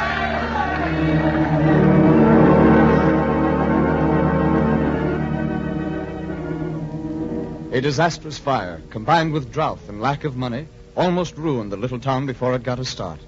But a few people stuck, and in 1887, when Pomona was incorporated, 3,500 people called it their home. There were schools, banks, churches, newspapers, factories, and hotels. Then came the great boom which raged through California, and the land which had once sheltered the herds of Don Ignacio Palomares and Don Ricardo Vejar now took its place in the great modern world of achievement. Today, many thousands of people live within the boundaries of Rancho San Jose, the people of Pomona, Claremont, San Dimas, Spadra, Cucamonga. They have built beautiful cities of streets and homes, founded colleges of distinction, raised crops and stock of superior quality.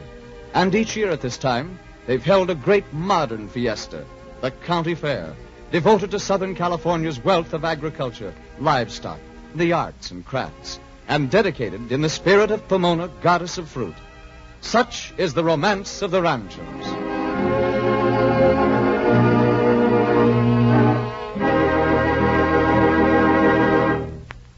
Frank Graham will be back in just a moment. But first, I want to say that it's the hope of the Title Insurance and Trust Company that hearing tonight the colorful story of Rancho San Jose will make your trip to the fair at Pomona through the beautiful valley so loved in Rancho days by the characters in tonight's drama even more interesting and significant than it would otherwise be.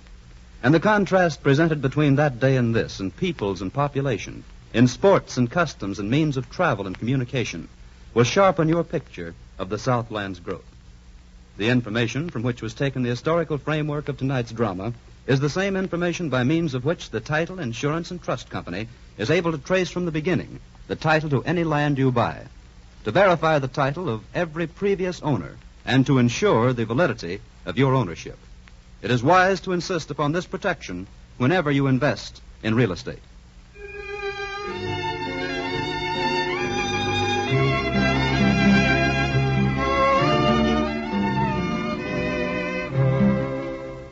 What's the story for next week, Frank?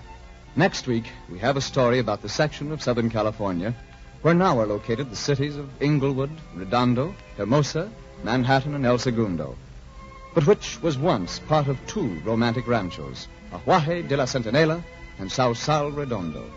But remember, next week, Romance of the Ranchos will come to you at a new time, Wednesday at 7:30 p.m. Be sure to listen, won't you?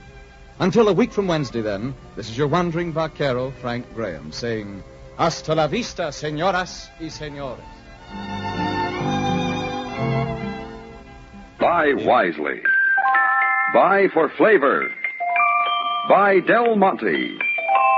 Del Monte, the brand you trust for flavor in so many good foods. Hojo Radio, we're your old-time radio headquarters. Stay tuned. We present My Favorite Husband, starring Lucille Ball with Richard Denning.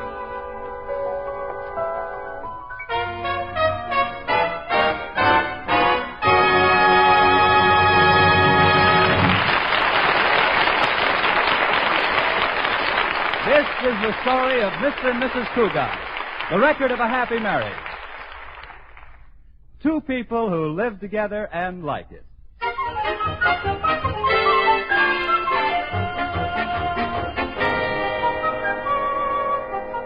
The comfortable front bedroom of the comfortable suburban home of the Cougats doesn't look very comfortable this morning. Articles of clothing are strewn about the floor and across the bed. George hurriedly plows through the debris getting dressed, while Liz tries to cram all of their things into 3 suitcases. Liz, dear, what's all this stuff you're packing? We're only spending the weekend at your mother's, not the whole summer. Well, I'm only taking the bare necessities. Slacks, sunsuit, a few dresses, shoes, cosmetics, hose, undies. Well, what have you packed for me? Your toothbrush and trunks. Is that all? I want you to get a good tan. Pack some clothes for me, Scatterbrain. I wish you were driving out to Mother's with me, George. No, it's impossible, darling. Can't miss my board meeting. I wonder what the surprise can be that Mother's been telling us about. I'm afraid to guess.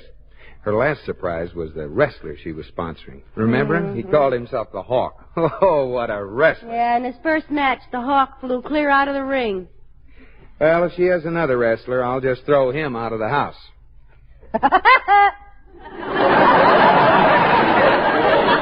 Woody? Evidently, you've never heard of Gorgeous George. You are gorgeous, George. Finish your packing. Where's my new bathing suit? I can't find it. Your new bathing suit? Well, maybe a moth had a spare second and ate it. Here it is, and it isn't that skimpy.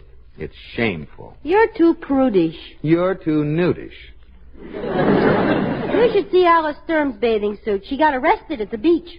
Must be pretty bad. Oh, it was. But they couldn't prosecute. Why not? No evidence. Which nightgown should I take? My canary yellow or my parrot green? What about your goose chartreuse? Well, gotta run now, honey. See you tonight. Drive carefully. George Cougat, don't you criticize my driving. I'm a good driver. Sure, honey. You've never driven up a telephone pole. Of course not. Anyway, not to the top. Ha ha, very funny. I read in a magazine that more accidents were caused by men than by women. Yeah? When did you read that? The other day while I was driving downtown.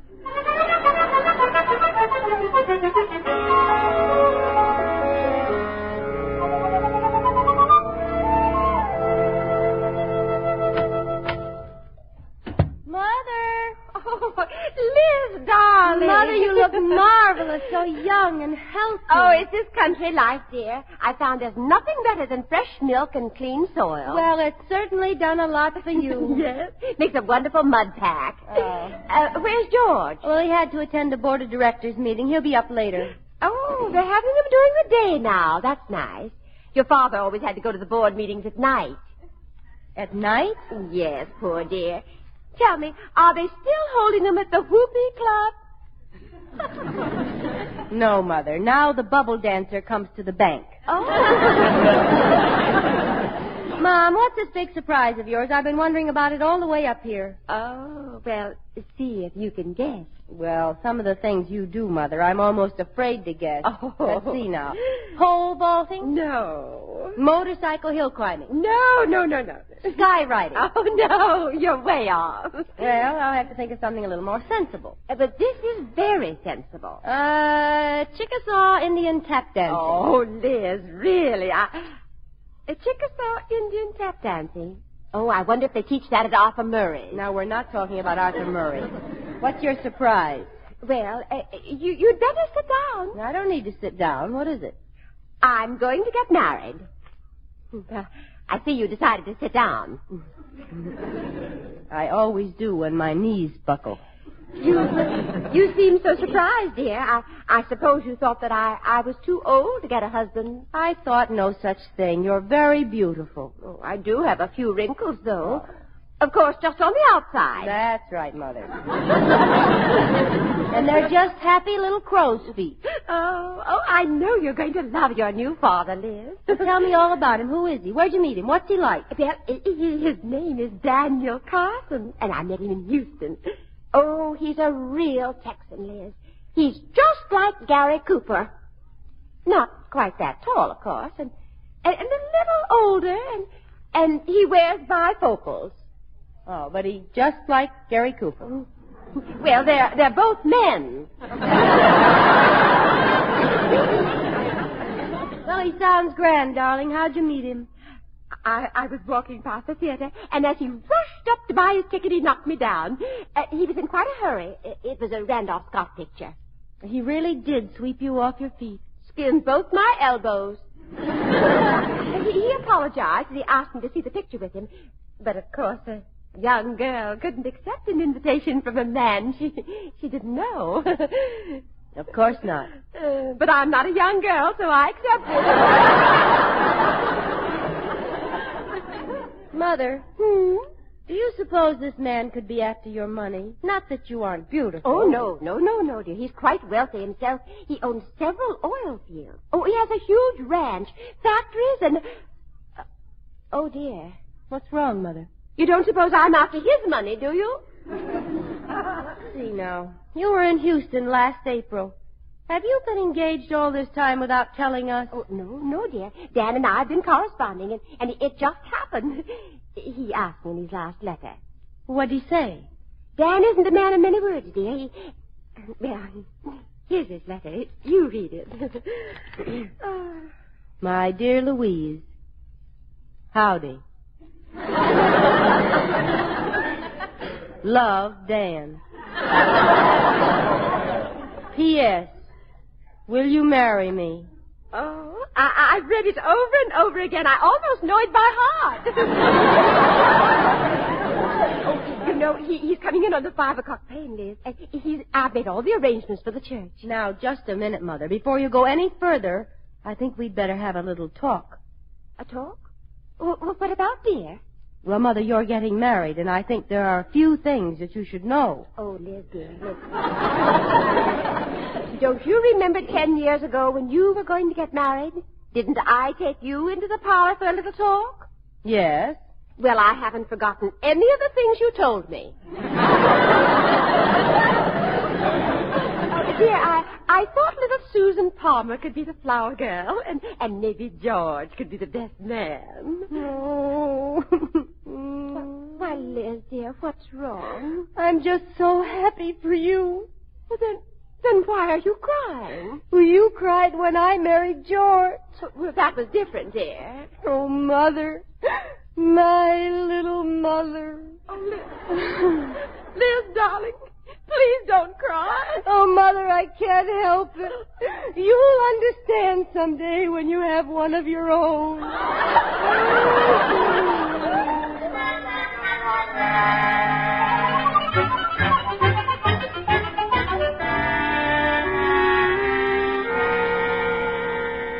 Liz. In here, George. Oh, hello, honey. Kiss. Come on, give me a kiss. Kiss. I want a kiss. Give me a kiss. What's the matter? I never board a train when it's moving. Well, it's standing in the station now, ready for refiring. Nut. Hmm. Okay, conductor? Mm-hmm. Steam's way up. Careful you don't burst your boiler. When there's any danger, the whistle blows. Kiss me again. Watch out, George. Can I carry your bags, ma'am?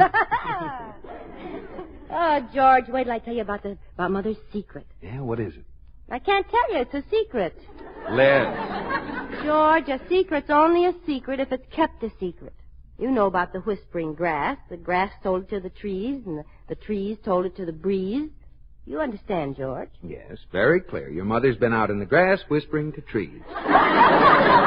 Just forget about it, darling. You'll find out. Better get dressed for dinner. Won't tell me, huh? Uh-uh. All right. You have your secrets. I have mine. I just thought of something. Oh, what are you laughing about? Nothing, but if you're going crazy, I want to go with you. I'm not going crazy, Liz. I was just thinking about the time I took Myra Ponsonby on the hayride. You've always wanted to hear what happened. You're not going to get me to tell you Mother's secret that way. No, of course not. Forget it, dear. You think you're pretty sly. Who cares what happened when you went on the hayride with Myra? What could happen on a hayride? You're just trying to arouse my curiosity, but it won't work. I've gone on hayrides, lots of hayrides. They were all in the spirit of good fun. We'd go down some dark, lonely country road, stop the wagon. Some of the couples would go blackberry picking. We'd just sit there in the hay and...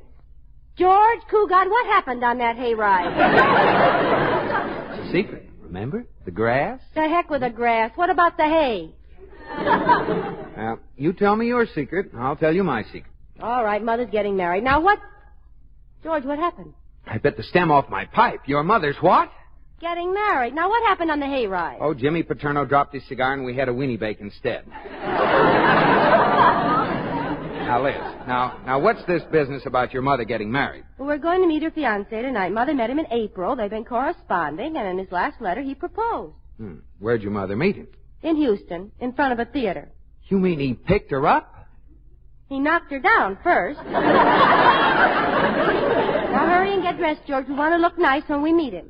All right, but I wish your mother had consulted me first. I might have refused his proposal. I should hope so. You're already married.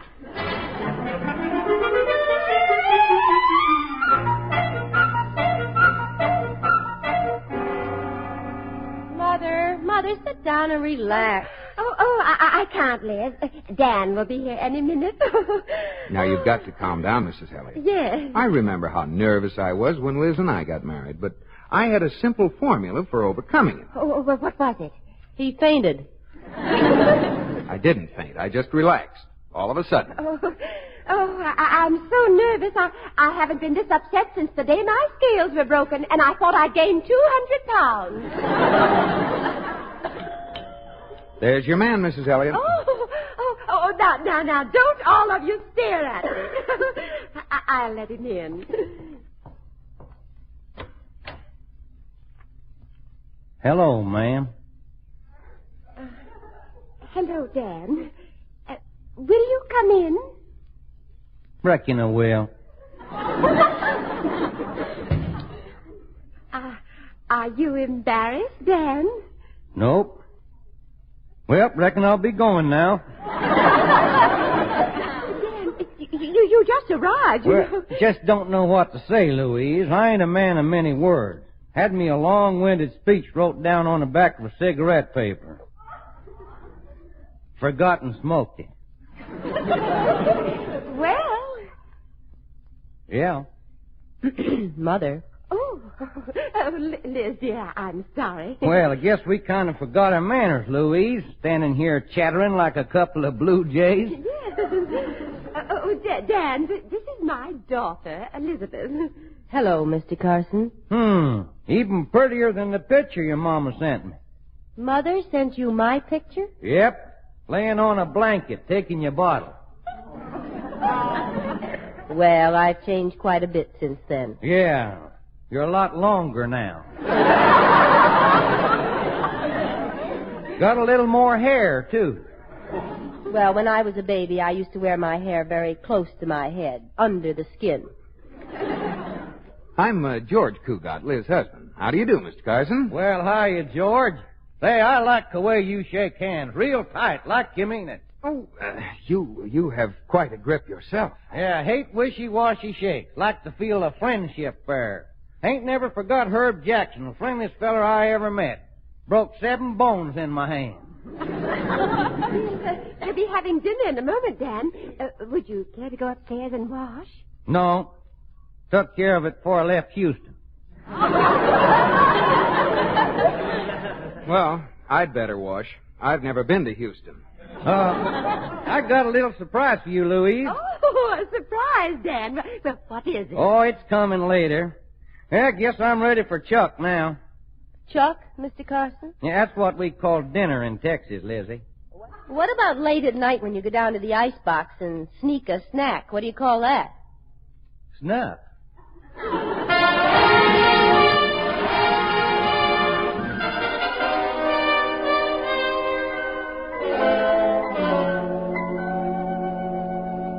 Enjoy your dinner, Mr. Carson? Oh, I reckon it did, George. It's mighty fine grub.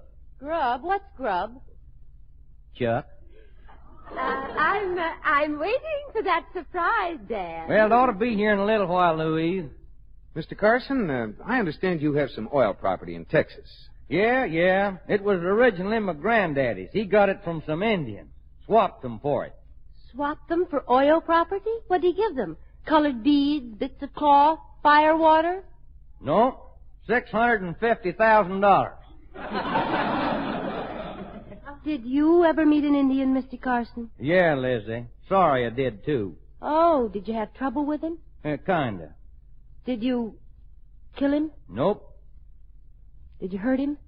Kinda. With a gun? Nope. Backed over him in a gas station. Mr. Carson, I understand along with your oil properties, you have quite a ranch, too. Oh, yeah. Got me a nice big ranch. Ain't it, Louise? It's really tremendous. What do you call your ranch, Mr. Carson? Dallas. What about my surprise, Dan? Well, it ought to be here any minute, Louise. Let's see. Well, this is sure going to be a fine wedding. A pretty bride. And you'll be a rather handsome groom yourself, Dan. Well, I went to a lot of trouble for the ceremony. Spent all day yesterday at the chiropractor's having my legs straightened out. You should have kept your pants on. They're still bow-legged. Tell me, do you have a horse, Mr. Carson? Oh, now there's something that I like to talk about. You bet I got me a horse. His name is Shotgun. Shotgun? Do you feed him or load him? Oh, he's a good old horse. Had him for 18 years. Showing his age a little. Graying around the tail. Oh, now that's nice. I think a gray tail makes a horse look distinguished. As I always say, an old horse is just as good as a new horse. I've never heard you say that, George. Well, you've never been around while I was talking to an old horse. Why don't we all go out on the porch? Oh, I reckon that's your surprise now, Louise. Excuse me. Oh, what do you suppose that silly boy's gotten me? Mother, you're holding that third finger out too conspicuously. Well, here's your surprise, Louise. Come on in, Slim. Greetings from Texas, everybody. Gee, ho. Slim's my old saddle buddy, Louise. He's going to be our best man. Oh? Dan, you old hornswoggle son of a rattlesnake. Slim, you old saddle sore mule buster. You old leather-eating coyote. You old thieving noose dodger. You old horn toad. You old siffy cat. You old prairie dog. You old...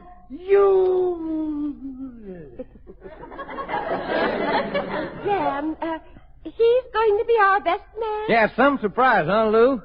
Slim, this year is Louise. So that's her.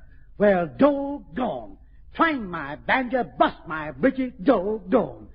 Gull dern, ding, dong, darn. Dan. Slim says he likes your figure, Lou. Oh, Mother's always had nice galderns. Oh, here's a little galdern something I brung you, Miss Lou, for when you and old Ding Dong Dan set up galdern housekeeping. Doggone. Thank you. Towels. How nice. Aren't they, Liz? Oh, yes. Look, George, a set. Hers and his'n. I'll be right back, Liz. I think we're going to need some smelling salts. I heard that. If you don't like my vapor, just open some windows. Doggone, Dan. Who's the strawberry rose? Oh, this is my daughter, Lizzie. God darn it, she's pretty. A ding-dong redhead, too. Makes me want to kick off my boots and jump smack dab barefoot into a doggone tub of sow belly. Bust my britches. Bust my britches. Bend over. Doggone, Dan, I just can't wait no longer. I got a darn surprise for you outside. Music for your wedding. Music, Dan? Yeah, just a minute. Oh, I mean, just a doggone minute. Oh, Slim, you brought the sons of the singing sagebrush. You are my sunshine, my only sunshine. You make me happy when skies are gray. You'll never know, dear, how much I love you. Please don't take my sunshine away. Whoa! Howdy, Clem. Dan, what did Slim say about music for our wedding? Oh, I know they ain't the best, Miss Lou, but Spade Cooley weren't available. Oh, there ain't no finer music in the sons of the singing sagebrush. Sing some of that there wedding music for 'em, sons. I'm a-heading for the last roundup. Whoa, horse, make up your mind. Dan! Son! Mr. Carson, have you ever thought that Mrs. Elliott may have other plans for the music at her wedding? Lou? Why, Lou is loco about the sons, ain't you, Lou? Well, Dan, they were all right when we went to the barn dance in San Antone, but I had planned on other music for the wedding, and I more or less thought that George could be the best man. Oh, I'm being the best man. Who's George? I'm George. Now, look at here, George. Shoot him, Slim. George is going to be the best man, aren't you, George? I say I'm going to be the best man. What do you say, George? Well, Liz, I think Slim really has his heart set on it. Is this going to be a wedding, or is this going to be a wedding? That's a very good question. Well, let me hear some more of that wedding music, son. Oh, promise me that someday you and I will take our love together to some sky. Wahoo! Son! Oh, shut up! Shoot him, Slim! Shotgun sure would love this. George, where are those smelling salts?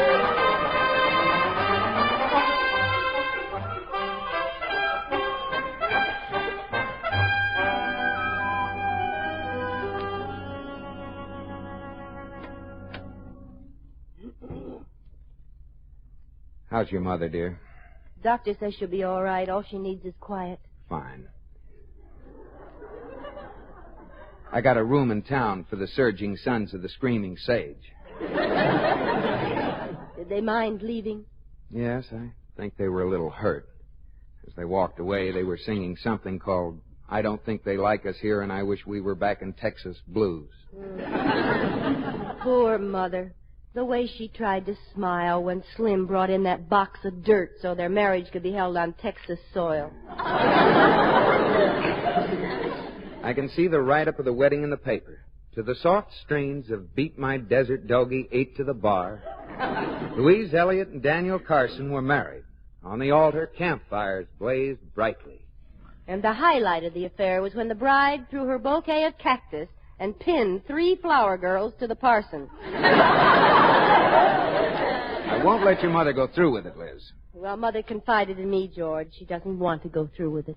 She doesn't? No. But unless Mr. Carson leaves, she'll have to marry him. Oh, fine. Well, what could possibly make Mr. Carson leave? Who is it? It's me. It's Dan.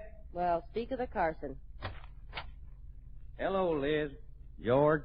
Why, Mr. Carson, you look so sad. Well, I can't help it, Lizzie. It's a terrible thing that's happened. Terrible thing. Oh, Mother's going to be all right, Mr. Carson. Don't worry. It ain't your mother. Shotgun's down with a hoof and mouth disease. Shotgun? You're more worried about your horse than Mrs. Elliott? Well, I reckon I'd be pretty worried about her, too, if she had hoof and mouth disease. Poor old Shotgun. I just got a phone call about him from a Western Union office. I got to go to Shotgun. You aren't leaving? Yeah, reckon so. But I'll always remember Louise. I'm gonna keep the picture I got of her. And I'd be obliged if she'd keep my box of dirt. Well, I'm sure she will, Mr. Carson. Well, goodbye, Liz. Bye, George. Goodbye, Mr. Carson. Don't bother to shake. I'll just slam the door on my hand. Goodbye, and I hope Shotgun gets his hoof out of his mouth.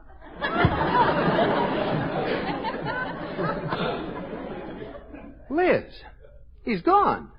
And Mother has a box of dirt. What'll she do with it? Oh, it'll make nice Christmas presents for people who don't have dirt. Darling, he's gone, but let's not make light of it. He was a nice old guy.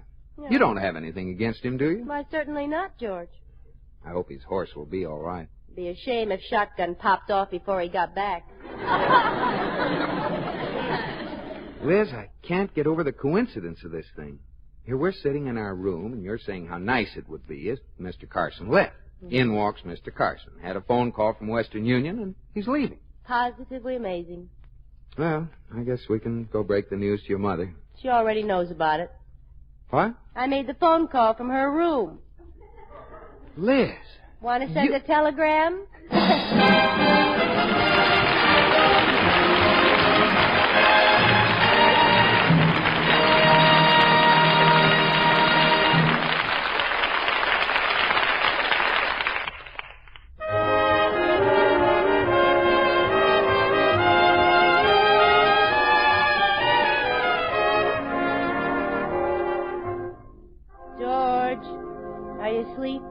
No, dear. I can't sleep.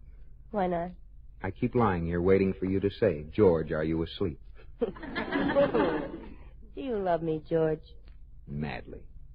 Would you swim oceans to be at my side? I'd swim oceans to be at your side. Would you climb mountains to be at my side? I'd climb mountains to be at your side. Would you get up and get me a glass of water? No.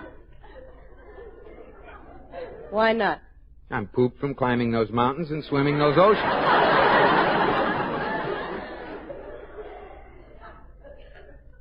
Please get me a glass of water, George. All right. What smells so good? I left the top off my taboo. I thought it was night-blooming jasmine. Why does jasmine only bloom at night? Oh, they have a very strong union. I love you, George. I love you, too. Remember, I want cold water. That's the left faucet. Yes, Liz, the left faucet. Oh, George, I've changed my mind. I'd like a Coke instead. Okay. Which faucet is the Coke? Oh, never mind. You'd have to go downstairs. I don't want you to leave me. I'll take water. Here you are, darling. Thanks, little cuddle puddle. You're welcome, little drip. Good night, honey. Good night, dear. What's the matter, Liz? You got a feather leak in your pillow? No. I was just thinking that I'm pretty clever. Today I figured out a way to make someone not marry someone. And if I wanted to, I could scheme a way to make someone marry someone. You really think you could? Mm-hmm. I did it once. You schemed a way to make someone marry someone? Yes. Who? Good night, George.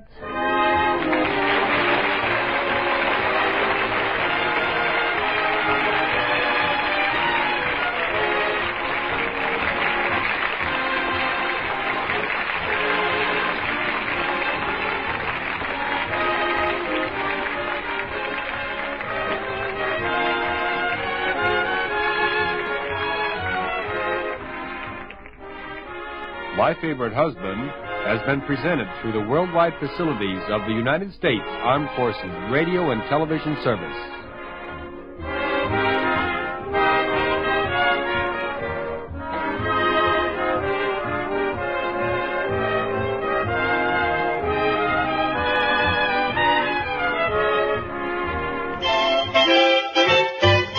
Life is swell when you keep well. That's why Post 40% Bran Flakes have become America's largest selling Bran Flakes. Every 1 ounce serving of Post 40% Bran Flakes provides bran to help prevent irregularity due to lack of bulk in the diet. They're so delicious tasting and so good for you, too.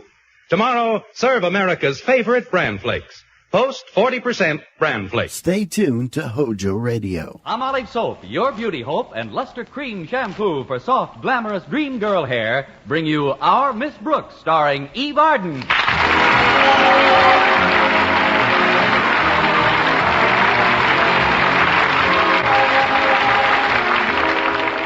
Our Miss Brooks teaches English at Madison High, but one of her favorite subjects at school is biology. Or to be completely honest about it, biology teacher Philip Boynton. He's tall, dark, handsome, and painfully timid. But Connie Brooks is still hopeful. In her own words, I'm still hopeful that he'll look up from his experiments one day and decide that I compare favorably with some of his higher-type frogs. Somehow I feel that if I could just be alone with him a few hours, he wouldn't mind my not being wart green. It looked like last Saturday was going to be the day. I was thinking about my plans when my landlady, Mrs. Margaret Davis, obeyed my instructions to wake me at 8:30. Connie, wake up, Connie. It's 8:30. Oh, come in, Mrs. Davis. Good morning, Connie. How did you sleep? Pretty well, Mrs. Davis. How about you? Well, I wasn't going to mention it, but now that you ask, my insomnia's got me a little worried. You see, for the past 3 nights, I've gone to bed at 9:30 and slept right through the night. Well, what's wrong with that? I missed the sleeping pill I'm supposed to take at 10. But I guess I'll be all right. Tell me, Connie, why did you leave me a note to wake you? What happened to your alarm clock? Oh, it met with an accident yesterday morning. What kind of an accident? I threw it in the bathtub and stamped on it. Thanks for getting me up, though. I've got to be down at Carney's repair shop at 10. That's when they promised my car would be ready. Oh, goodness, it's about time. How long has your car been in that repair shop, Connie? Off and on, about 12 weeks. How long have you had your car? Off and on, about 12 weeks. I hope it holds together today. I'm driving Mr. Boynton to the football game with Clay City High. Madison didn't play them last year, did it? No, this is the first time. They say Clay City's an awfully nice little town. It's about 60 miles from here, I understand. 55 as the crow flies. You ought to make it in a couple of hours, easy. Well, I'd better allow 3. My car makes about the same time a crow does on the ground. Well, hurry and get dressed, Connie. I've got a surprise recipe for your breakfast. I hope it's not as surprising as the last one, Mrs. Davis. Blubber burgers fried in deep seal fat. I'm afraid I haven't time for breakfast today. I'll just have a glass of milk. Well, don't you even want to know what the surprise consists of? Oh, no, thank you. Well, I'll save it for you till tomorrow. It'll keep fine, although a little penicillin may form on the mold. Probably do it a world of good. Well, I have to be running along now, Mrs. Davis. I've got to get my car, pick up Mr. Boynton, and then it's off to Clay City. Just think, we'll be alone together for 55 whole miles. Oh, wonderful, Connie. I hope Madison runs up a big score. Me too, but I'm more concerned about scoring with Mr. Boynton.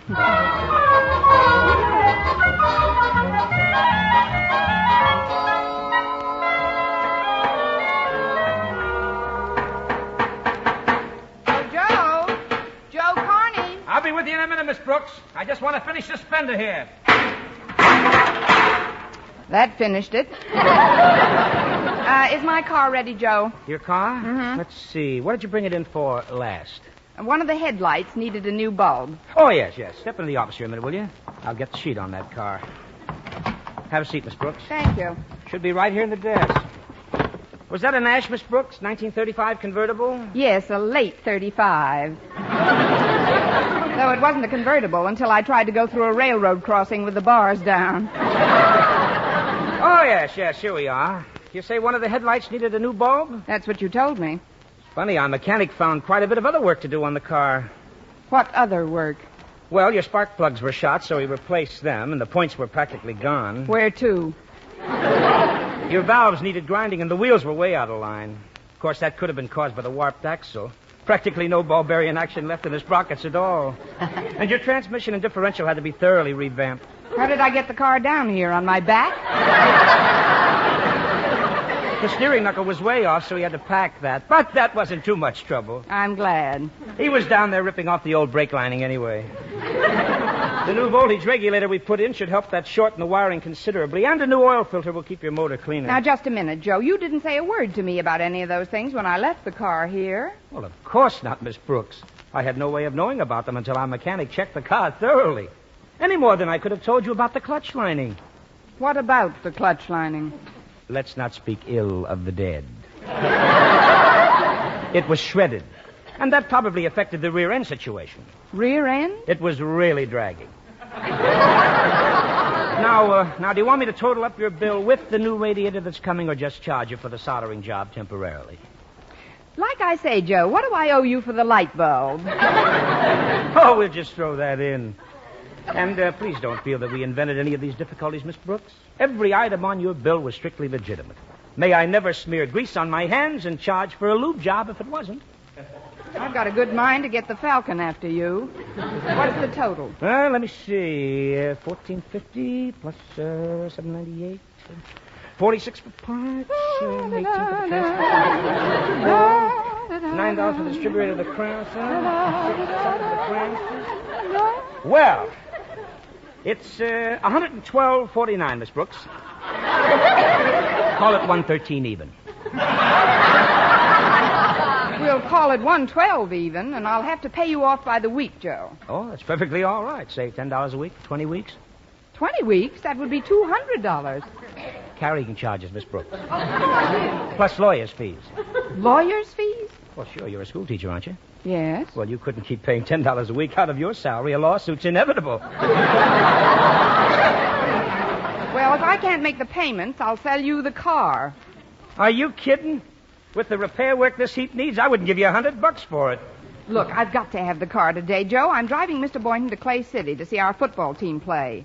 Now, what would it cost me if you put back the shredded clutch lining and the gone points? Well, never mind. Never mind that, Miss Brooks. How much cash have you got on you?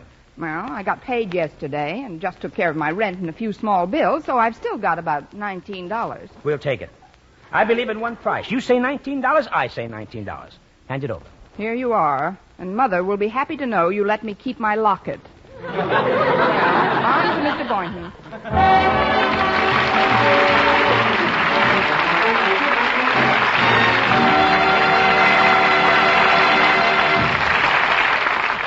Our Miss Brooks, starring Eve Arden, will continue in just a moment. But first, here is Vern Smith with an important announcement.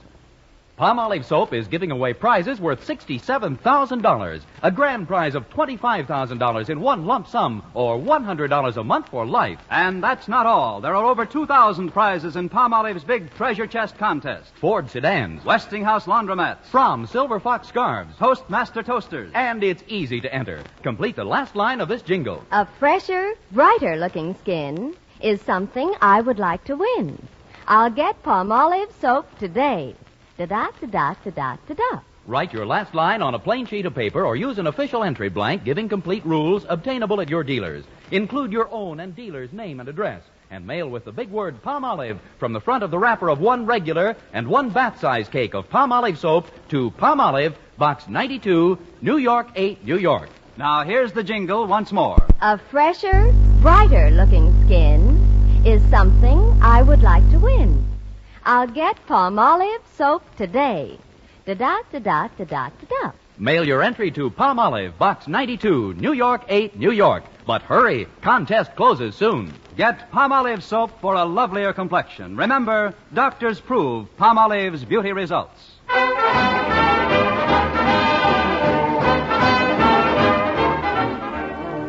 Well, I finally got to Mr. Boynton's apartment house to take him to the football game. He was standing in front of the door holding a big box with a cellophane top, the kind you put an orchid corsage into. I said, "Mr. Boynton, you shouldn't have bought me flowers." His answer was typical of the man. With a modest smile, he hung his head, blushed, and said, I didn't. Oh. Well, then what's in that box? MacDougal. He's a wee one, isn't he? MacDougal's a bullfrog, Miss Brooks. I took him home from the laboratory yesterday. I don't like the sound of his voice. It's kind of raspy. Maybe he's got a man in his throat. Are you taking him with us to the football game? Oh, I'm afraid I'll have to. You see, his neck's pretty sore, and I put a compress on it. Wouldn't want him to scratch it off. He should have had his tonsils out long ago. Maybe his folks couldn't afford it. Well, get in, Mr. Boynton, and put MacDougal in the back. Oh, I'd rather not, Miss Brooks. Let's keep him up here in front, between us. Goody. I've always wanted to go to a football game with a bullfrog. Well, are you all set, Mr. Boynton? All set, Miss Brooks. Then we're off to Clay City. It's a beautiful day for football, isn't it? Oh, yes, it is. Do you like football, Mr. Boynton? Well, frankly, Miss Brooks, I haven't seen many games. Oh, that's a shame. We teachers should set an example in school spirit for the student body. That's why I'm going today. That's one reason, anyway. I beg your pardon? I said I think we should show more interest in school events. Oh, I agree, Miss Brooks. Who's pitching for us today? Well, we tried to get Satchel Paige, but he's tied up. Of course, we have some good backfield men pitching passes. That's what you meant, isn't it? Oh, I guess so. I'm afraid you'll have to explain quite a bit of the rules, Miss Brooks. Oh, you'll get on to it, Mr. Boynton. Meanwhile, we've got 55 miles to travel together. Just you and I. I was hoping you'd feel that way about it. That was MacDougal. Now, quiet, Mac. I want you to rest your throat. Yes, do that, Mac. Now, where was I? You were saying we've got 55 miles to drive together. That's right. Just the three of us. A man, a girl, a bullfrog. Well, we'll have fun anyway. I know a wonderful little restaurant en route where we can stop for lunch. It's called the Blue Goose Cafe. Oh, fine. Look, Miss Brooks, isn't that one of our students pushing that car across the street? Oh, yes, that's Walter Denton. Maybe we can give him a hand. Hello, Walter. Oh, hello, Miss Brooks. How do, Mr. Boynton? Oh, hello, Walter. Something go wrong with your car? Oh, nothing unusual. It just won't go. I think my clutch lining is gone. Oh, well, take a little of mine, Walter. I've got a new batch. Gee, of all times to fizzle out on me. I had my heart set on going to the Clay City football game today. Well, why don't you come along with us? What do you say, Miss Brooks? With us? Well, I'm sure Walter would rather get there under his own power. Maybe we ought to try and get his car started. Oh, it's no use, Miss Brooks. It won't go. I know this car like the back of my hand. And the back of me hand to you. Well, it isn't that you're not welcome to come with us, Walter. I know. Why don't we tow you in your car? Tow me? Well, I don't understand the point of that, Miss Brooks. You wouldn't. I haven't got any tow rope anyway, Miss Brooks. Well, maybe we could push you in your car. You know, bumper to bumper and shove. Then when we got to a nice downgrade, whee! Like our Walter. Oh, you're kidding me, Miss Brooks. Yeah. I'll sit in the back here. You and Mr. Boynton won't even know we're in the car. All right, Walter, hop in. I wouldn't want you to miss the game. Well, here goes, off to Clay. Did you say we're in the car? Sure, I've got a date with Harriet Conklin. She's a real football bug. Bug? Don't get excited, Mac. It's just an expression. She'll be waiting in front of her house, Miss Brooks. It's just a mile or two out of your way. Naturally. But we'd better hurry if we want to have some lunch before the game. Hang on. Turn right at this corner, Miss Brooks. You better slow down for it. Look out for that milk wagon. Boy, that was close. Oh, are you still in the car, Walter?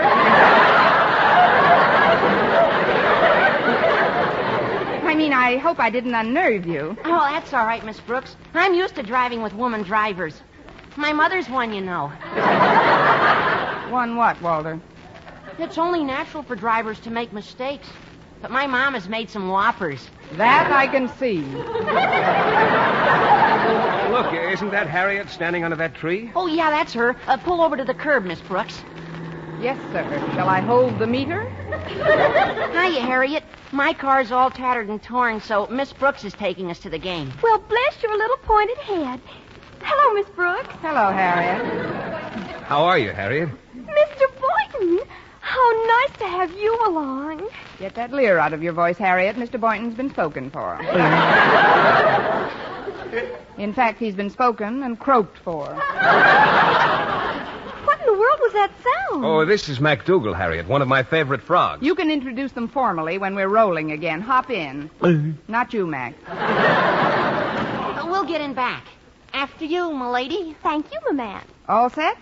Well, we're off for Clay City. Oh, don't start yet, Miss Brooks. Daddy's coming down off the porch. Hi, Daddy. Hello, everyone. Oh, hello, Mr. Conklin. Bye, Mr. Conklin. That is, how do you do, sir? How's Madison's favorite principal today? At ease.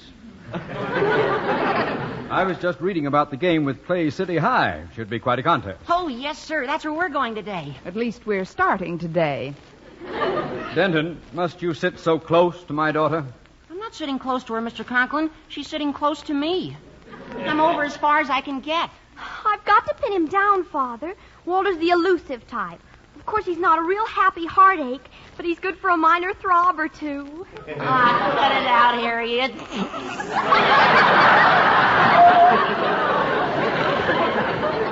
Oh, stop those nonsensical noises.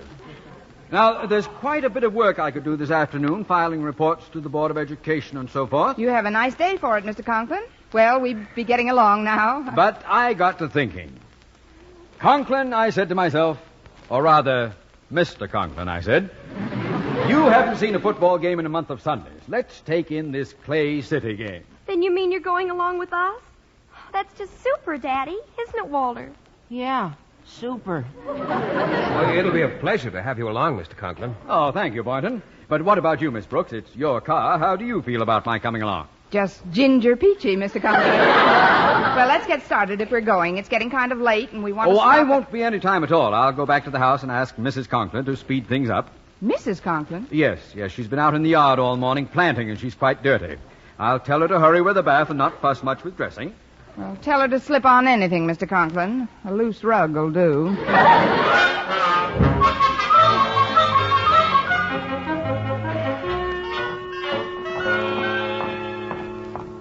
Well, here we are. Sorry to keep you waiting. Hello, Miss Brooks, Mr. Boynton. Hello, Mrs. Conklin. How are you, ma'am? Walter's here, too. Hello, Walter. Hi, Mrs. Conklin. Where do you want to sit? Well, I think that you two should be separated. So, Martha, if you'll just sit between Walter and Harriet, I'll sit up front between Miss Brooks and Mr. Boynton. Fine. Now, if we can only get somebody to sit between MacDougal. I'd better hold him on my lap. There we go, Mac. Pity he doesn't drive. We could change places. Everybody ready? We're all set, Miss Brooks. Do you know the road? Well, not offhand, Mr. Conklin, but I've got some maps in my glove compartment. Well, I'd better get them out then, Miss Brooks. Should be a very simple matter getting to Clay City. Let's see here. Route 68 into 44, then west. No, it's east, I guess it is, on 106.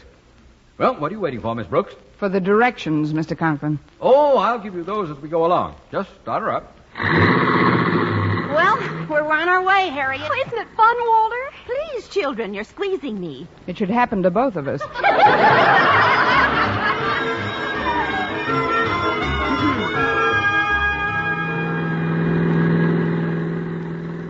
Miss Brooks, do you mind turning your radio on? I understand there's going to be a new clue on Sing It Again. All right, Harriet. Gee, the prizes are up to $26,000. And here, folks, is your new Sing It Again clue. The phantom voice is no Ziegfeld girl, but a Ziegfeld guy gave her a whirl. Thank you. The $26,000 will come in handy. Who do you think the phantom voice is, Miss Brooks? Well, if I knew the answer to that, Harriet, I'd be able to walk right up to your father and say... Yes, Miss Brooks? Hello, Mr. Conklin.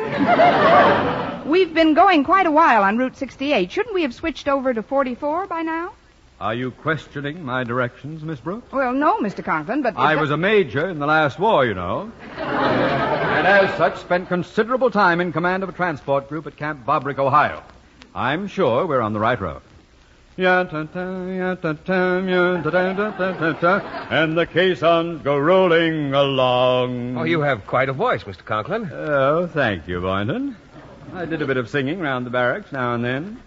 Yum tum tum tum tum tum tum tum tum. Oh, that's very cute, Mr. Conklin.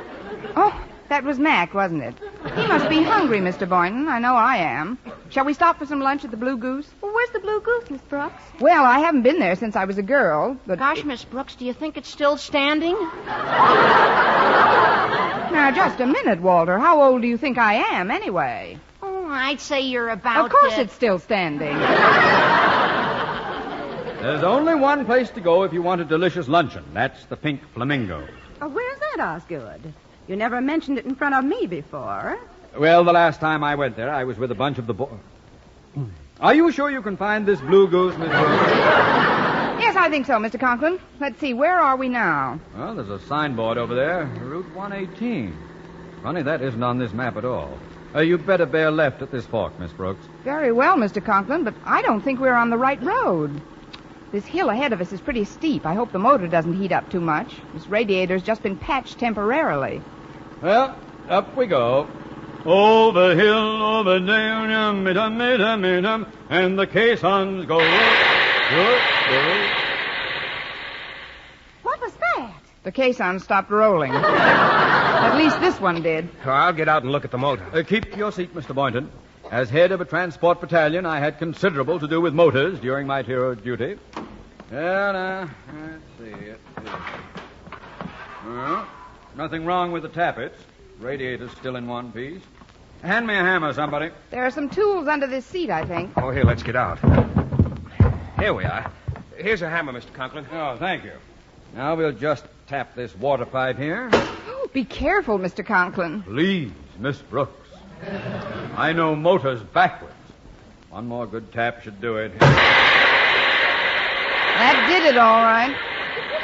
Well, let's get out and push, folks. We're off to the nearest garage.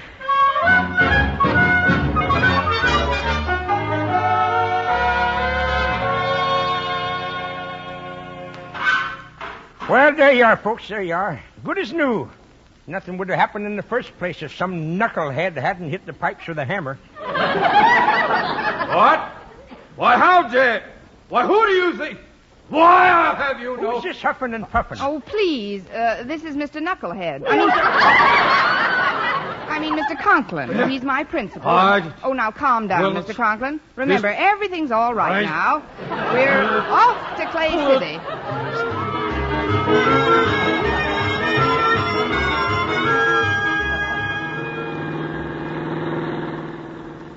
Where do you figure we are now, Miss Brooks? Well, I think according to my calculations, we've been traveling due east on Route 94 for 1 hour and 10 minutes at an approximate mean speed of 40 miles per hour. Any tailwind, Mr. Conklin? Oh, look, we're coming into a town. Of course we're coming to a town. It's just as I figured. This is it. Miss Brooks, ask that pedestrian where the stadium is. What pedestrian? Hey, look where you're driving! Oh, that pedestrian. Pardon me. Could you tell us where the Clay City Stadium is? Well, I can't be positive, but my guess would be Clay City. Isn't this Clay City? No, this is Boonville. If you'd be kind enough to give me a lift home, though, I could show you where Clay City is. I live just a few miles from there in Flagton. Well, there really isn't much room. We've got 3 in front and 3 in back now. Well, it's not much of a ride from here. Perhaps I could sit on this gentleman's lap. What? Sit on my lap? Oh, better take him, dear. We've only got a short time if we want to see the kickoff. Oh, very well. Come on. I hope I'm not too heavy. Sorry, I'll change my position.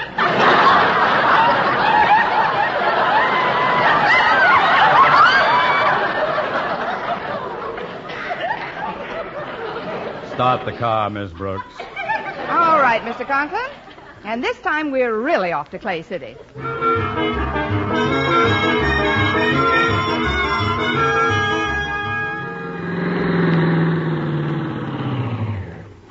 Yeah, thanks a lot for the lift. You're welcome. Now, how do we get to Clay City from here? Oh, that's 29 miles back down the road. We passed through it on the way. What? Why, you... Yes, so long. You, 29 miles back! Why, that... We could have been... He said that it was only... Daddy, remember your blood pressure. His ears get awful red, don't they? Now, see here, everybody. We've got to organize this expedition. There's been no unity of command, that's the trouble. Everybody's talking at once. Oh. Shut that toad up, Boynton. He's not a toad, Mr. Conklin. McDougal's a frog. A giant bullfrog with tonsils. Quiet, Miss Brooks. Now turn this car around and go that way, and don't stop going that way until I tell you to. Off to Clay City.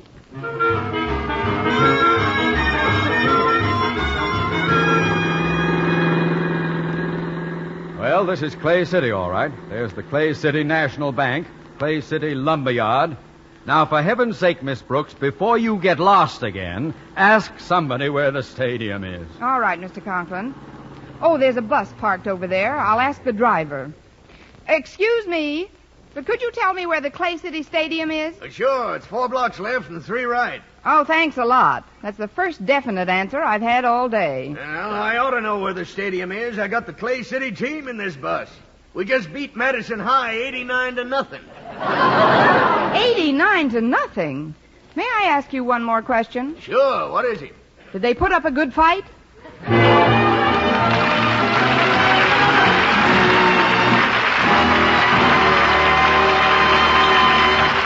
Eve Arden as our Miss Brooks returns in just a moment. But first, Dream girl, beautiful luster cream girl. Tonight, show him how much lovelier your hair can look after a Luster Cream shampoo. Only Luster Cream brings you Kay Dumont's magic formula blend of secret ingredients plus gentle lanolin. Gives loveliness lather even in hardest water. Glamorizes your hair as you wash it. Luster Cream, not a soap, not a liquid, but a dainty cream shampoo, leaves hair fragrantly clean, free of loose dandruff, glistening with sheen, soft, manageable, gives new beauty to all hairdos or permanents. 4-ounce jar, $1. Smaller sizes, either tubes or jars. Tonight, try Luster Cream shampoo and be a Dream girl, beautiful luster cream girl. You owe your crowning glory to a luster cream shampoo. and now, once again, here is our Miss Brooks. Well, the trip back from Clay City was uneventful. I dropped Walter and the Conklins at their house instead of on their heads. And though I missed the football game, the rest of my plans worked out pretty well. Mr. Boynton asked me to dinner, and without Mr. Conklin in the car, we had no trouble finding the Blue Goose Cafe. Dinner was delightful. The orchestra was playing softly, and Mr. Boynton turned to me and said, That's my favorite tune, Miss Brooks. Would you care to dance? Sorry, Mr. Boynton, but I promised this one to Mac.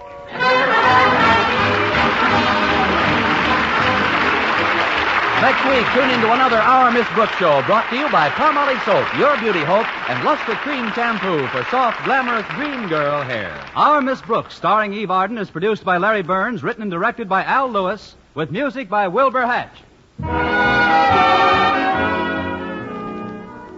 Dentists know what cleans teeth best, and over 4,000 dentists say Colgate Tooth Powder with a 2-minute routine gets teeth sparkling and super clean. So to remove dull film and get your teeth shining clean, just brush teeth 2 minutes morning and night with Colgate Tooth Powder. Brush inside, outside, and biting surfaces. Always brush away from the gums. See how quickly this gets teeth naturally bright.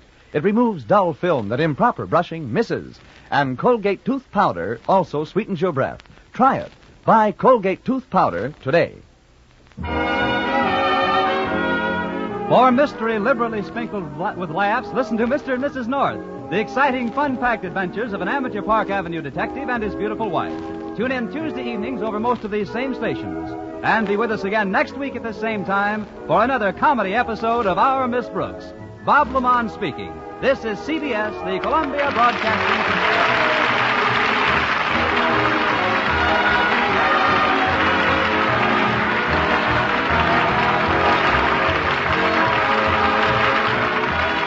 The all-star lineup of new 1952 Buicks goes on display at your Buick dealers.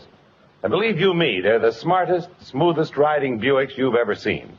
With new surprise features you thought years away. So don't miss the fun. Bring the whole family to see the advanced new Roadmasters, the exciting new Supers, and the brilliant new Specials that combine big car luxury with economy price. Yes, don't miss the new 1952 Buicks at your Buick dealers tomorrow. Keep it tuned right here to Hojo Radio for more classic old-time radio. Woodbury Facial Soap, the beauty soap for the skin you love to touch. You're lovely, never change. Keep that breathless charm.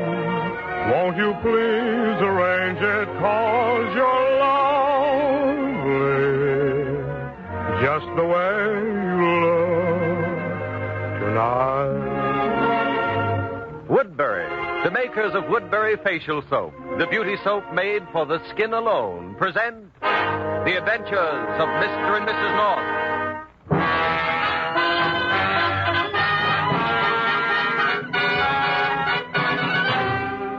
Pam feels like going to the movies because she decided that Jerry's been working too hard and needs an evening of relaxation. Well, that's all right with Jerry because he feels like going to the movies, too. But he'd like to know what they're going to see. So as he and Pam walk toward the neighborhood theater, he asks her, "What picture are we going to see, Pam?" Oh, I forget the name of it, darling, but I know you'll like it. It has, what's her name in it? And I like her, huh? Oh, you know who I mean. She was in that picture with, Jerry, that tall, dark-haired fellow. There are a lot of tall, dark-haired fellows in the movies, darling. No, but this one, he was... I know. He played in the picture with what's her name? That's right. Oh, what is his name, Jerry? I haven't the slightest idea. Well, I see I'm not the only one who forgets names. And you always say that I never can remember. Oh, that reminds me, Jerry, I forgot to tell you. That fellow phoned today. What fellow? I don't remember his name, darling, but I wrote it down. And his phone number, too. Well, who is he? What do you want? Oh, you know, that author. Darling, I know lots of authors. I'm a publisher, remember? Well, this one's from out of town. Ohio or someplace. Eugene Lawrence? Yes, that's it. Eugene Lawrence. Is he in town? Yes, but he'll be leaving tomorrow. But, Pam, I want to see him. Where'd you say he's staying? I didn't. I don't remember, Jerry. But I wrote it down. Well, I'll go back to the apartment. I want to call him. You go on to the show. But, Jerry... Darling, this is important. It's business. I'm publishing his book, and there are certain points we've been discussing through the mail that I'd like to talk over in person. Now, where did you write his phone number? On a folder. Folder? Yes, dear. It's right next to the telephone. What kind of a folder? A match folder. You can't miss it, dear. It's orange and I remember. black. It has the name of that awful nightclub you lured me into going to the other night. Mm-hmm, that's right. But why do you have to take messages on match folders? Well, it was right there next to the telephone. Couldn't you use the pad? No, dear. Why? It was in the kitchen. What was the telephone pad doing in the kitchen? The kitchen table wobbles, Jerry. Oh. I still don't see what you're making such a fuss about. I threw the folder away. Oh. When? Just now, a few minutes ago, somewhere between here and the apartment. Come on, let's retrace our steps and see if we can find it. All right. Jerry, are you sure it's not in your pocket? Positive. There was only one match left, and I used it. I remember distinctly because I was so pleased with myself for lighting the cigarette on a single match with the wind blowing. Well, then you should remember where. Darling, I don't make it a point to notice my surroundings every time I stop to light a cigarette. Oh, wait a minute. What's that? A chewing gum wrapper. You know, Jerry, I don't think you're fair. You threw the match folder away, and then you blame me. Of course I threw it away. It was empty. How was I to know there was anything written on it? Well, I don't see why you have to be so mean about it. Oh, I'm sorry, darling. It's just that I'm anxious to talk to Lawrence. I won't say anything more about it. But let's try to find the folder. Oh, well, there's a pile of rubbish, Jerry. Maybe it's in there. Well, let's see. No, that's not it. Maybe under here. You know, if you could only remember the name of his hotel, try and think.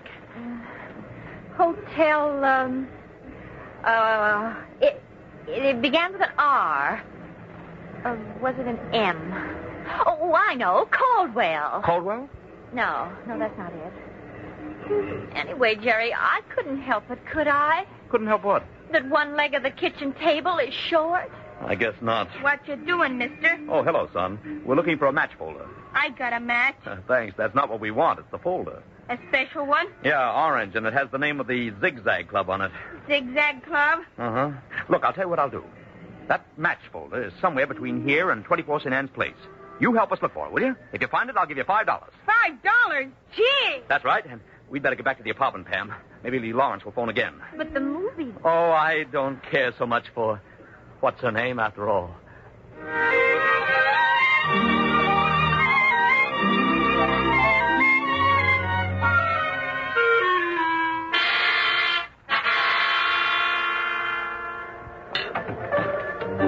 Good evening, Axel. Nice evening. Beautiful evening.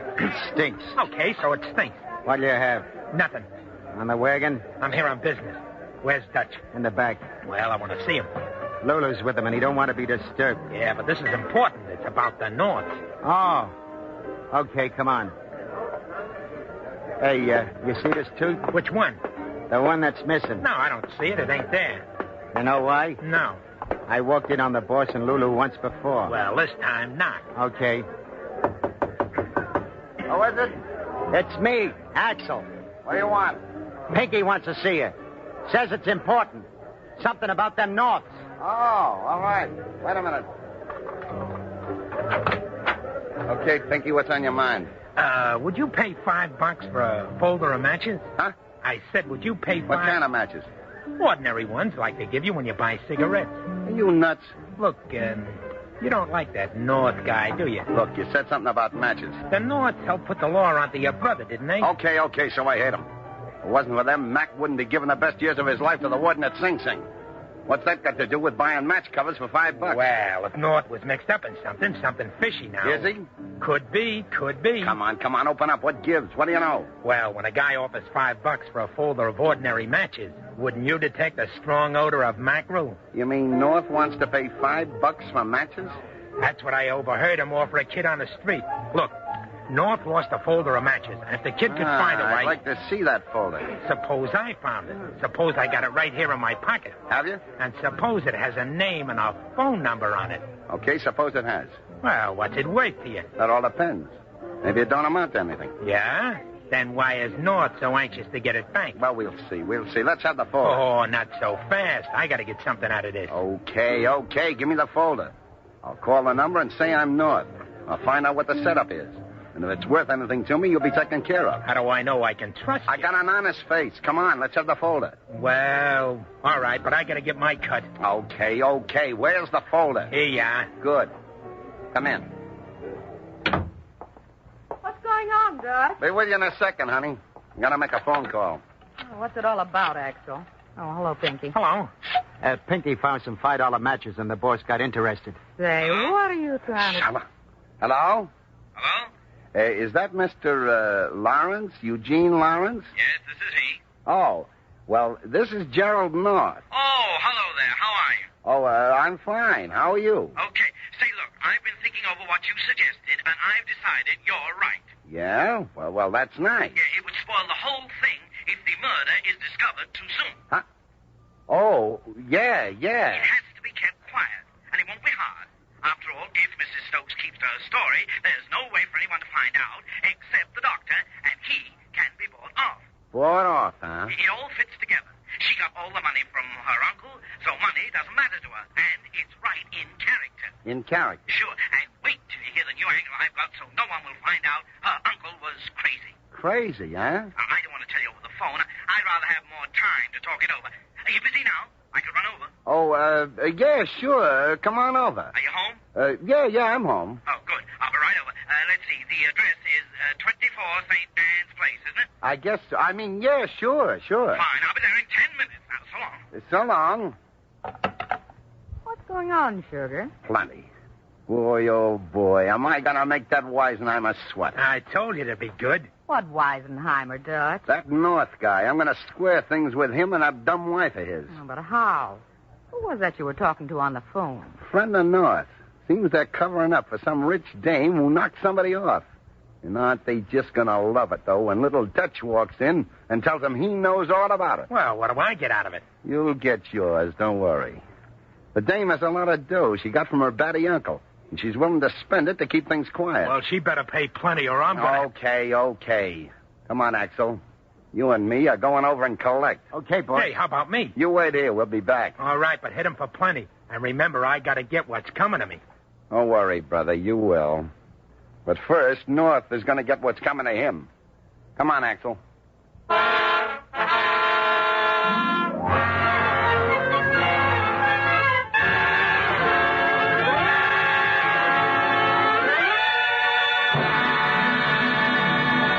We'll be back with the Woodbury Facial Soap program and Mr. and Mrs. North in a minute. But first, this is Ben Grauer for Woodbury Facial Soap, the beauty soap made for the skin alone. When a man says he likes you to look natural, ladies, you know what he means. He wants you to look naturally lovely. And that's why those smart young beauties, the marrying Woodbury Debs, never miss their Woodbury Facial cocktail. One of the most glamorous Woodbury Debs to marry recently is pretty Joanne Newcomb of California. She's now Mrs. Guy Price, Jr. Her complexion is velvet smooth and clear. And if you could ask her about skin care, she'd tell you... He loves me with that fresh, natural look my Woodbury facial cocktail gives. So I pat Woodbury lather into my skin till it glows, then rinse twice, first with hot water and then with cold. How does it happen that so many popular girls trust their complexions to no soap but Woodbury? Because Woodbury Facial Soap is made for the sole purpose of keeping skin lovely by skin scientists who know the nature of fine-textured skin and how to care for it. They put into Woodbury Facial Soap only the purest beauty oils, plus a special costly ingredient for extra mildness. Naturally, your skin is softer, smoother, clearer after a Woodbury Facial cocktail. So ask for Woodbury Facial Soap and follow the marrying Woodbury Debs to romance.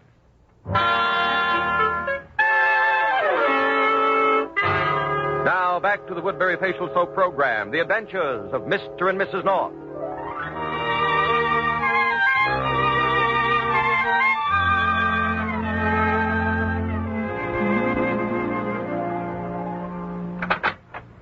Hello. I'm Eugene Lawrence. Oh, swell. Come on in. Thanks. Oh, it's good to meet you, North. After all the letters we've written back and forth, it seems like we already know each other. Yes, gosh, I'm glad you came over. I've been trying to get hold of you, but your number was mislaid, and I didn't know where to reach you. I beg your pardon? I said I didn't know where to reach you, or I'd have called. But you did call. I did? I mean, huh? Don't you remember? No, what are you talking about? Our conversation about the book. You mean what I wrote to you? No, what you told me on the phone. On the phone? But I... Oh, here's my wife. Pam, I want you to meet Eugene Lawrence. Oh, hello, Mr. Lawrence. I'm so glad that you didn't wait for Jerry to phone you, because there was only one match left, and Jerry threw away the folder. What's that? Yes. I suppose it's really my fault, but you see, one leg of the kitchen table was short, and I put the pad under it, so I had to use the folder. Oh. We looked all over the street, but we couldn't find it. Jerry even got down on his knees in the gutter. In the gutter? In the gutter. Well, what was he doing there? Well, looking for your telephone number, of course. Perhaps I'd better go. Oh, but you just got here, Mr. Lawrence. Yeah, well, I know, but Miss North, just answer one question. Did you or did you not talk to me on the phone about 15 minutes ago? Just a second. We couldn't have, Mr. Lawrence. We weren't here. Hello? Hello, North. We're coming in. No, Come on. Wait a minute. Okay, wait boy. a minute. Well, Mrs. North. Axel and me thought we'd pay you a little visit. Well, And this must be that Eugene Lawrence guy. How do you know about me? It ain't how I know, brother. It's what I know. Well, what do you know? Plenty. Just what is it you want? We come to the point. Cash. For what? For keeping my mouth shut. About what? About a certain dame named Mrs. Stokes. what? Yeah. I know all about her. I know her uncle was batty, and she didn't want anyone to know it. I know she knocked off a guy and is willing to put up her uncle's dough to keep it quiet. Well, I'm going to have a hunk of that dough, a big hunk. What are you laughing at? You think that... Say, how'd you find out about that? All of a sudden, that ain't so funny, eh? I think I'm beginning to understand a few things at last. Okay. What I want to know is, do we talk business or don't we? I'm afraid you're barking up the wrong tree, my friend. Yeah? Yeah, it's all a mistake. Okay. Make like you ain't worried. But you'll think different when I spill what I know to the cops. You're just wasting your time. I know. You think on account of you got friends on the force, they'll go easy. Well, let me tell you, a cop is a copper. You don't know how funny this is. So it's funny. Do you make me an offer or don't you? We don't. Good. I was kind of hoping you'd take this attitude on account I got ethics. And if you paid, I'd have shut up. But I always wanted to see you squirm, and brother, I'm going to. Come on, Axel. Okay, boss. And when things get hot north, don't think you'll get out of it by putting it all on that Mrs. Stokes. By covering her, you've been obstructing justice, and that makes you an... accessory after the fact. Yeah, an accessory after the fact. Well, let's go, Axel. I got a phone call to make. And then I got an idea this isn't going to seem so funny to these punks.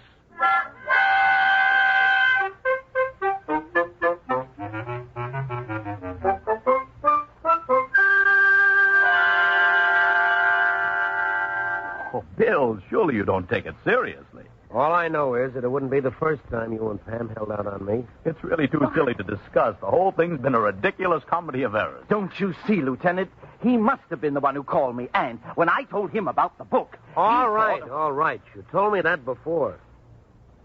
When the Norse get mixed up in something, there's always some explanation. And usually it turns out that the explanation is phony and that something really is going on. Bill, do you mean to tell me that you're taking the word of a criminal against ours? Well, I don't know that he is a criminal. I don't know who it was who called me. He wouldn't give his name. It was that awful Dutch Garber. You know, we helped you catch his brother. And he's had it in for us ever since. Besides, Bill, since when have the police taken such stock in anonymous phone calls? When they concern the Norse. Oh, Bill, come on. Forget it, won't you? It's really funny. I only wish you could see the joke. Yeah, so do I. Say, this gives me an idea for the book. Look, after they pay off the doctor... Wait a minute. I've got to answer the phone. Oh, you're not going to keep on being silly about this, are you, Bill? Okay, Pam, just call me Sucker Wagon and let's forget the whole thing. Well, I'm sorry you don't trust us. It's for you, Bill. Oh, right, thanks. Yeah, Mullins. What's that? Who? I see. Right. Right, okay, I'll be right over.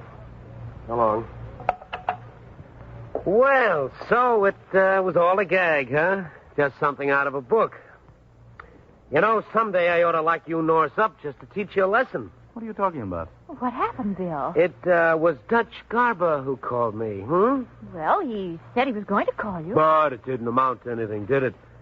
He thought he knew something, but it was just a lot of eyewash out of this fellow's book. What are you driving at? What's happened? Well, it seems that one of your fictional characters resented the call. What do you mean? I mean that Dutch Garber has just been found with a couple of slugs in him. What? He's dead? Right. Now, don't try to tell me that this is just Chapter 18. Oh. You've got a real corpse with real lead in him. You folks had better start talking, and talking fast.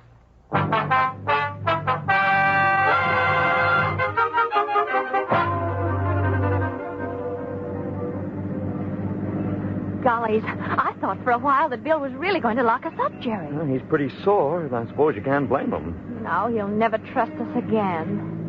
Not unless we can solve this case and show him that we had no connection with it. Jerry, that's why I want to go down to Dutch's saloon. If we can find that fellow who was with him, he may be able to tell us something. I've got it all worked out. You mean you... After the doctor is paid off, Mrs. Stokes hides the body. Oh, that. Must we go into it now? Well, wait until you hear the gimmick I've got. That place you didn't like. This fixes it up. I tell you, it's a twist that'll be a sensation. I wonder why Bill let us go. He saw he couldn't get anything out of us. It's dark, see, and she drags the body out of the car and dumps it in the river. But what she doesn't know is Well, here we are. the body that was in the car... Not now, please. Please, we have work to do. Here, driver, keep the change. Thanks. Golly, not a very inviting place, is it? Well, it was your idea, darling. I've seen nicer places than this in nightmares. And nicer people. Yes. Jerry, see if you can find the fellow who was with Mr. Dutch. You know, the one he called Axel. You looking for me, Mrs. North? Oh, I didn't see you. What do you want? We just wanted to ask you a few questions. Suppose I don't want to answer. Oh, that'd hardly be hospitable. All we want to know is where you and Dutch went when you left our apartment. What's it to you? Oh, we just want to know. I come here. I don't know where Dutch went, so what? Where did Dutch say he was going? He didn't. Haven't you any idea whom he was going to see? Go peddle your papers someplace else. I ain't got time to bother with you. I'm sorry. I thought you might be willing to help. Help what? Help us find who killed Dutch. Who killed him? Say, what are you talking about? Dutch is dead, and we're trying Why, to find... you dirty rat. Hey, now, wait a minute. Yeah? Nobody's bumping off the boss and getting away with it, see? What are you doing with that gun? We didn't bump off the boss. Oh, no? Now I see why you thought it was so funny when he told you what he knew. You was all ready to take care of him, Don't be silly. Get back to your table, Jim Muggs, and sit down. I'll handle this. Please, Mr. Axel, put that gun away. It's all a mistake. I'll put it away when I'm finished with it. Oh, gollies, everything's gone wrong. And all because one leg of the kitchen table is short.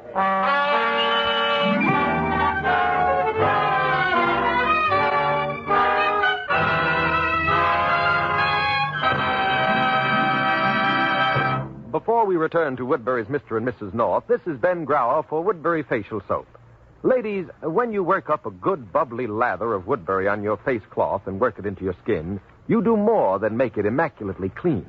When you run your hand over your face, you find it softer and smoother. And when you look in your glass, you see a complexion livelier, more glowing. For Woodbury Facial Soap is truly a beauty treatment in cake form, as any glamorous Woodbury Deb will tell you. Now listen to what one of the loveliest has to say about it. She's Joanne Newcomb Price, a Woodbury Deb just married out in California. And she has a fine textured complexion that needs especially gentle care. Yet patriotic Joanne is not one to just sit around and look pretty. She's an ardent victory gardener and sells what she grows for war relief. And here's what she writes. Gardening's dirty work, but my skin stays clear and bright with Woodbury. Even California sunshine doesn't dry or coarsen my complexion. I love the clean feel and look of my skin after a Woodbury facial cocktail. He loves it, too. Why don't you follow the marrying Woodbury Debs to romance? Ask for Woodbury Facial Soap. That's Woodbury, Woodbury, the beauty soap for the skin you love to touch. Alice Frost and Joseph Curtin, the stars of Mr. and Mrs. North, will appear next Sunday night on Woodbury's other program, the Chamber Music Society of Lower Basin Street. Be sure to hear Mr. and Mrs. North on Lower Basin Street next Sunday evening, immediately following Walter Winchell. Consult your local newspaper for time and station.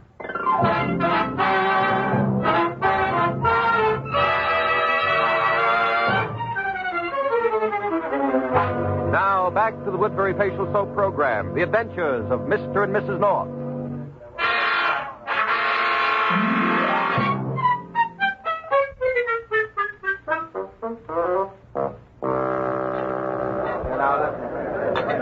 Okay, now. Get moving. In the back. Just a minute. Won't you please put that gun away and listen to reason? I ain't interested. Look, Axel, what makes you so sure that we're the ones who bumped off the boss? Any dope would know that. Oh. Didn't anyone know he was going to try to blackmail us? Well, yeah. Well, isn't it possible that they thought that we paid the boss and they killed him in order to rob him? Well, Of course. There's your answer, Axel. Who knew Dutch was going to come over? Wait a minute, not so fast. You're just trying to get out of it. Oh, no, we're not. But if you want to make an example, you ought to make it out of the right person. But how do I know the right person ain't you, huh? Would we have come here if we'd killed Dutch? I don't know. There'd have been no point in it. It would have been suicide. Why did you come? We want to find out who killed Dutch, and if you'd only help us, then we'd Well, okay. I guess you're right. Oh. It feels good to breathe again. All right, Mr. Axel. Now, who knew that Dutch hoped to get money from us? Well, Pinky and, Yes? only Pinky, that's all. I thought you were going to say someone else. I says only Pinky. All right, all right. Where can we find Pinky? That's him over there. Hey, Pinky, come here. Has he been here ever since you got back? Yeah. Hello. Hey, did I see a bit of gunplay a moment ago? Just a little disagreement. Think nothing of it. Don't worry. I'll only think something of it if something like that didn't happen in this place. Oh, hello, Mr. and Mrs. North.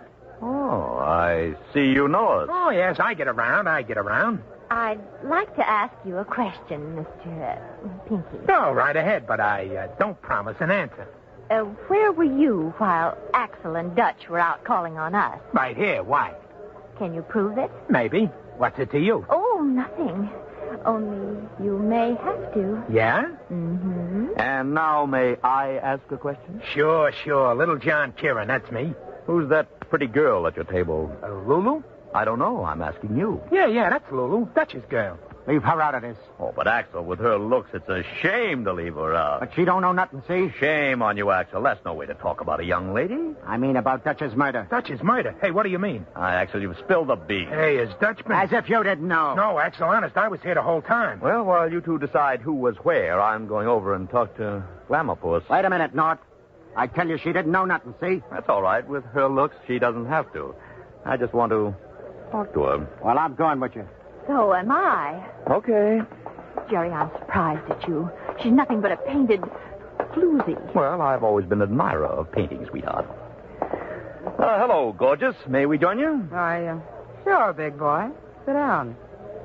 Who's the dame with you? Oh, don't mind her. She's a little number I picked up in the subway. Pinky will take her off my hands, won't you, pal? Jerry. I see you've got ideas, but my boyfriend will be coming back soon, and he's not going to like him. Dutch? Yeah.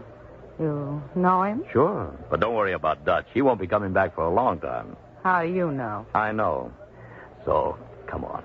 Let's be friends. Take your hands off of her. Why? She likes me. Don't you, honey? Well... See? Leave her alone. Go away, Axel. I'm busy. I see you are. North, if you don't leave her alone, North. I'm gonna...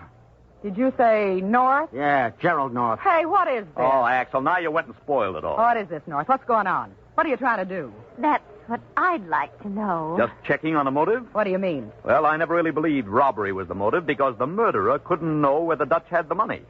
So I began looking for another motive, and I think I've found it. Motive? Murder? Say, what are you talking about? About Dutch. He's been murdered.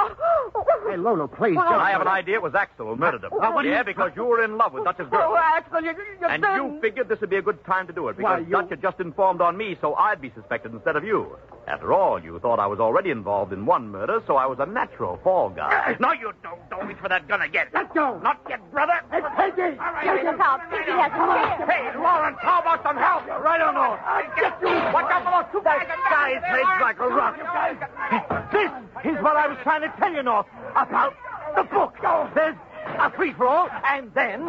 Hey, break it up. Come on, break it up. I got you covered, all of you. Cops, right. Put up your hands, you mug. Axel's going for the door. Look up, Pam. We're in the line of fire, so Bill can't shoot. Here, duck under the stage. All right. We got down just in time. Yeah, Bill's driven him into the corner. Come on, drop your guns and come out of there. You can't get away. The place is surrounded. Okay, mister, you asked.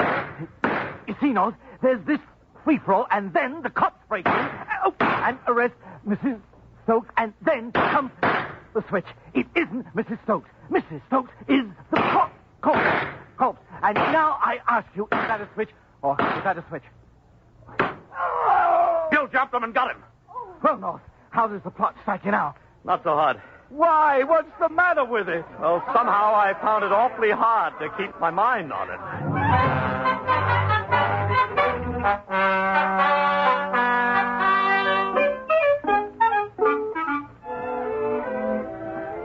So that's why Bill let us go. Yeah, he knew he couldn't get us to talk, so he let us go and followed us, thinking we'd lead him into something. Well, we certainly did. Mm-hmm. Golly, Jerry, he came right in the nick of time. Just like the Marines. Oh, it certainly was lucky he followed us. Lucky? Well, wasn't it? Pam, do you think I'm crazy? What do you mean, dear? Do you think I'd have gotten into a fight with a murderer in a dive like that if I didn't know the police had been following me? Oh, you knew all the time. Of course. But even so, it was a pretty bad few minutes. I hope I'll never have to go through anything like it again. Well, I know what you can do to prevent it. What? You can fix that leg on the kitchen table.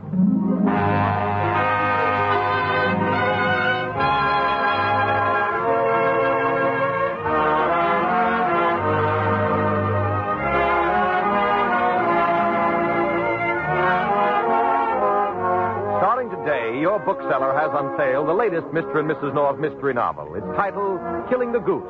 Get a copy of Killing the Goose tonight.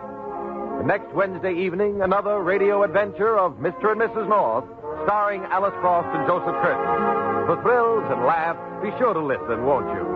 Music for Mr. and Mrs. North is conducted by Charles Ford. This is Ben Brower saying good night for Woodbury Facial Soap, the beauty soap for the skin you love to touch.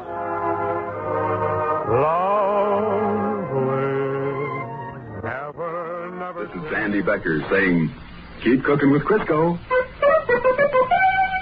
It's all vegetable. It's digestible. Stay tuned to Hojo Radio. The world's greatest short stories.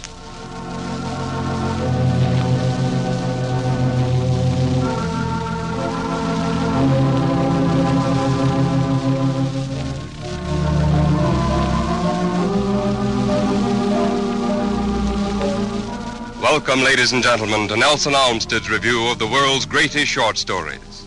Tonight, our story to be reviewed is by Edgar Allan Poe, and by way of warning, if your stomach is easily turned, better not listen to The Case of Monsieur Valdemar. My attention, for the past 3 years, had been repeatedly drawn to the subject of mesmerism. And about 9 months ago, it occurred to me, quite suddenly, that in the series of experiments made hitherto, there had been a very remarkable and most unaccountable omission. No person had as yet been mesmerized in the act of dying. It remained to be seen first whether in such a condition there existed in the patient any susceptibility to the magnetic influence, and second, whether, if any existed, it was impaired or increased by the condition, and thirdly, to what extent or for how long a period the encroachments of death might be arrested by the process. There were other points to be ascertained, but these most excited my curiosity, the last in especial, from the immensely important character of its consequence. Well, in looking round me for some subject by whose means I might test these particulars, I was brought to think of my friend, Monsieur Ernest Valdemar, the well-known author. Monsieur Valdemar, who had resided principally at Harlem, New York since the year 1839, is, or was, particularly noticeable for his nervous temperament, which rendered him a good subject for mesmeric experiment. On 2 or 3 occasions, I had put him to sleep with little difficulty, but was disappointed in the other results, which his peculiar constitution had naturally led me to anticipate.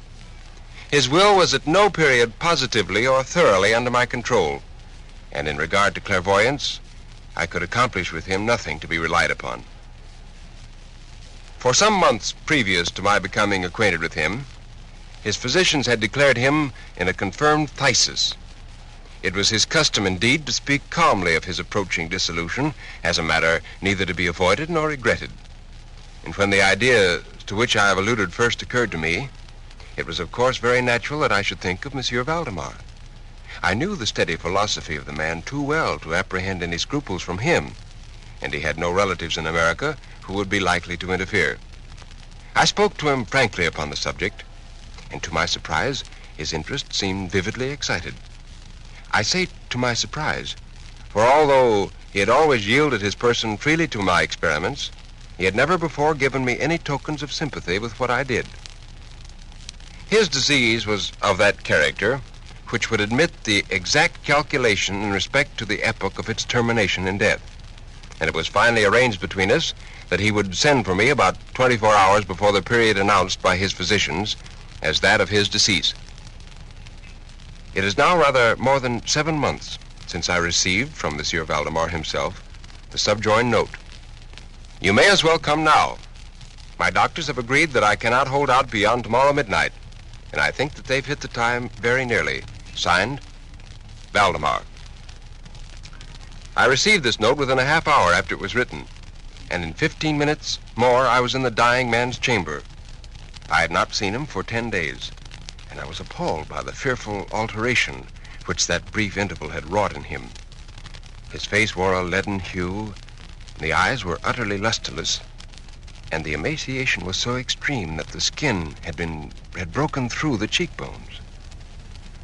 After passing Monsieur Valdemar's hand, I took his doctors aside and obtained from them a minute account of the patient's condition. And before they left, they promised to return about 10 o'clock the next night. According to their opinion, Valdemar would die around midnight the next night.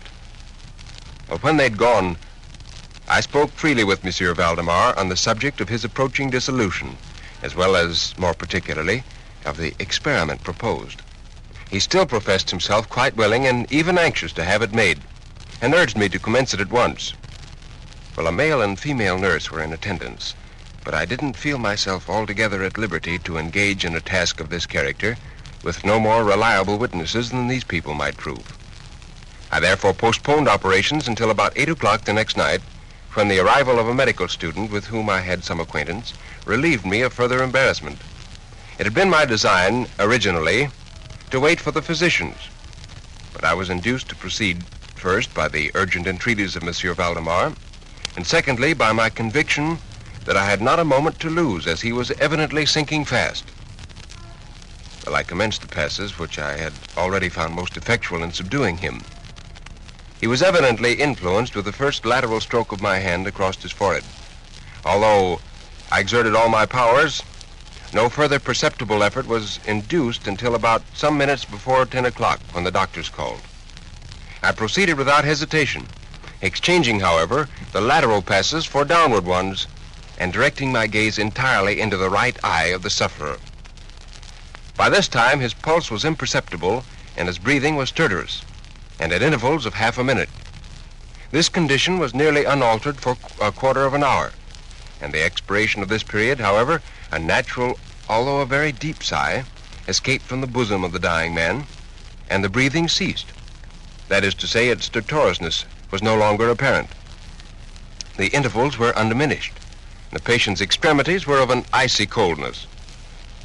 Well, at 5 minutes before 11, I perceived unequivocal signs of mesmeric influence. I could make his eyelids quiver, and at 3 o'clock in the morning his pulse was imperceptible, the breathing almost stopped. His limbs were rigid and cold as marble, but still the general appearance was certainly not that of death. I ventured a few words of conversation. "Monsieur Valdemar," I said, "are you asleep?" He made no answer, but I perceived a tremor about the lips, and was thus induced to repeat the question again and again. And at its third repetition, his whole frame was agitated by a very slight shivering. The eyelids unclosed themselves so far as to display a white line of the ball, and the lips moved sluggishly, and from between them, in a barely audible whisper, issued the words, "Yes, asleep now. Do not wake me. Let me die so." "Do you feel the pain in your breast, Monsieur Valdemar?" "No pain. I am dying." At dawn, he was still barely alive. I again asked him if he were asleep. And at my fourth repetition of the question, he said, "Yes, still asleep, dying." And just then, there came a marked change over the countenance of the sleeper. The eyes rolled themselves slowly open, the pupils disappearing upwardly. The skin generally assumed a cadaverous hue, resembling not so much as parchment as white paper, and the upper lip, at the same time, writhed itself away from the teeth, which it had previously covered completely, while the lower jaw fell with an audible jerk, leaving the mouth widely extended and disclosing in full view the swollen and blackened tongue. Well, I presume that no member of the party then present had been unaccustomed to deathbed horrors, but so hideous beyond conception was the appearance of Monsieur Valdemar at this moment that there was a general shrinking back from the region of the bed. There was no longer the faintest sign of vitality in Monsieur Valdemar, and concluding him to be dead, we were consigning him to the charge of the nurses, when a strong vibratory motion was observable in the tongue, and at the expiration of this period, there issued from the distended and motionless jaws a voice, such as it would be madness in me to attempt describing. It seemed to reach our ears, or at least mine, from a vast distance, or from some deep cavern within the earth. It was a voice of distinct syllabication. Monsieur Valdemar spoke obviously in reply to the question I had propounded to him a few minutes before. I had asked him, it will be remembered, if he still slept, and he now said, "Yes. No. I have been sleeping, and now I am dead. Well, no person present even affected to deny or attempted to repress the unutterable shuddering horror which these few words thus uttered were so well calculated to convey. And when we all overcame our stupefaction, we examined the body again for signs of life. There was no breath, and the attempt to draw blood from the arm failed. The only indication, indeed, of the mesmeric influence was now found in the vibratory movement of the tongue whenever I addressed Monsieur Valdemar a question. He seemed to be making an effort to reply, but had no longer the sufficient volition. Well, the next day we discussed the propriety and feasibility of awakening him. But we had little difficulty in agreeing that no good purpose would be served by so doing. It was evident that so far death, or what is usually termed death, had been arrested by a mesmeric process. It seemed clear to us all that to awaken Monsieur Valdemar would be merely to ensure his instant or at least his speedy dissolution. And from this period until the close of last week, an interval of nearly 7 months, we continued to make daily calls at Monsieur Valdemar's house. All this time, the sleeper remained exactly as I had last described him. It was on Friday last that we finally resolved to make the experiment of awakening or attempting to awaken him. I made the customary passes, but these for a time were unsuccessful. And then I asked, Monsieur Valdemar, can you explain to us what are your feelings or wishes now? Well, the tongue quivered, or rather rolled violently in the mouth, although the jaws and lips remained rigid as before. And at length the same hideous voice, which I had already described, broke forth. For God's sake, quick, waken me. Quick, I say to you that I am dead. Well, I was thoroughly unnerved, and for an instant remained undecided what to do. At first I made an endeavor to recompose the patient, but failing in this through total abeyance of the will, I retracted my steps and as earnestly struggled to awaken him. In this attempt, I soon found that I should be successful, or at least I soon fancied that my success would be complete. And I am sure that all in the room were prepared to see the patient awaken. For what really occurred, however, it is quite impossible that any human being could have been prepared. As I rapidly made the mesmeric passes, his whole frame at once, within the space of a single minute or even less, shrunk, crumbled, absolutely rotted away beneath my hands. And upon the bed before the whole company, there lay a nearly liquid mass of loathsome, of detestable putrescence.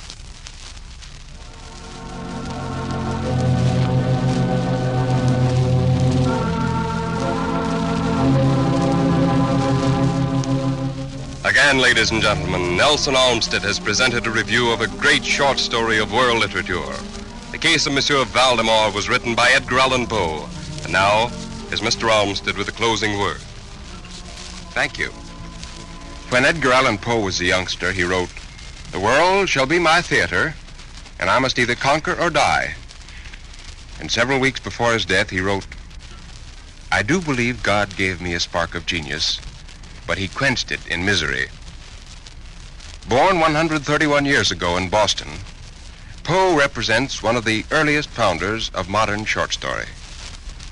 I've often wondered what would have happened if he'd been born in this century instead of the last one, if he were alive today.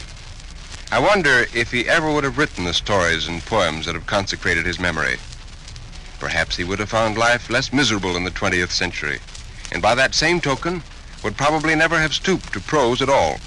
For in his heart always was an undying belief that his real work lay in poetry. However, Poe is considered one of America's finest, if not the finest writers. And I'll have to admit that my preference among authors lies in his direction. Many people detest his works as meaningless monstrosities, while others admire his poetic prose as the glorious perfection of the English language. We are all entitled to our own opinions.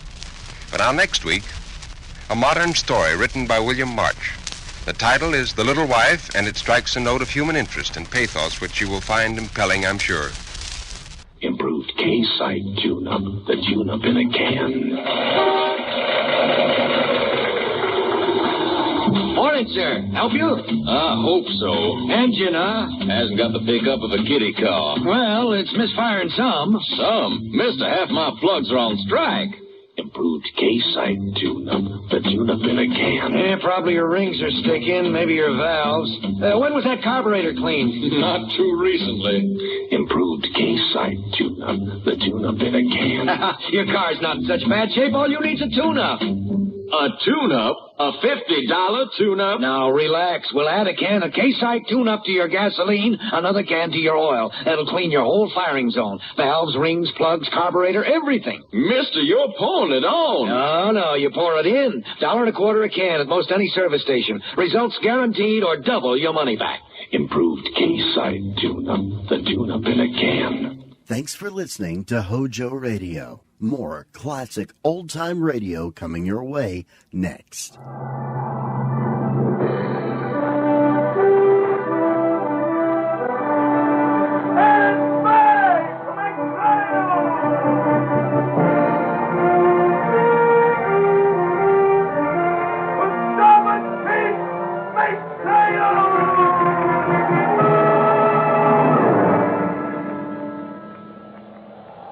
Log entry, catch Scarlet Queen, Philip Carney, master. Position, 123 degrees, 12 minutes west, 38 degrees, 15 minutes north. Gyro compass course, 168. Wind fresh, sky fair. Remarks, departed Tientsin, China, 2:30 a.m. Sailing delayed 12 hours due to imprisonment of officers and crew. Reason for imprisonment, the White Cargo Act and Ah Sin.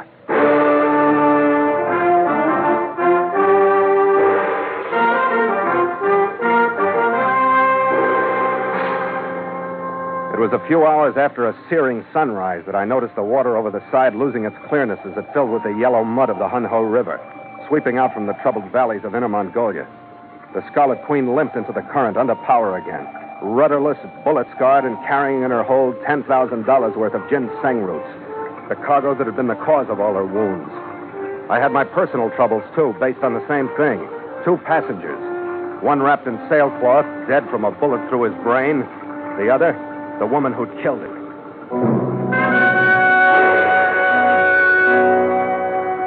As we passed over the bar at Taku and swung up the Hunho toward Tientsin, the stream was jammed from bank to bank with the traffic of Chinese rivers, junks, barges, and refuse. Curious, dark eyes swept us as we passed. Naked girl babies were held up to us for sale, and jabbered curses were thrown when we shook our heads. And we inched up against the wash and flow of China.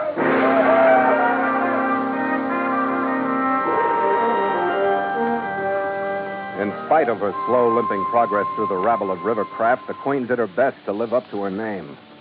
The scarlet figure under her bowsprit swung haughtily across the stern of a fish barge. A swell lifted her nose as she turned disdainfully away from it. But after she was secured to a dock, she seemed to lean wearily against the rope fenders we hung over the side for her. Her crew was tired, too.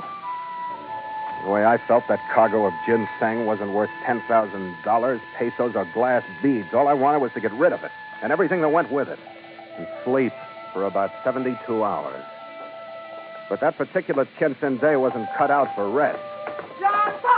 A squad of Chinese military police marched around the corner of a building and was shouted to a halt on the dock. A stocky, bullet-headed Chinese colonel, dripping with gold braid, pounded up the gangway and came aboard. You master this ship?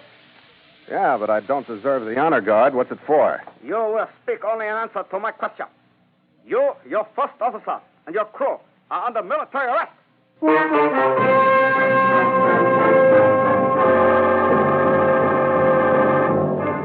And so Mutual continues The Voyage of the Scarlet Queen, written by Gil Dowd and Bob Tallman, and starring Elliott Lewis.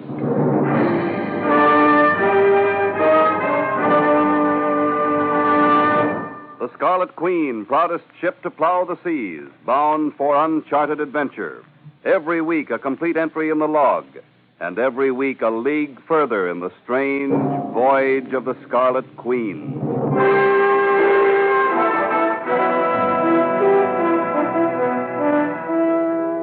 In 2 minutes flat, Chinese sentries were stationed at the wheel, the hawsers, and pacing the dock with rifles and fixed bayonets. 2 of them prodded Gallagher and me into the cabin. And the colonel, slapping the palm of his hand with a riding crop for emphasis, went to work on it. Your registry.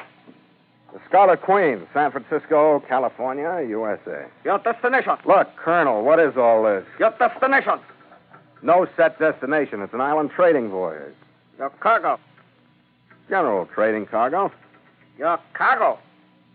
Ginseng roots, number 2 hold. I will see bill of lading. Yeah. Here. This paper no good. Signed by that woman. You know the answers to all these questions. Why don't you come to the point? You carry passenger? Yeah, 1. 2. You leave Ginseng with 2. When they're dead, they aren't passengers. They're cargo. I will see dead one. Where is it? Gallagher? Huh? Go get him. Bring him here. Hey, wait a minute. I'm no morgue attendant. Let him carry his own stiff. Go get him, Red. Okay, Skipper. That's your order, huh? Yeah, you fathead. That's my order. Get out of here. Shove off. Where is woman passenger? In the cabin across the companion way. You will come. Mm-hmm.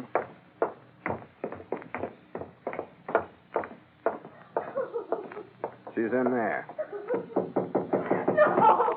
Leave me alone. What mother? She's sick? Fever? Yeah, smallpox. You still want to go in? You tell lie. Stop! No, keep him away from me. Don't let him come near me. What Alice was screaming was natural enough, but the rest wasn't. Her clothes were torn, her face was scratched. She was cowering in a corner, and the look of horror on her face was directed toward me. She dragged herself across the cabin floor like a second road company of white cargo and clutched imploringly at the colonel's free hand. Her act was so bad that it was funny, but the colonel had never seen white cargo. Please, you're a good and kind man. You'll not let him hurt me anymore. He killed my husband. He stole everything we had in the world, our ginseng. Now he tortures me to sign a ransom note. Very sad American woman. Oh, yeah, very sad American woman. Saddest I ever saw. You will not talk. Sit down to pig. Okay, you've got the guns, but she's making a fool out of you. Are you a coolie? Does the woman rule your house? Silent. Poor sad American lady, do not kneel before humble Chinese. You are strong enough to stand on feet, poor sad American lady? Yes. Yes, you have given me courage. I lean on your splendid strength, my colonel. I will gladly save life of poor sad American lady molested in my city by her unworthy countrymen. So forced to turn to a Chinese officer for chivalrous aid. For as many years as I have before me, I will thank you 10,000 times each minute. I am unworthy. One thank will be sufficient in this manner. You come to my headquarters. There, summoning scribe of English language newspaper China tell whole sad story of chivalrous aid. It is as nothing. You will gain the military promotion you so richly deserve. I have powerful friends in Nanking. You have powerful cargo here, Tianjin. $10,000 for said American lady. Your greed is as great as your chivalry. It's matched only by your thanks. Very funny, sad lady. I laugh too, Captain Carney. Yeah, how about laughing some of these guns off my ship? Oh, no. I not laugh loud enough for that. I laugh because golden thanks of poor, sad American lady will buy many bowls of rice for empty bellies in my village. I laugh because it costs so little. Only 2 lives. Yours, Captain Carney. Your first officer. You make good sense up to a point, Colonel, but you're taking a pretty long chance executing a couple of American nationals. We are only honoring requests from your own people in Korea to hold you for extradition because of dead woman in ginseng. You will be shot while trying to escape.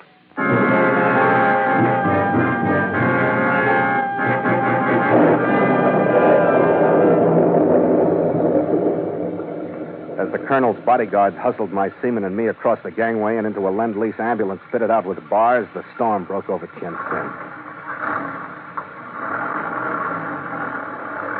I took a long last look at the Queen as we pulled out. A sudden squall swept down the river and across her bow. She shivered a little. She tugged at her moorings.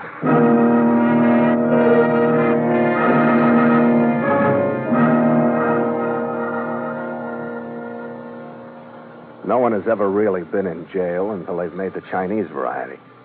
Alcatraz is a Sunday school summer camp in comparison to Tien Tsin's. The place is sewerless, and the wind moving heavily in from the dumping ground near the river never let you forget it. I hoped my crew was faring better than I was. I was shoved into a cell that had been died in more than once, and left to examine what I could see of my future, which wasn't much. I was pinning all my hopes on one possibility, that Gallagher had caught my cue to shove off and had gone over the side into the river when he left the cabin. I finally gave up worrying about it and stretched out on a stinking, rat-chewed reed mat in the corner of my cell. He fell asleep.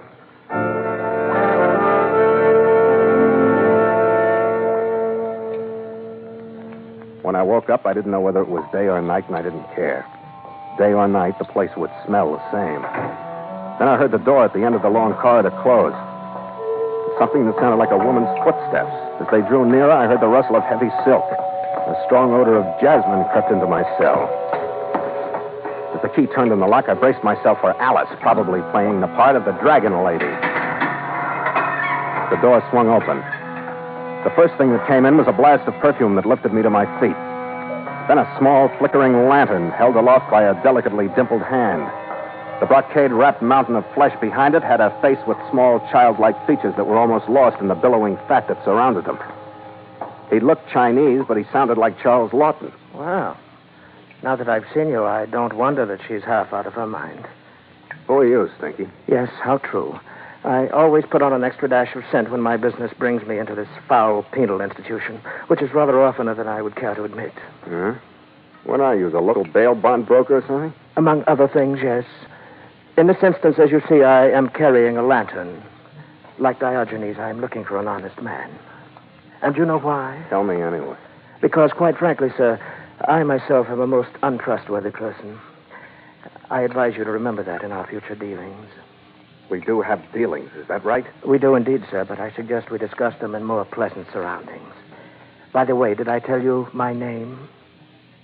Sin. I believe it has quite another meaning in English. Shall we go, sir?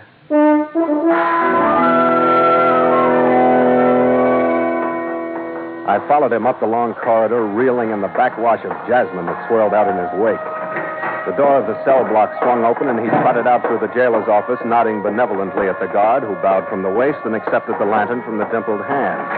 We jogged on out to the street without slackening pace. A mob of beggars raised a clamor as Archie appeared.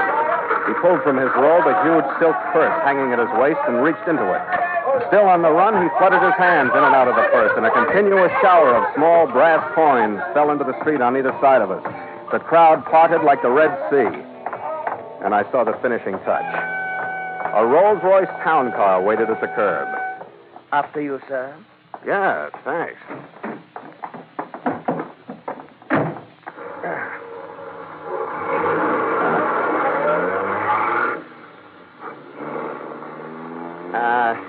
What am I supposed to do now? Ask you where we're going? Well, my dear fellow, you are at liberty to go any place you like. Well, then I'd like to get back to my ship. Very well. If you can find it. What do you mean? What happened to it? I've had it moved. Hey, wait a minute. Who told you could move my ship? Now, please, sir, don't excite yourself. Your ship is quite safe. Yeah, I'll believe that when I'm on her decks and out of here. You will be, one way or another. Now you said something over that colonel's dead body. And maybe yours, too. Well, we must all die sometime. But how appropriate that you should mention the colonel. He met with an unfortunate accident an hour ago. He fell down and cut his throat. Outside Tien Tsin, the limousine turned away from the river and climbed into the hills. We rolled through the gates of a high-walled estate and stopped in front of a pink stucco Western-style mansion. Inside, we dog-trotted through a series of huge rooms and into a small chromium-fitted bar overlooking Arsin's terraced Chinese gardens and the city and the writhing Hun-Ho far below. I didn't waste any time on the view. Alice was sitting on one end of a couch, and sprawled out on the rest of it was a sandy-haired white man. He was cleaning a Frontier model Colt. Well, I see you didn't have no trouble rounding him up, Arsen. Phil, darling. Thank heaven you're all right. Well, if it isn't the poor, sad American lady. Where'd you find her, Arsin? I would say she's quite easy to find, wouldn't you? And this gentleman is my confidential secretary, Mr. Mangan. Howdy, Captain. Yeah, all right. We're all here. Let's have it, huh, Sin? Oh, yes, indeed. Alice, would you make your friend comfortable? Fetch him a Ricky splash? Never mind the splash. Bring the bottle. Well, sir, as you say, here it is. I am a merchant. Mm-hmm. I deal in a little bit of everything. A jack of all trades, you might say. Plantations in the islands, curling, trade in general. I find it worthwhile to keep tabs on my competitors. Mm-hmm. While doing so yesterday, I intercepted a cable addressed to Mr. Kang of Shanghai and signed by your chief officer, Mr. Gallagher. Huh? You're quite an operator. Thank you. To continue. Well, please do. I happen to know that Mr. Kang is a very penurious man. Since Mr. Gallagher demanded, not requested assistance from him, I assume that you are in a position to put him in the way of a rather handsome profit. Huh? I thereby took immediate steps to obtain your release from prison. I did not know then the true nature of your enterprise. I don't get this. You will. Because, you see, quite by coincidence, this lovely young lady approached my confidential secretary, and so impressed was he by what she had to tell him that he brought her directly to me. Uh-huh. She advises us that the voyage of your Scarlet Queen is being financed by Kang and Company to recover a treasure of very considerable value. Really? What was the figure, Mankin? $10 million. And you can take off that poker face, Connie. We ain't trying to horn in on you. Our Sin's got a real business proposition. You just listen at him. Very concisely put, Mr. Mangan. To continue. Yes. I am also aware that a new syndicate, headed by a Portuguese gentleman, Mr. Constantino, is interested. I have contacted both Mr. Kang and Mr. Constantino and have received their replies. To wit, Mr. Kang offers $5,000 ransom for you and will reimburse me for the expenses involved with getting rid of that troublesome colonel. Mm-hmm. Mr. Constantino, on the other hand, has offered me $10,000 cash to release you into the custody of one of his agents. So, here you find me on the horns of a dilemma. 10,000 against 5,000. What are you waiting for? Well, sir, there is still another possibility. Huh? If you and I were to go in together, on a full partnership basis, I remind you, forgetting both Mr. Kang and Mr. Constantino. Well, Mr. Carney. I'll make it easy for you, Sin. The answer's no. Why? Because there's something wrong with your story. Alice here never knew anything about the voyage of the Scarlet Queen until one of you told her. Well, what about it, Mankin?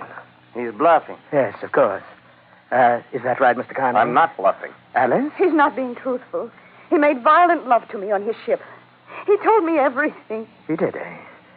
Well, Mr. Carney, majority rules. Don't rush him, Martha. He'll come around. Let him sleep on it. Whatever you say, Mr. Mangan. The servant will show you to your room, Mr. Carney. I followed the silent poker-faced boy out of the room and up to the second floor. He unlocked the door of a room and padded back down the hall without opening it, as if he was scared of something inside. I opened the door, saw what it was. The room looked like a typhoon had hit it. Every stick of furniture was broken, and the floor was strewn with fragments of crockery. In the middle of the mess, with a bedpost clutched in his hand like a club, stood my chief mate, Red Gallagher. Oh, it's you, Skipper. I was expecting that hunk of perfume blubber that had me locked in here. How'd you find me? I didn't find you, Red. I was brought here myself. Did they tell you I was here? No. Well, they told me you were. That's why I came. Well, I'm here now, if that helps. What? Yeah, I'm a lot of help. Now we're both locked. Go on. Break up some furniture, Skipper. It'll make you feel better. I was saving a couple of tables, but go ahead. You can have them. I didn't get to the furniture breaking stage for a couple of hours. Then Gallagher took one of the tables and I took the other. Then we pulled the mattress out from under the pile of lumber in the middle of the room and stretched out on it. It was better than the Tientsin jail, a lot better. I went right to sleep.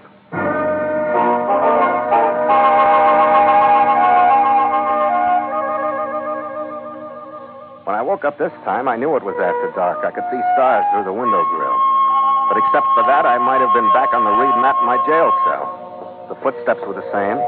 As they came closer, the rustle of silk, the smell of perfume. This time I was ready for our sin, behind the door with Gallagher's club. No, don't. Okay, calm down. I thought you were somebody else. And you mean you aren't angry with me? No, I mean I can't knock your brains out because you haven't got any. Listen, my darling, I know a way out of here. Yeah, into what this time? Please, you must believe me. I had to act the way I did. Don't you see how it's worked out? Yeah, you're a great little politician, gorgeous. You stand on your record. You really do. Look, I came here to sell the ginseng so I could get you out of jail. But Mangan had this plan. He works for Constantino on the side, but Arsene doesn't know it. What? He said if I'd tell that story about the treasure to Arsene, he promised he'd get you out of jail. I don't know why it worked, but it did. It doesn't make any sense, does it? It's the first thing I've heard you say that does make sense. Darling, we haven't got much time. I found out where the Scarlet Queen is, and the repairs are all done. Oh?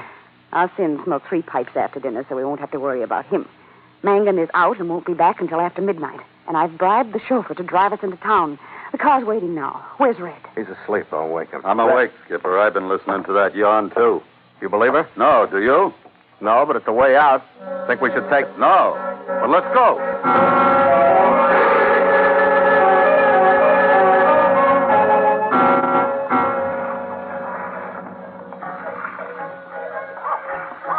Well, the story's okay so far, Skipper. Yeah, so far. What do I have to do to convince you? I said I'd bring you to the Scarlet Queen, and there she is. Yeah, with the light in her cabin. Come on, gorgeous. Introduce us to your friends. No, wait. Phil, don't go in there. I don't know. I can't go through with it. Please. Get out of the way, gorgeous. What are you pulling now? Please, Phil, I mean it. Don't open that door. Get away from me. Phil!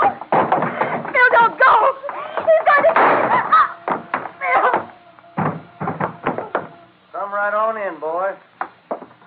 Meet my buddies. This here's Charlie Lee. The poor one over yonder's his brother. Skip the introductions. Anything you say. Charlie, get a hold of Miss Alice here and throw over the side. Leave Chi here.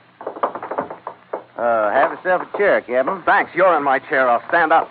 There ain't nothing to that thinking better while you're on your feet. Take me. I done some of my best shooting from an easy chair. Yeah, women in the back. Your mate looks like he's fixing to jump me.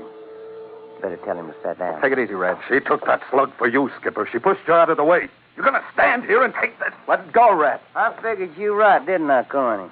I ain't nobody like a Yankee ship captain to put business first. That's right, Mangan. What's your proposition? Well, first thing, you're going to sit down and write a little old letter to Mr. King. You're going to tell him that you're signing on a new chief mate. The berth is yours. I'm fed up with it. Mind your manner. As I was saying, Captain, a new chief mate, and you're plumb fed up with the drunks in your crew, so you're fixing to sign on some nice, steady Chinese hands. What for? Well, I don't want to throw no surprise at that Mr. King when he comes aboard at Shanghai, do I? What do you think he'll do? Kidnap him? What's the matter with that? Ain't nobody understands ransom money like the Chinese folks. Time he gets through visiting old Mr. Constantino down south in Hong Kong, why, he might even talk. Mr. Manga. What's eating on you? Charlie, he go out to Kildare. He not come back. Well, you churnhead, go look. Yes, Mr. Manga. Well, Captain Corny, what you think about my little old scheme? I think it's funny. Well, shall we try it then, just for laughs? Why, me and you might do... Stay right where you at. Don't move. Don't try nothing. You find out I got eyes in the back of my head. Now, Skipper. Yeah, Red, let's go. Mangan stood sideways in the door as the tension divided. His eyes were on us about half the time, but I could tell he was listening for a noise out on deck. When he heard it, he automatically swung the gun away from us. We started a rush, but we never finished it. Mangan straightened up. The gun dropped from his hand, and he staggered back into the cabin. He spun slowly around and pitched forward on his face. As he went down, I saw what had happened. Like the colonel, he had met with an accident. He had fallen down and cut his throat.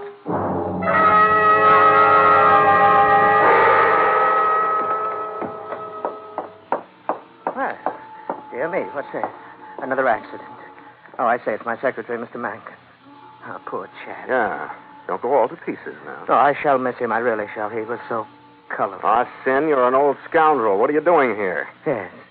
But first, a word of caution. I have not come alone. Oh, yeah, I sensed that from the way people have been dropping dead around here. But Mangan bled such a lot, so untidy. And in your cabin, too. The debris. Take it out. Okay, Stinky, it's your play again. The game is over. I'm merely picking up my tricks. What's the score? I've had my losses, but, you know, I like you, Captain Carney, and you too, Mr. Gallagher, even though you did break up all the furniture in my guest bedroom. Irish Chippendale, very hard to replace. Oh, forget it. I just lost my temper. But you see, I have had my losses, and were I to emerge from these various dealings without a profit, I I should lose face because I am a very successful merchant. If you could see your way clear, even $1,000... Look, we're working men. We don't have $1,000 to spend on your face. Well, then, any little token, some trading goods, perhaps. I need everything I have. If you'd found us before that colonel did, we might have made a deal. Ah, indeed. What do you mean? Well, he confiscated a cargo of ginseng. And if you had it, you would be willing to hand it over to me as payment for your safe passage? Brother, you could have it in wealth. And those would have been your sentiments, too, Captain Carney? Exactly. Well, then, it's settled. Goodbye. Hey, wait a minute. What's settled? Oh, I thought you would understand since your ship has been here in my repair yard. I understand less every minute. Well, I had the ginseng put into my warehouse this afternoon, and since you've agreed that if you had it, you would gladly pay it for your clearance, I consider the matter closed. I've made my profit, my face is saved, and you may leave with my blessings as soon as I obtain the release of your crew from that wretched prison. But I will drench myself with jasmine, never fear.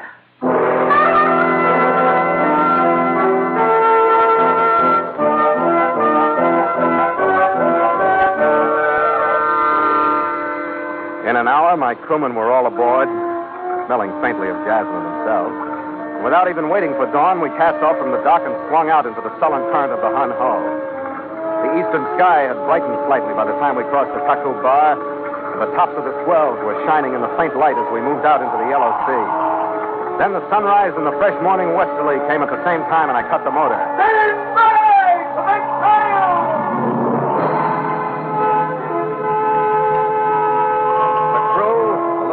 For wear after their visit to Tien-Sin jail, perked up in the clean breeze and jumped to their stations.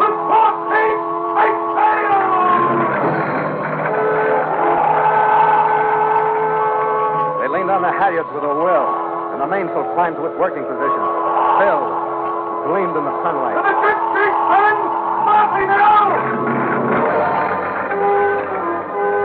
The jib blossomed out, then the mizzen.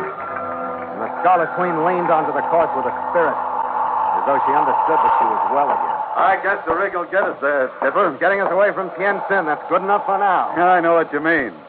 But what's it taking us into? Shanghai. That isn't what I mean. And you know it. Expecting trouble, Red? On this trip, how can you miss? Drink, Skipper. A little early, but after you, mate. After you.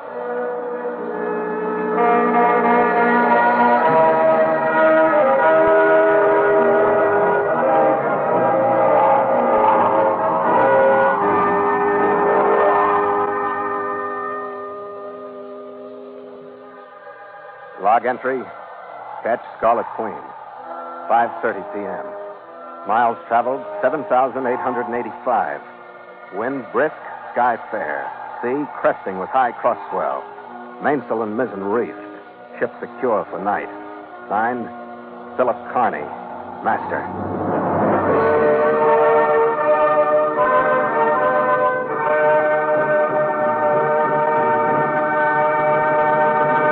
C-R-E-S-T-A, B-L-A-N-C-A. Cresta Blanca. Cresta Blanca. Stay tuned to Hojo Radio.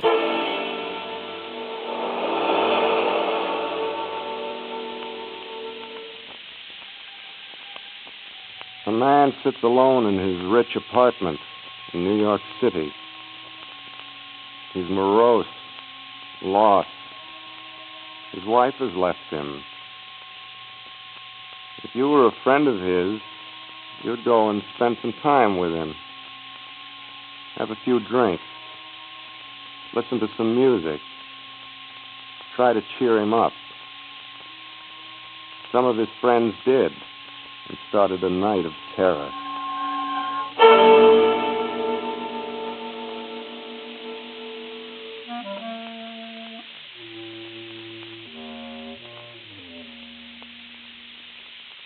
Hello, creeps. This is T4Y, opening the doors of the Mystery Playhouse. Our story tonight is from the pen of the master mystery writer, William Irish. The author needs no introduction. All of you dyed-in-the-wool mystery fans are familiar with hard-writing, fast-moving William Irish tales. Our story begins in the lobby of a New York apartment building. 2 men and a woman have just entered. They're raucous and cheerful, obviously out for a night of fun.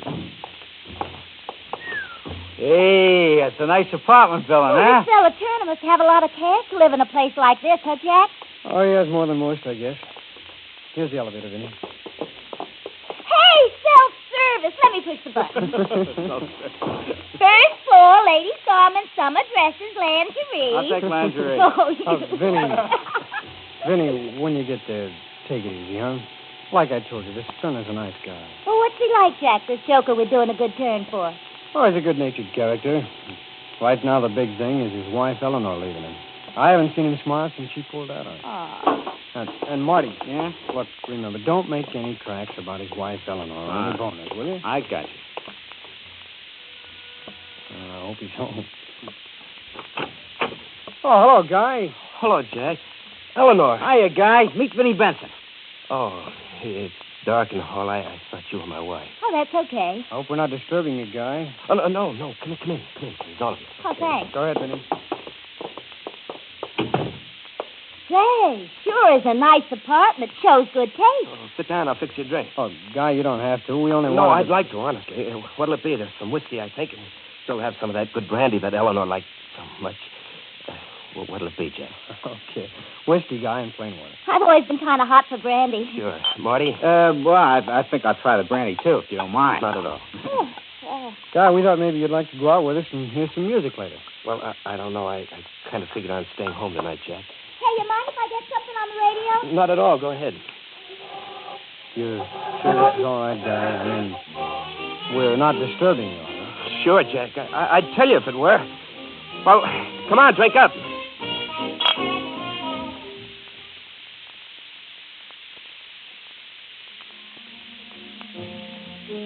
Hey, you don't want to stop, do you, Vinny? Oh, yeah. You're wearing me out. Oh, but it's fun. I'm just getting going. Hey, one of these days, your heart's going to say to heck with all this and blank out on you. Well, that's what happens when I drink whiskey. I can't help it. I get going and I can't stop. Hey, why don't you try a shot of this?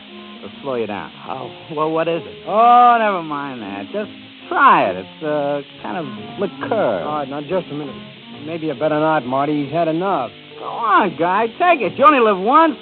It'll just slow you down, that's all. Well, okay, if that's all it does. Hey, where'd Vinny go? I want to dance. Oh, look what I found. What, Vinny? What is it? Well, look, it's a picture of Guy's wife. To Guy with more than love, now and forever, Eleanor. Guy says I look like her. I don't think she's so hot myself. What are you doing? Put that down. It's all right. Don't get sore. Don't touch it again, please. Look, why don't we all make tracks downtown? Maybe we can still catch some music, Well, it's kind of late for that, ain't it? Hey, I know where we can go, Jack. You mean West 65th?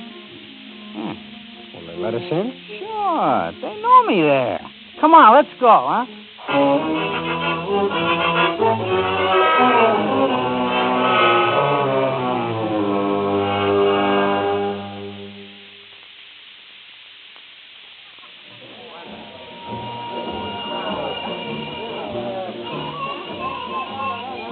Hey, you're kind of crowded tonight, ain't you, Al? Well, you won't be lonely. Still wearing a gun, hey, Al? Well, maybe if the cops was a little more friendly, I wouldn't have Oh, to. the latest model, too, a .32 caliber. Bang, you're dead. Hey, Mr. Dan. Oh, come on, I don't bite. You mean you, Guy? Okay, sure. Don't go away, Jack. Then I won't be long. Okay. Marty. Yeah? Look, don't give him any more to drink. I don't like the way come on. Oh, the little fraud. No, now listen, kids. He's in bad shape. Oh, he's in bad shape. It's his funeral. I'm hungry. Well, the kitchen's out this way. Hey, Jack. Yeah? Why don't you get the drinks while I fix some eats, huh? Okay.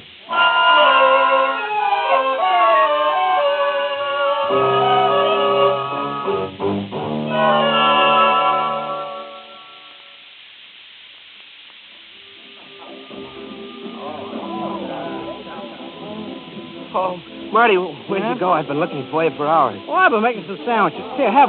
No. Go ahead, have No, thanks. Why'd you go away and leave me so long? Hey, they're playing that song again. That's our song. It belongs to Eleanor and me. I told them what I'd do if they played it again. I told them not to play it again. Hiya, boys. Where's Jack? Eleanor, what are you doing here? Ellen? Marty, is he high? Say, look, pal, don't you remember me? Eleanor, what are you doing in a place like this? Same thing as you are, handsome. And don't call me Eleanor. You've changed. You never used to be like this, Eleanor. Do you come here often? Oh, only when the going gets slow. Oh, hey, there's Jack. Hey, Jack, let's make like the South America. Eleanor, come back. Eleanor, come back here. Marty, Eleanor ran away from me. Why is she running away like that? Oh, help me catch her, Marty. Hey, come on. Just let me finish making a sandwich. No, Marty, yeah? please. All right, okay, I'm done.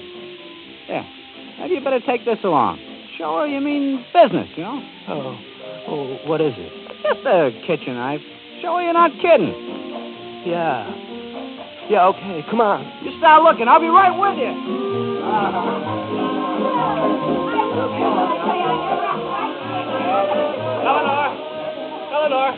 Eleanor, where'd you go? Please come back. Excuse me, have you seen Eleanor? Hey, watch it, brother. You're messing up traffic. I'm looking for Eleanor, my wife. She was here just a... Oh, there she is. Eleanor! Hiya, handsome. Eleanor, they're playing our song. We've got to get away from here. We don't belong here, but Eleanor. I like it. I said we're leaving. Oh, here's Jack. I want to dance with Jack. You're leaving with me. Hey, Guy, give me that knife. What's cooking, kid? Marty, Guy's out of his head. Oh, come off it, Jack. It's good for a Oh, while. come on, Jack. Let's dance. No, Eleanor, not to our Oh, song. that's why I want to dance to. No, you're not going. Get your hands off me. Let's No. Oh, you stabbed her. Eleanor. Why'd you do it, Marty? Jack, help. Blood. You stabbed her, Guy. It's blood. She's not my wife. She's not Eleanor. The heart stopped. Hey, Jack, help me get her to a couch. I didn't mean it. Let me out of here. Al, stop him, Al. Come on, Marty, we got to get him. You get him. Al, why didn't you stop him? Stop him? Hey, he snatched my gun out of my holster, and I'm supposed to stop him? Mister, I want to live a while yet. Well, I'd better get after him. I better get the police after him.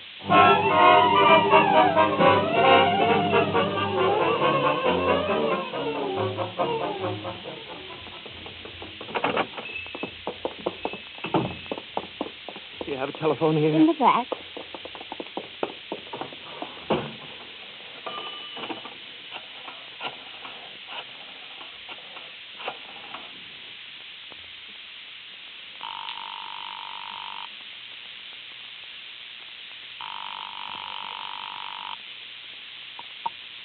Hotel Commonwealth. Mrs. Guy Turner, quickly, please. We have no one here by that name. Eleanor Turner, I'm positive she's registered there. I'm sorry, we have no one here by that name. Oh, try it under Eleanor Phillips. I'm sure she's there. Phillips, room 304. I'll ring it for you.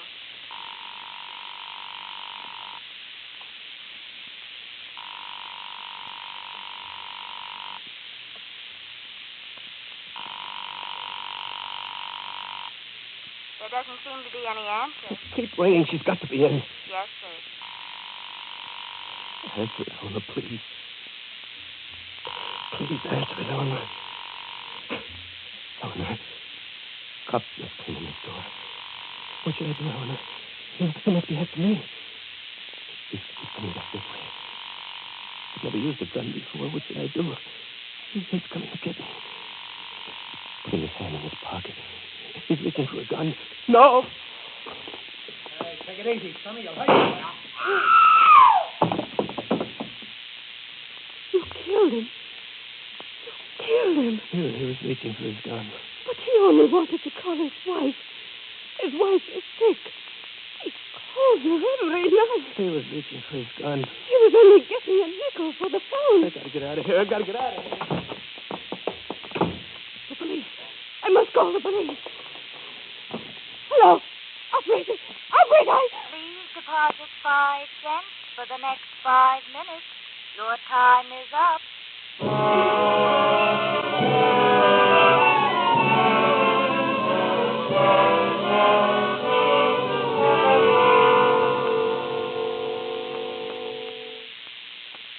Look, lady, I'm from headquarters. Now, just give it to me slow and easy now. How was this guy dressed, lady? Was he blonde with a gray suit? Yes, and he was rumpled. Did he have on a black tie? Yes, a black tie. Does that sound like the guy that was at the party with you? Yeah, that's him, all right. No, if only we could have hit him off. Too late now, brother.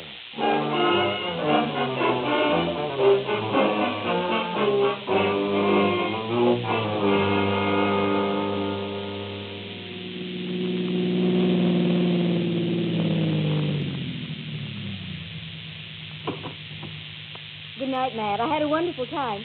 Call me when you get home, and I'll let you know about tomorrow. Night.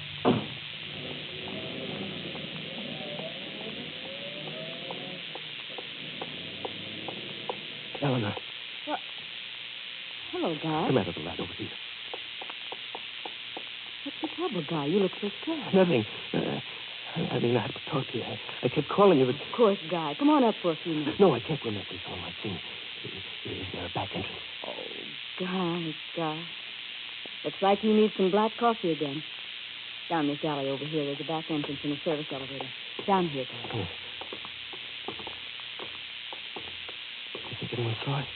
What are you afraid of this time, Guy? I'm here. I won't leave you. Someone may be following. Why should anyone be following us? Besides, the alley's empty. No one uses it at this hour. Here, take my hand. Guy, what are you doing with a gun?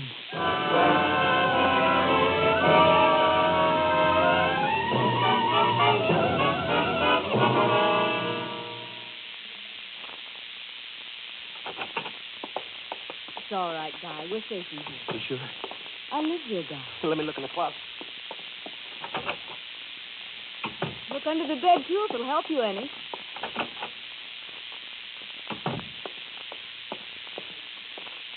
Sit down, Guy. I've never seen you so upset.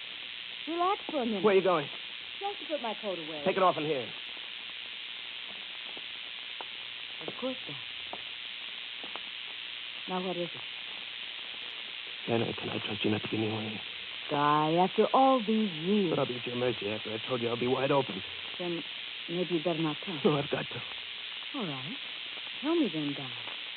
You can trust me, you know that. Eleanor, I killed a girl over in the place where I was.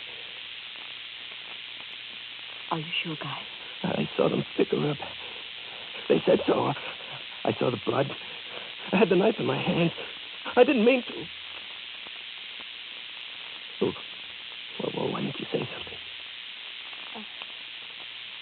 I guess I wasn't counting on anything like that.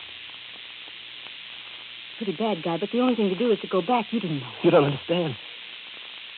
There was a second one. God. A policeman in a candy store. He came in and I did that one on purpose. Guy, what's the trouble with you? It's not whiskey, I don't think, but you don't think... They said it was some kind of liquor. It slows everything down. Oh. Slows everything down. Guy, don't pace the floor like that. Sit down and rest. Who was the man in the cab with you? A friend. He'll be coming back. He'll be coming up here. No, he won't. Don't you want to lie down for a while, Guy? You seem tired. It'll help wear it off. What are you reaching for? What are you doing? I saw your hand go out. I just wanted a cigarette, Guy. Here they are, right down here. See them? You're standing near the door than you were a moment ago. Sit all the way over here. I won't move, I promise. Don't, Guy. Don't look at me like that. You're afraid of me. You're afraid of me because... I don't have any choice the way you're acting. Please, Guy. Lie down for a few minutes. Try closing your eyes for just a minute and resting. Give me a chance. Give me a chance to go down to the lobby. I won't move. I'll sit beside you. You can hold my hand. I'll tie my wrist to yours. Who is it? I won't know, Guy, until I answer. Don't touch it. Keep your hand still. I saw it move. Probably Matt. The man you saw bring me home. He knows I'm here. If I don't answer it, Guy, he'll know something's wrong. It'll be worse than if I do. I won't say anything, Guy. I'll tell him I'm in bed. I'll ask him not to bother me. Here, go ahead. Get rid of him. Hello? Hello? Please, hello. He hung up. What are you crying for? Please, Guy. Please, this is useless. Let's figure out something. Please don't look at me like that! I'm hungry. I can have some sandwiches sent up from the drugstore. They toast them. Put lots of mayonnaise on them. I'll call it. I haven't eaten for 2 days. I haven't eaten since Tuesday, since before I went to that place. How do I know you won't give me away? You'll hear me. You'll be right here beside me while I call. What about when he comes up? I'll have him leave it at the door outside. On the floor. I won't let him in. I'm hungry.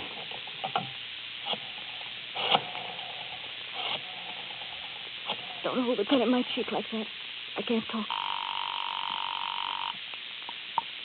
Drugstore, good evening. This is Miss Phillips. Will you send up 2 sandwiches, please? Double-deckers. Toasted with lots of mayonnaise and coffee in a container, just like the other night. Oh, what's the matter, Miss Phillips? Can't you get to sleep again? You want some of that sleeping stuff again? A lot of mayonnaise. Thank you. How do I know who you were talking to? But you heard me. How long will it take to get up here? About 5 minutes. Yeah, we'll see. If it doesn't show up in 5 minutes, I'll know you put something over on me. You can't figure time anymore.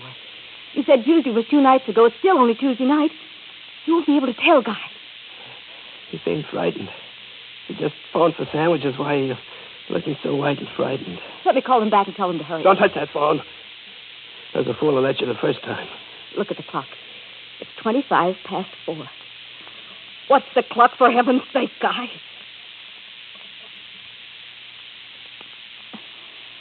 Let me have a cigarette, please. Pass me one yourself if you won't let me. Here. Light it yourself. I will.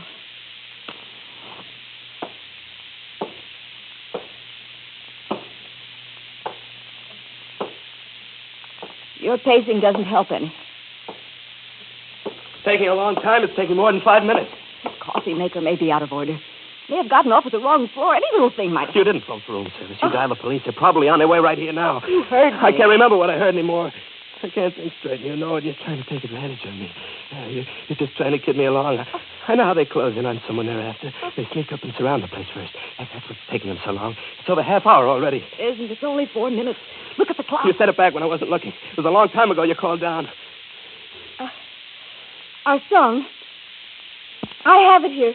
Let me play it, please. Hey, you're just stalling. Remember that first Christmas in New Hampshire, the tree we put up? Those long hikes we took in the snow? Remember how we left this record on for hours? It's only 6 minutes, Guy. Guy, put the gun away. Don't look like that, Guy. It's our song. Why did you have to give me away? I only wanted to hide out here until they forgot about me. Why'd you have to phone and tell them where they could find me? I didn't phone the police, Guy. I only want to be left in peace. I only want to be married and left in peace. Let me marry Matt, please. No, I'm sure you told them. Only 6.5 minutes. Not fair. Helen, don't I didn't mean it. Don't die, please. I was mixed up. I thought... Eleanor.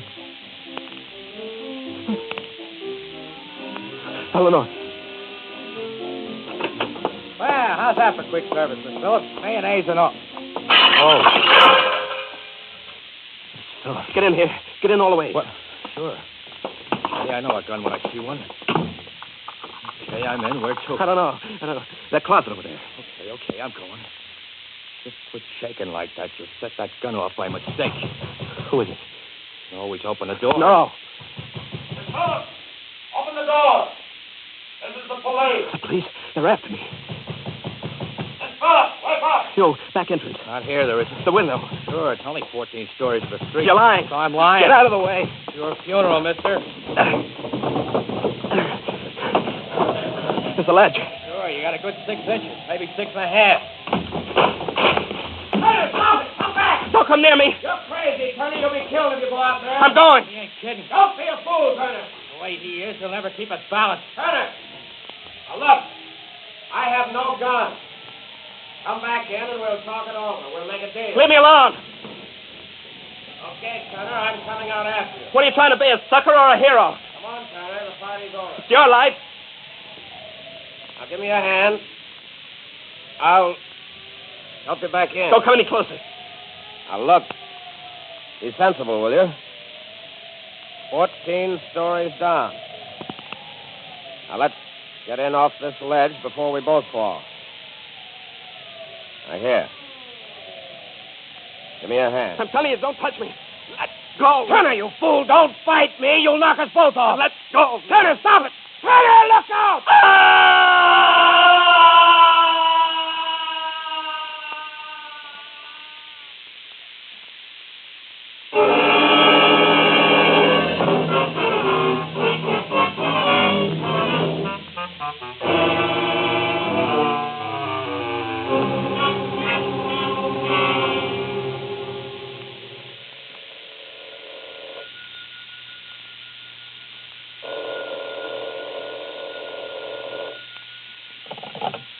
Hello? Yeah, this is Vinny. Oh, Mamie. Hello, how are you, dearie? Oh, I was out in the party with Jack and Marty. Yeah, and then Marty and I pull a swell joke on a guy. We laugh, I thought I'd die. Well, this guy Turner was high as a kite, see? And Marty gave him a knife, and this Turner makes a grab at me. So I make like I'm stabbed and squeeze ketchup between my fingers. Oh, he was so scared he just ran right out. Sure, the next time I see him, I'm going to tell him about the ketchup. Boy, I'll bet he'll laugh his head off.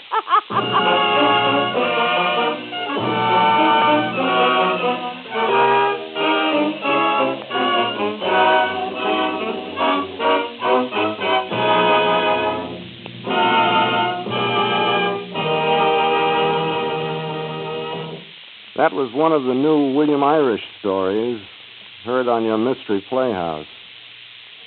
One of the best mysteries T4Y's heard in many a moon. Now we have some news for you. First, we've gotten a wire from Peter Lorre, mine host. He broke the lease on the cage he was living in and expects to be back within the next 2 weeks. Secondly, we've lined up a few friends for you. Philo Vance is going to drop in, and Ellery Queen is coming back. The rest of the creeps will remain the same. Now, it's getting early again. It's T4Y closing the doors of the Mystery Playhouse and saying goodnight. Sleep tight. This is the Armed Forces Radio Service.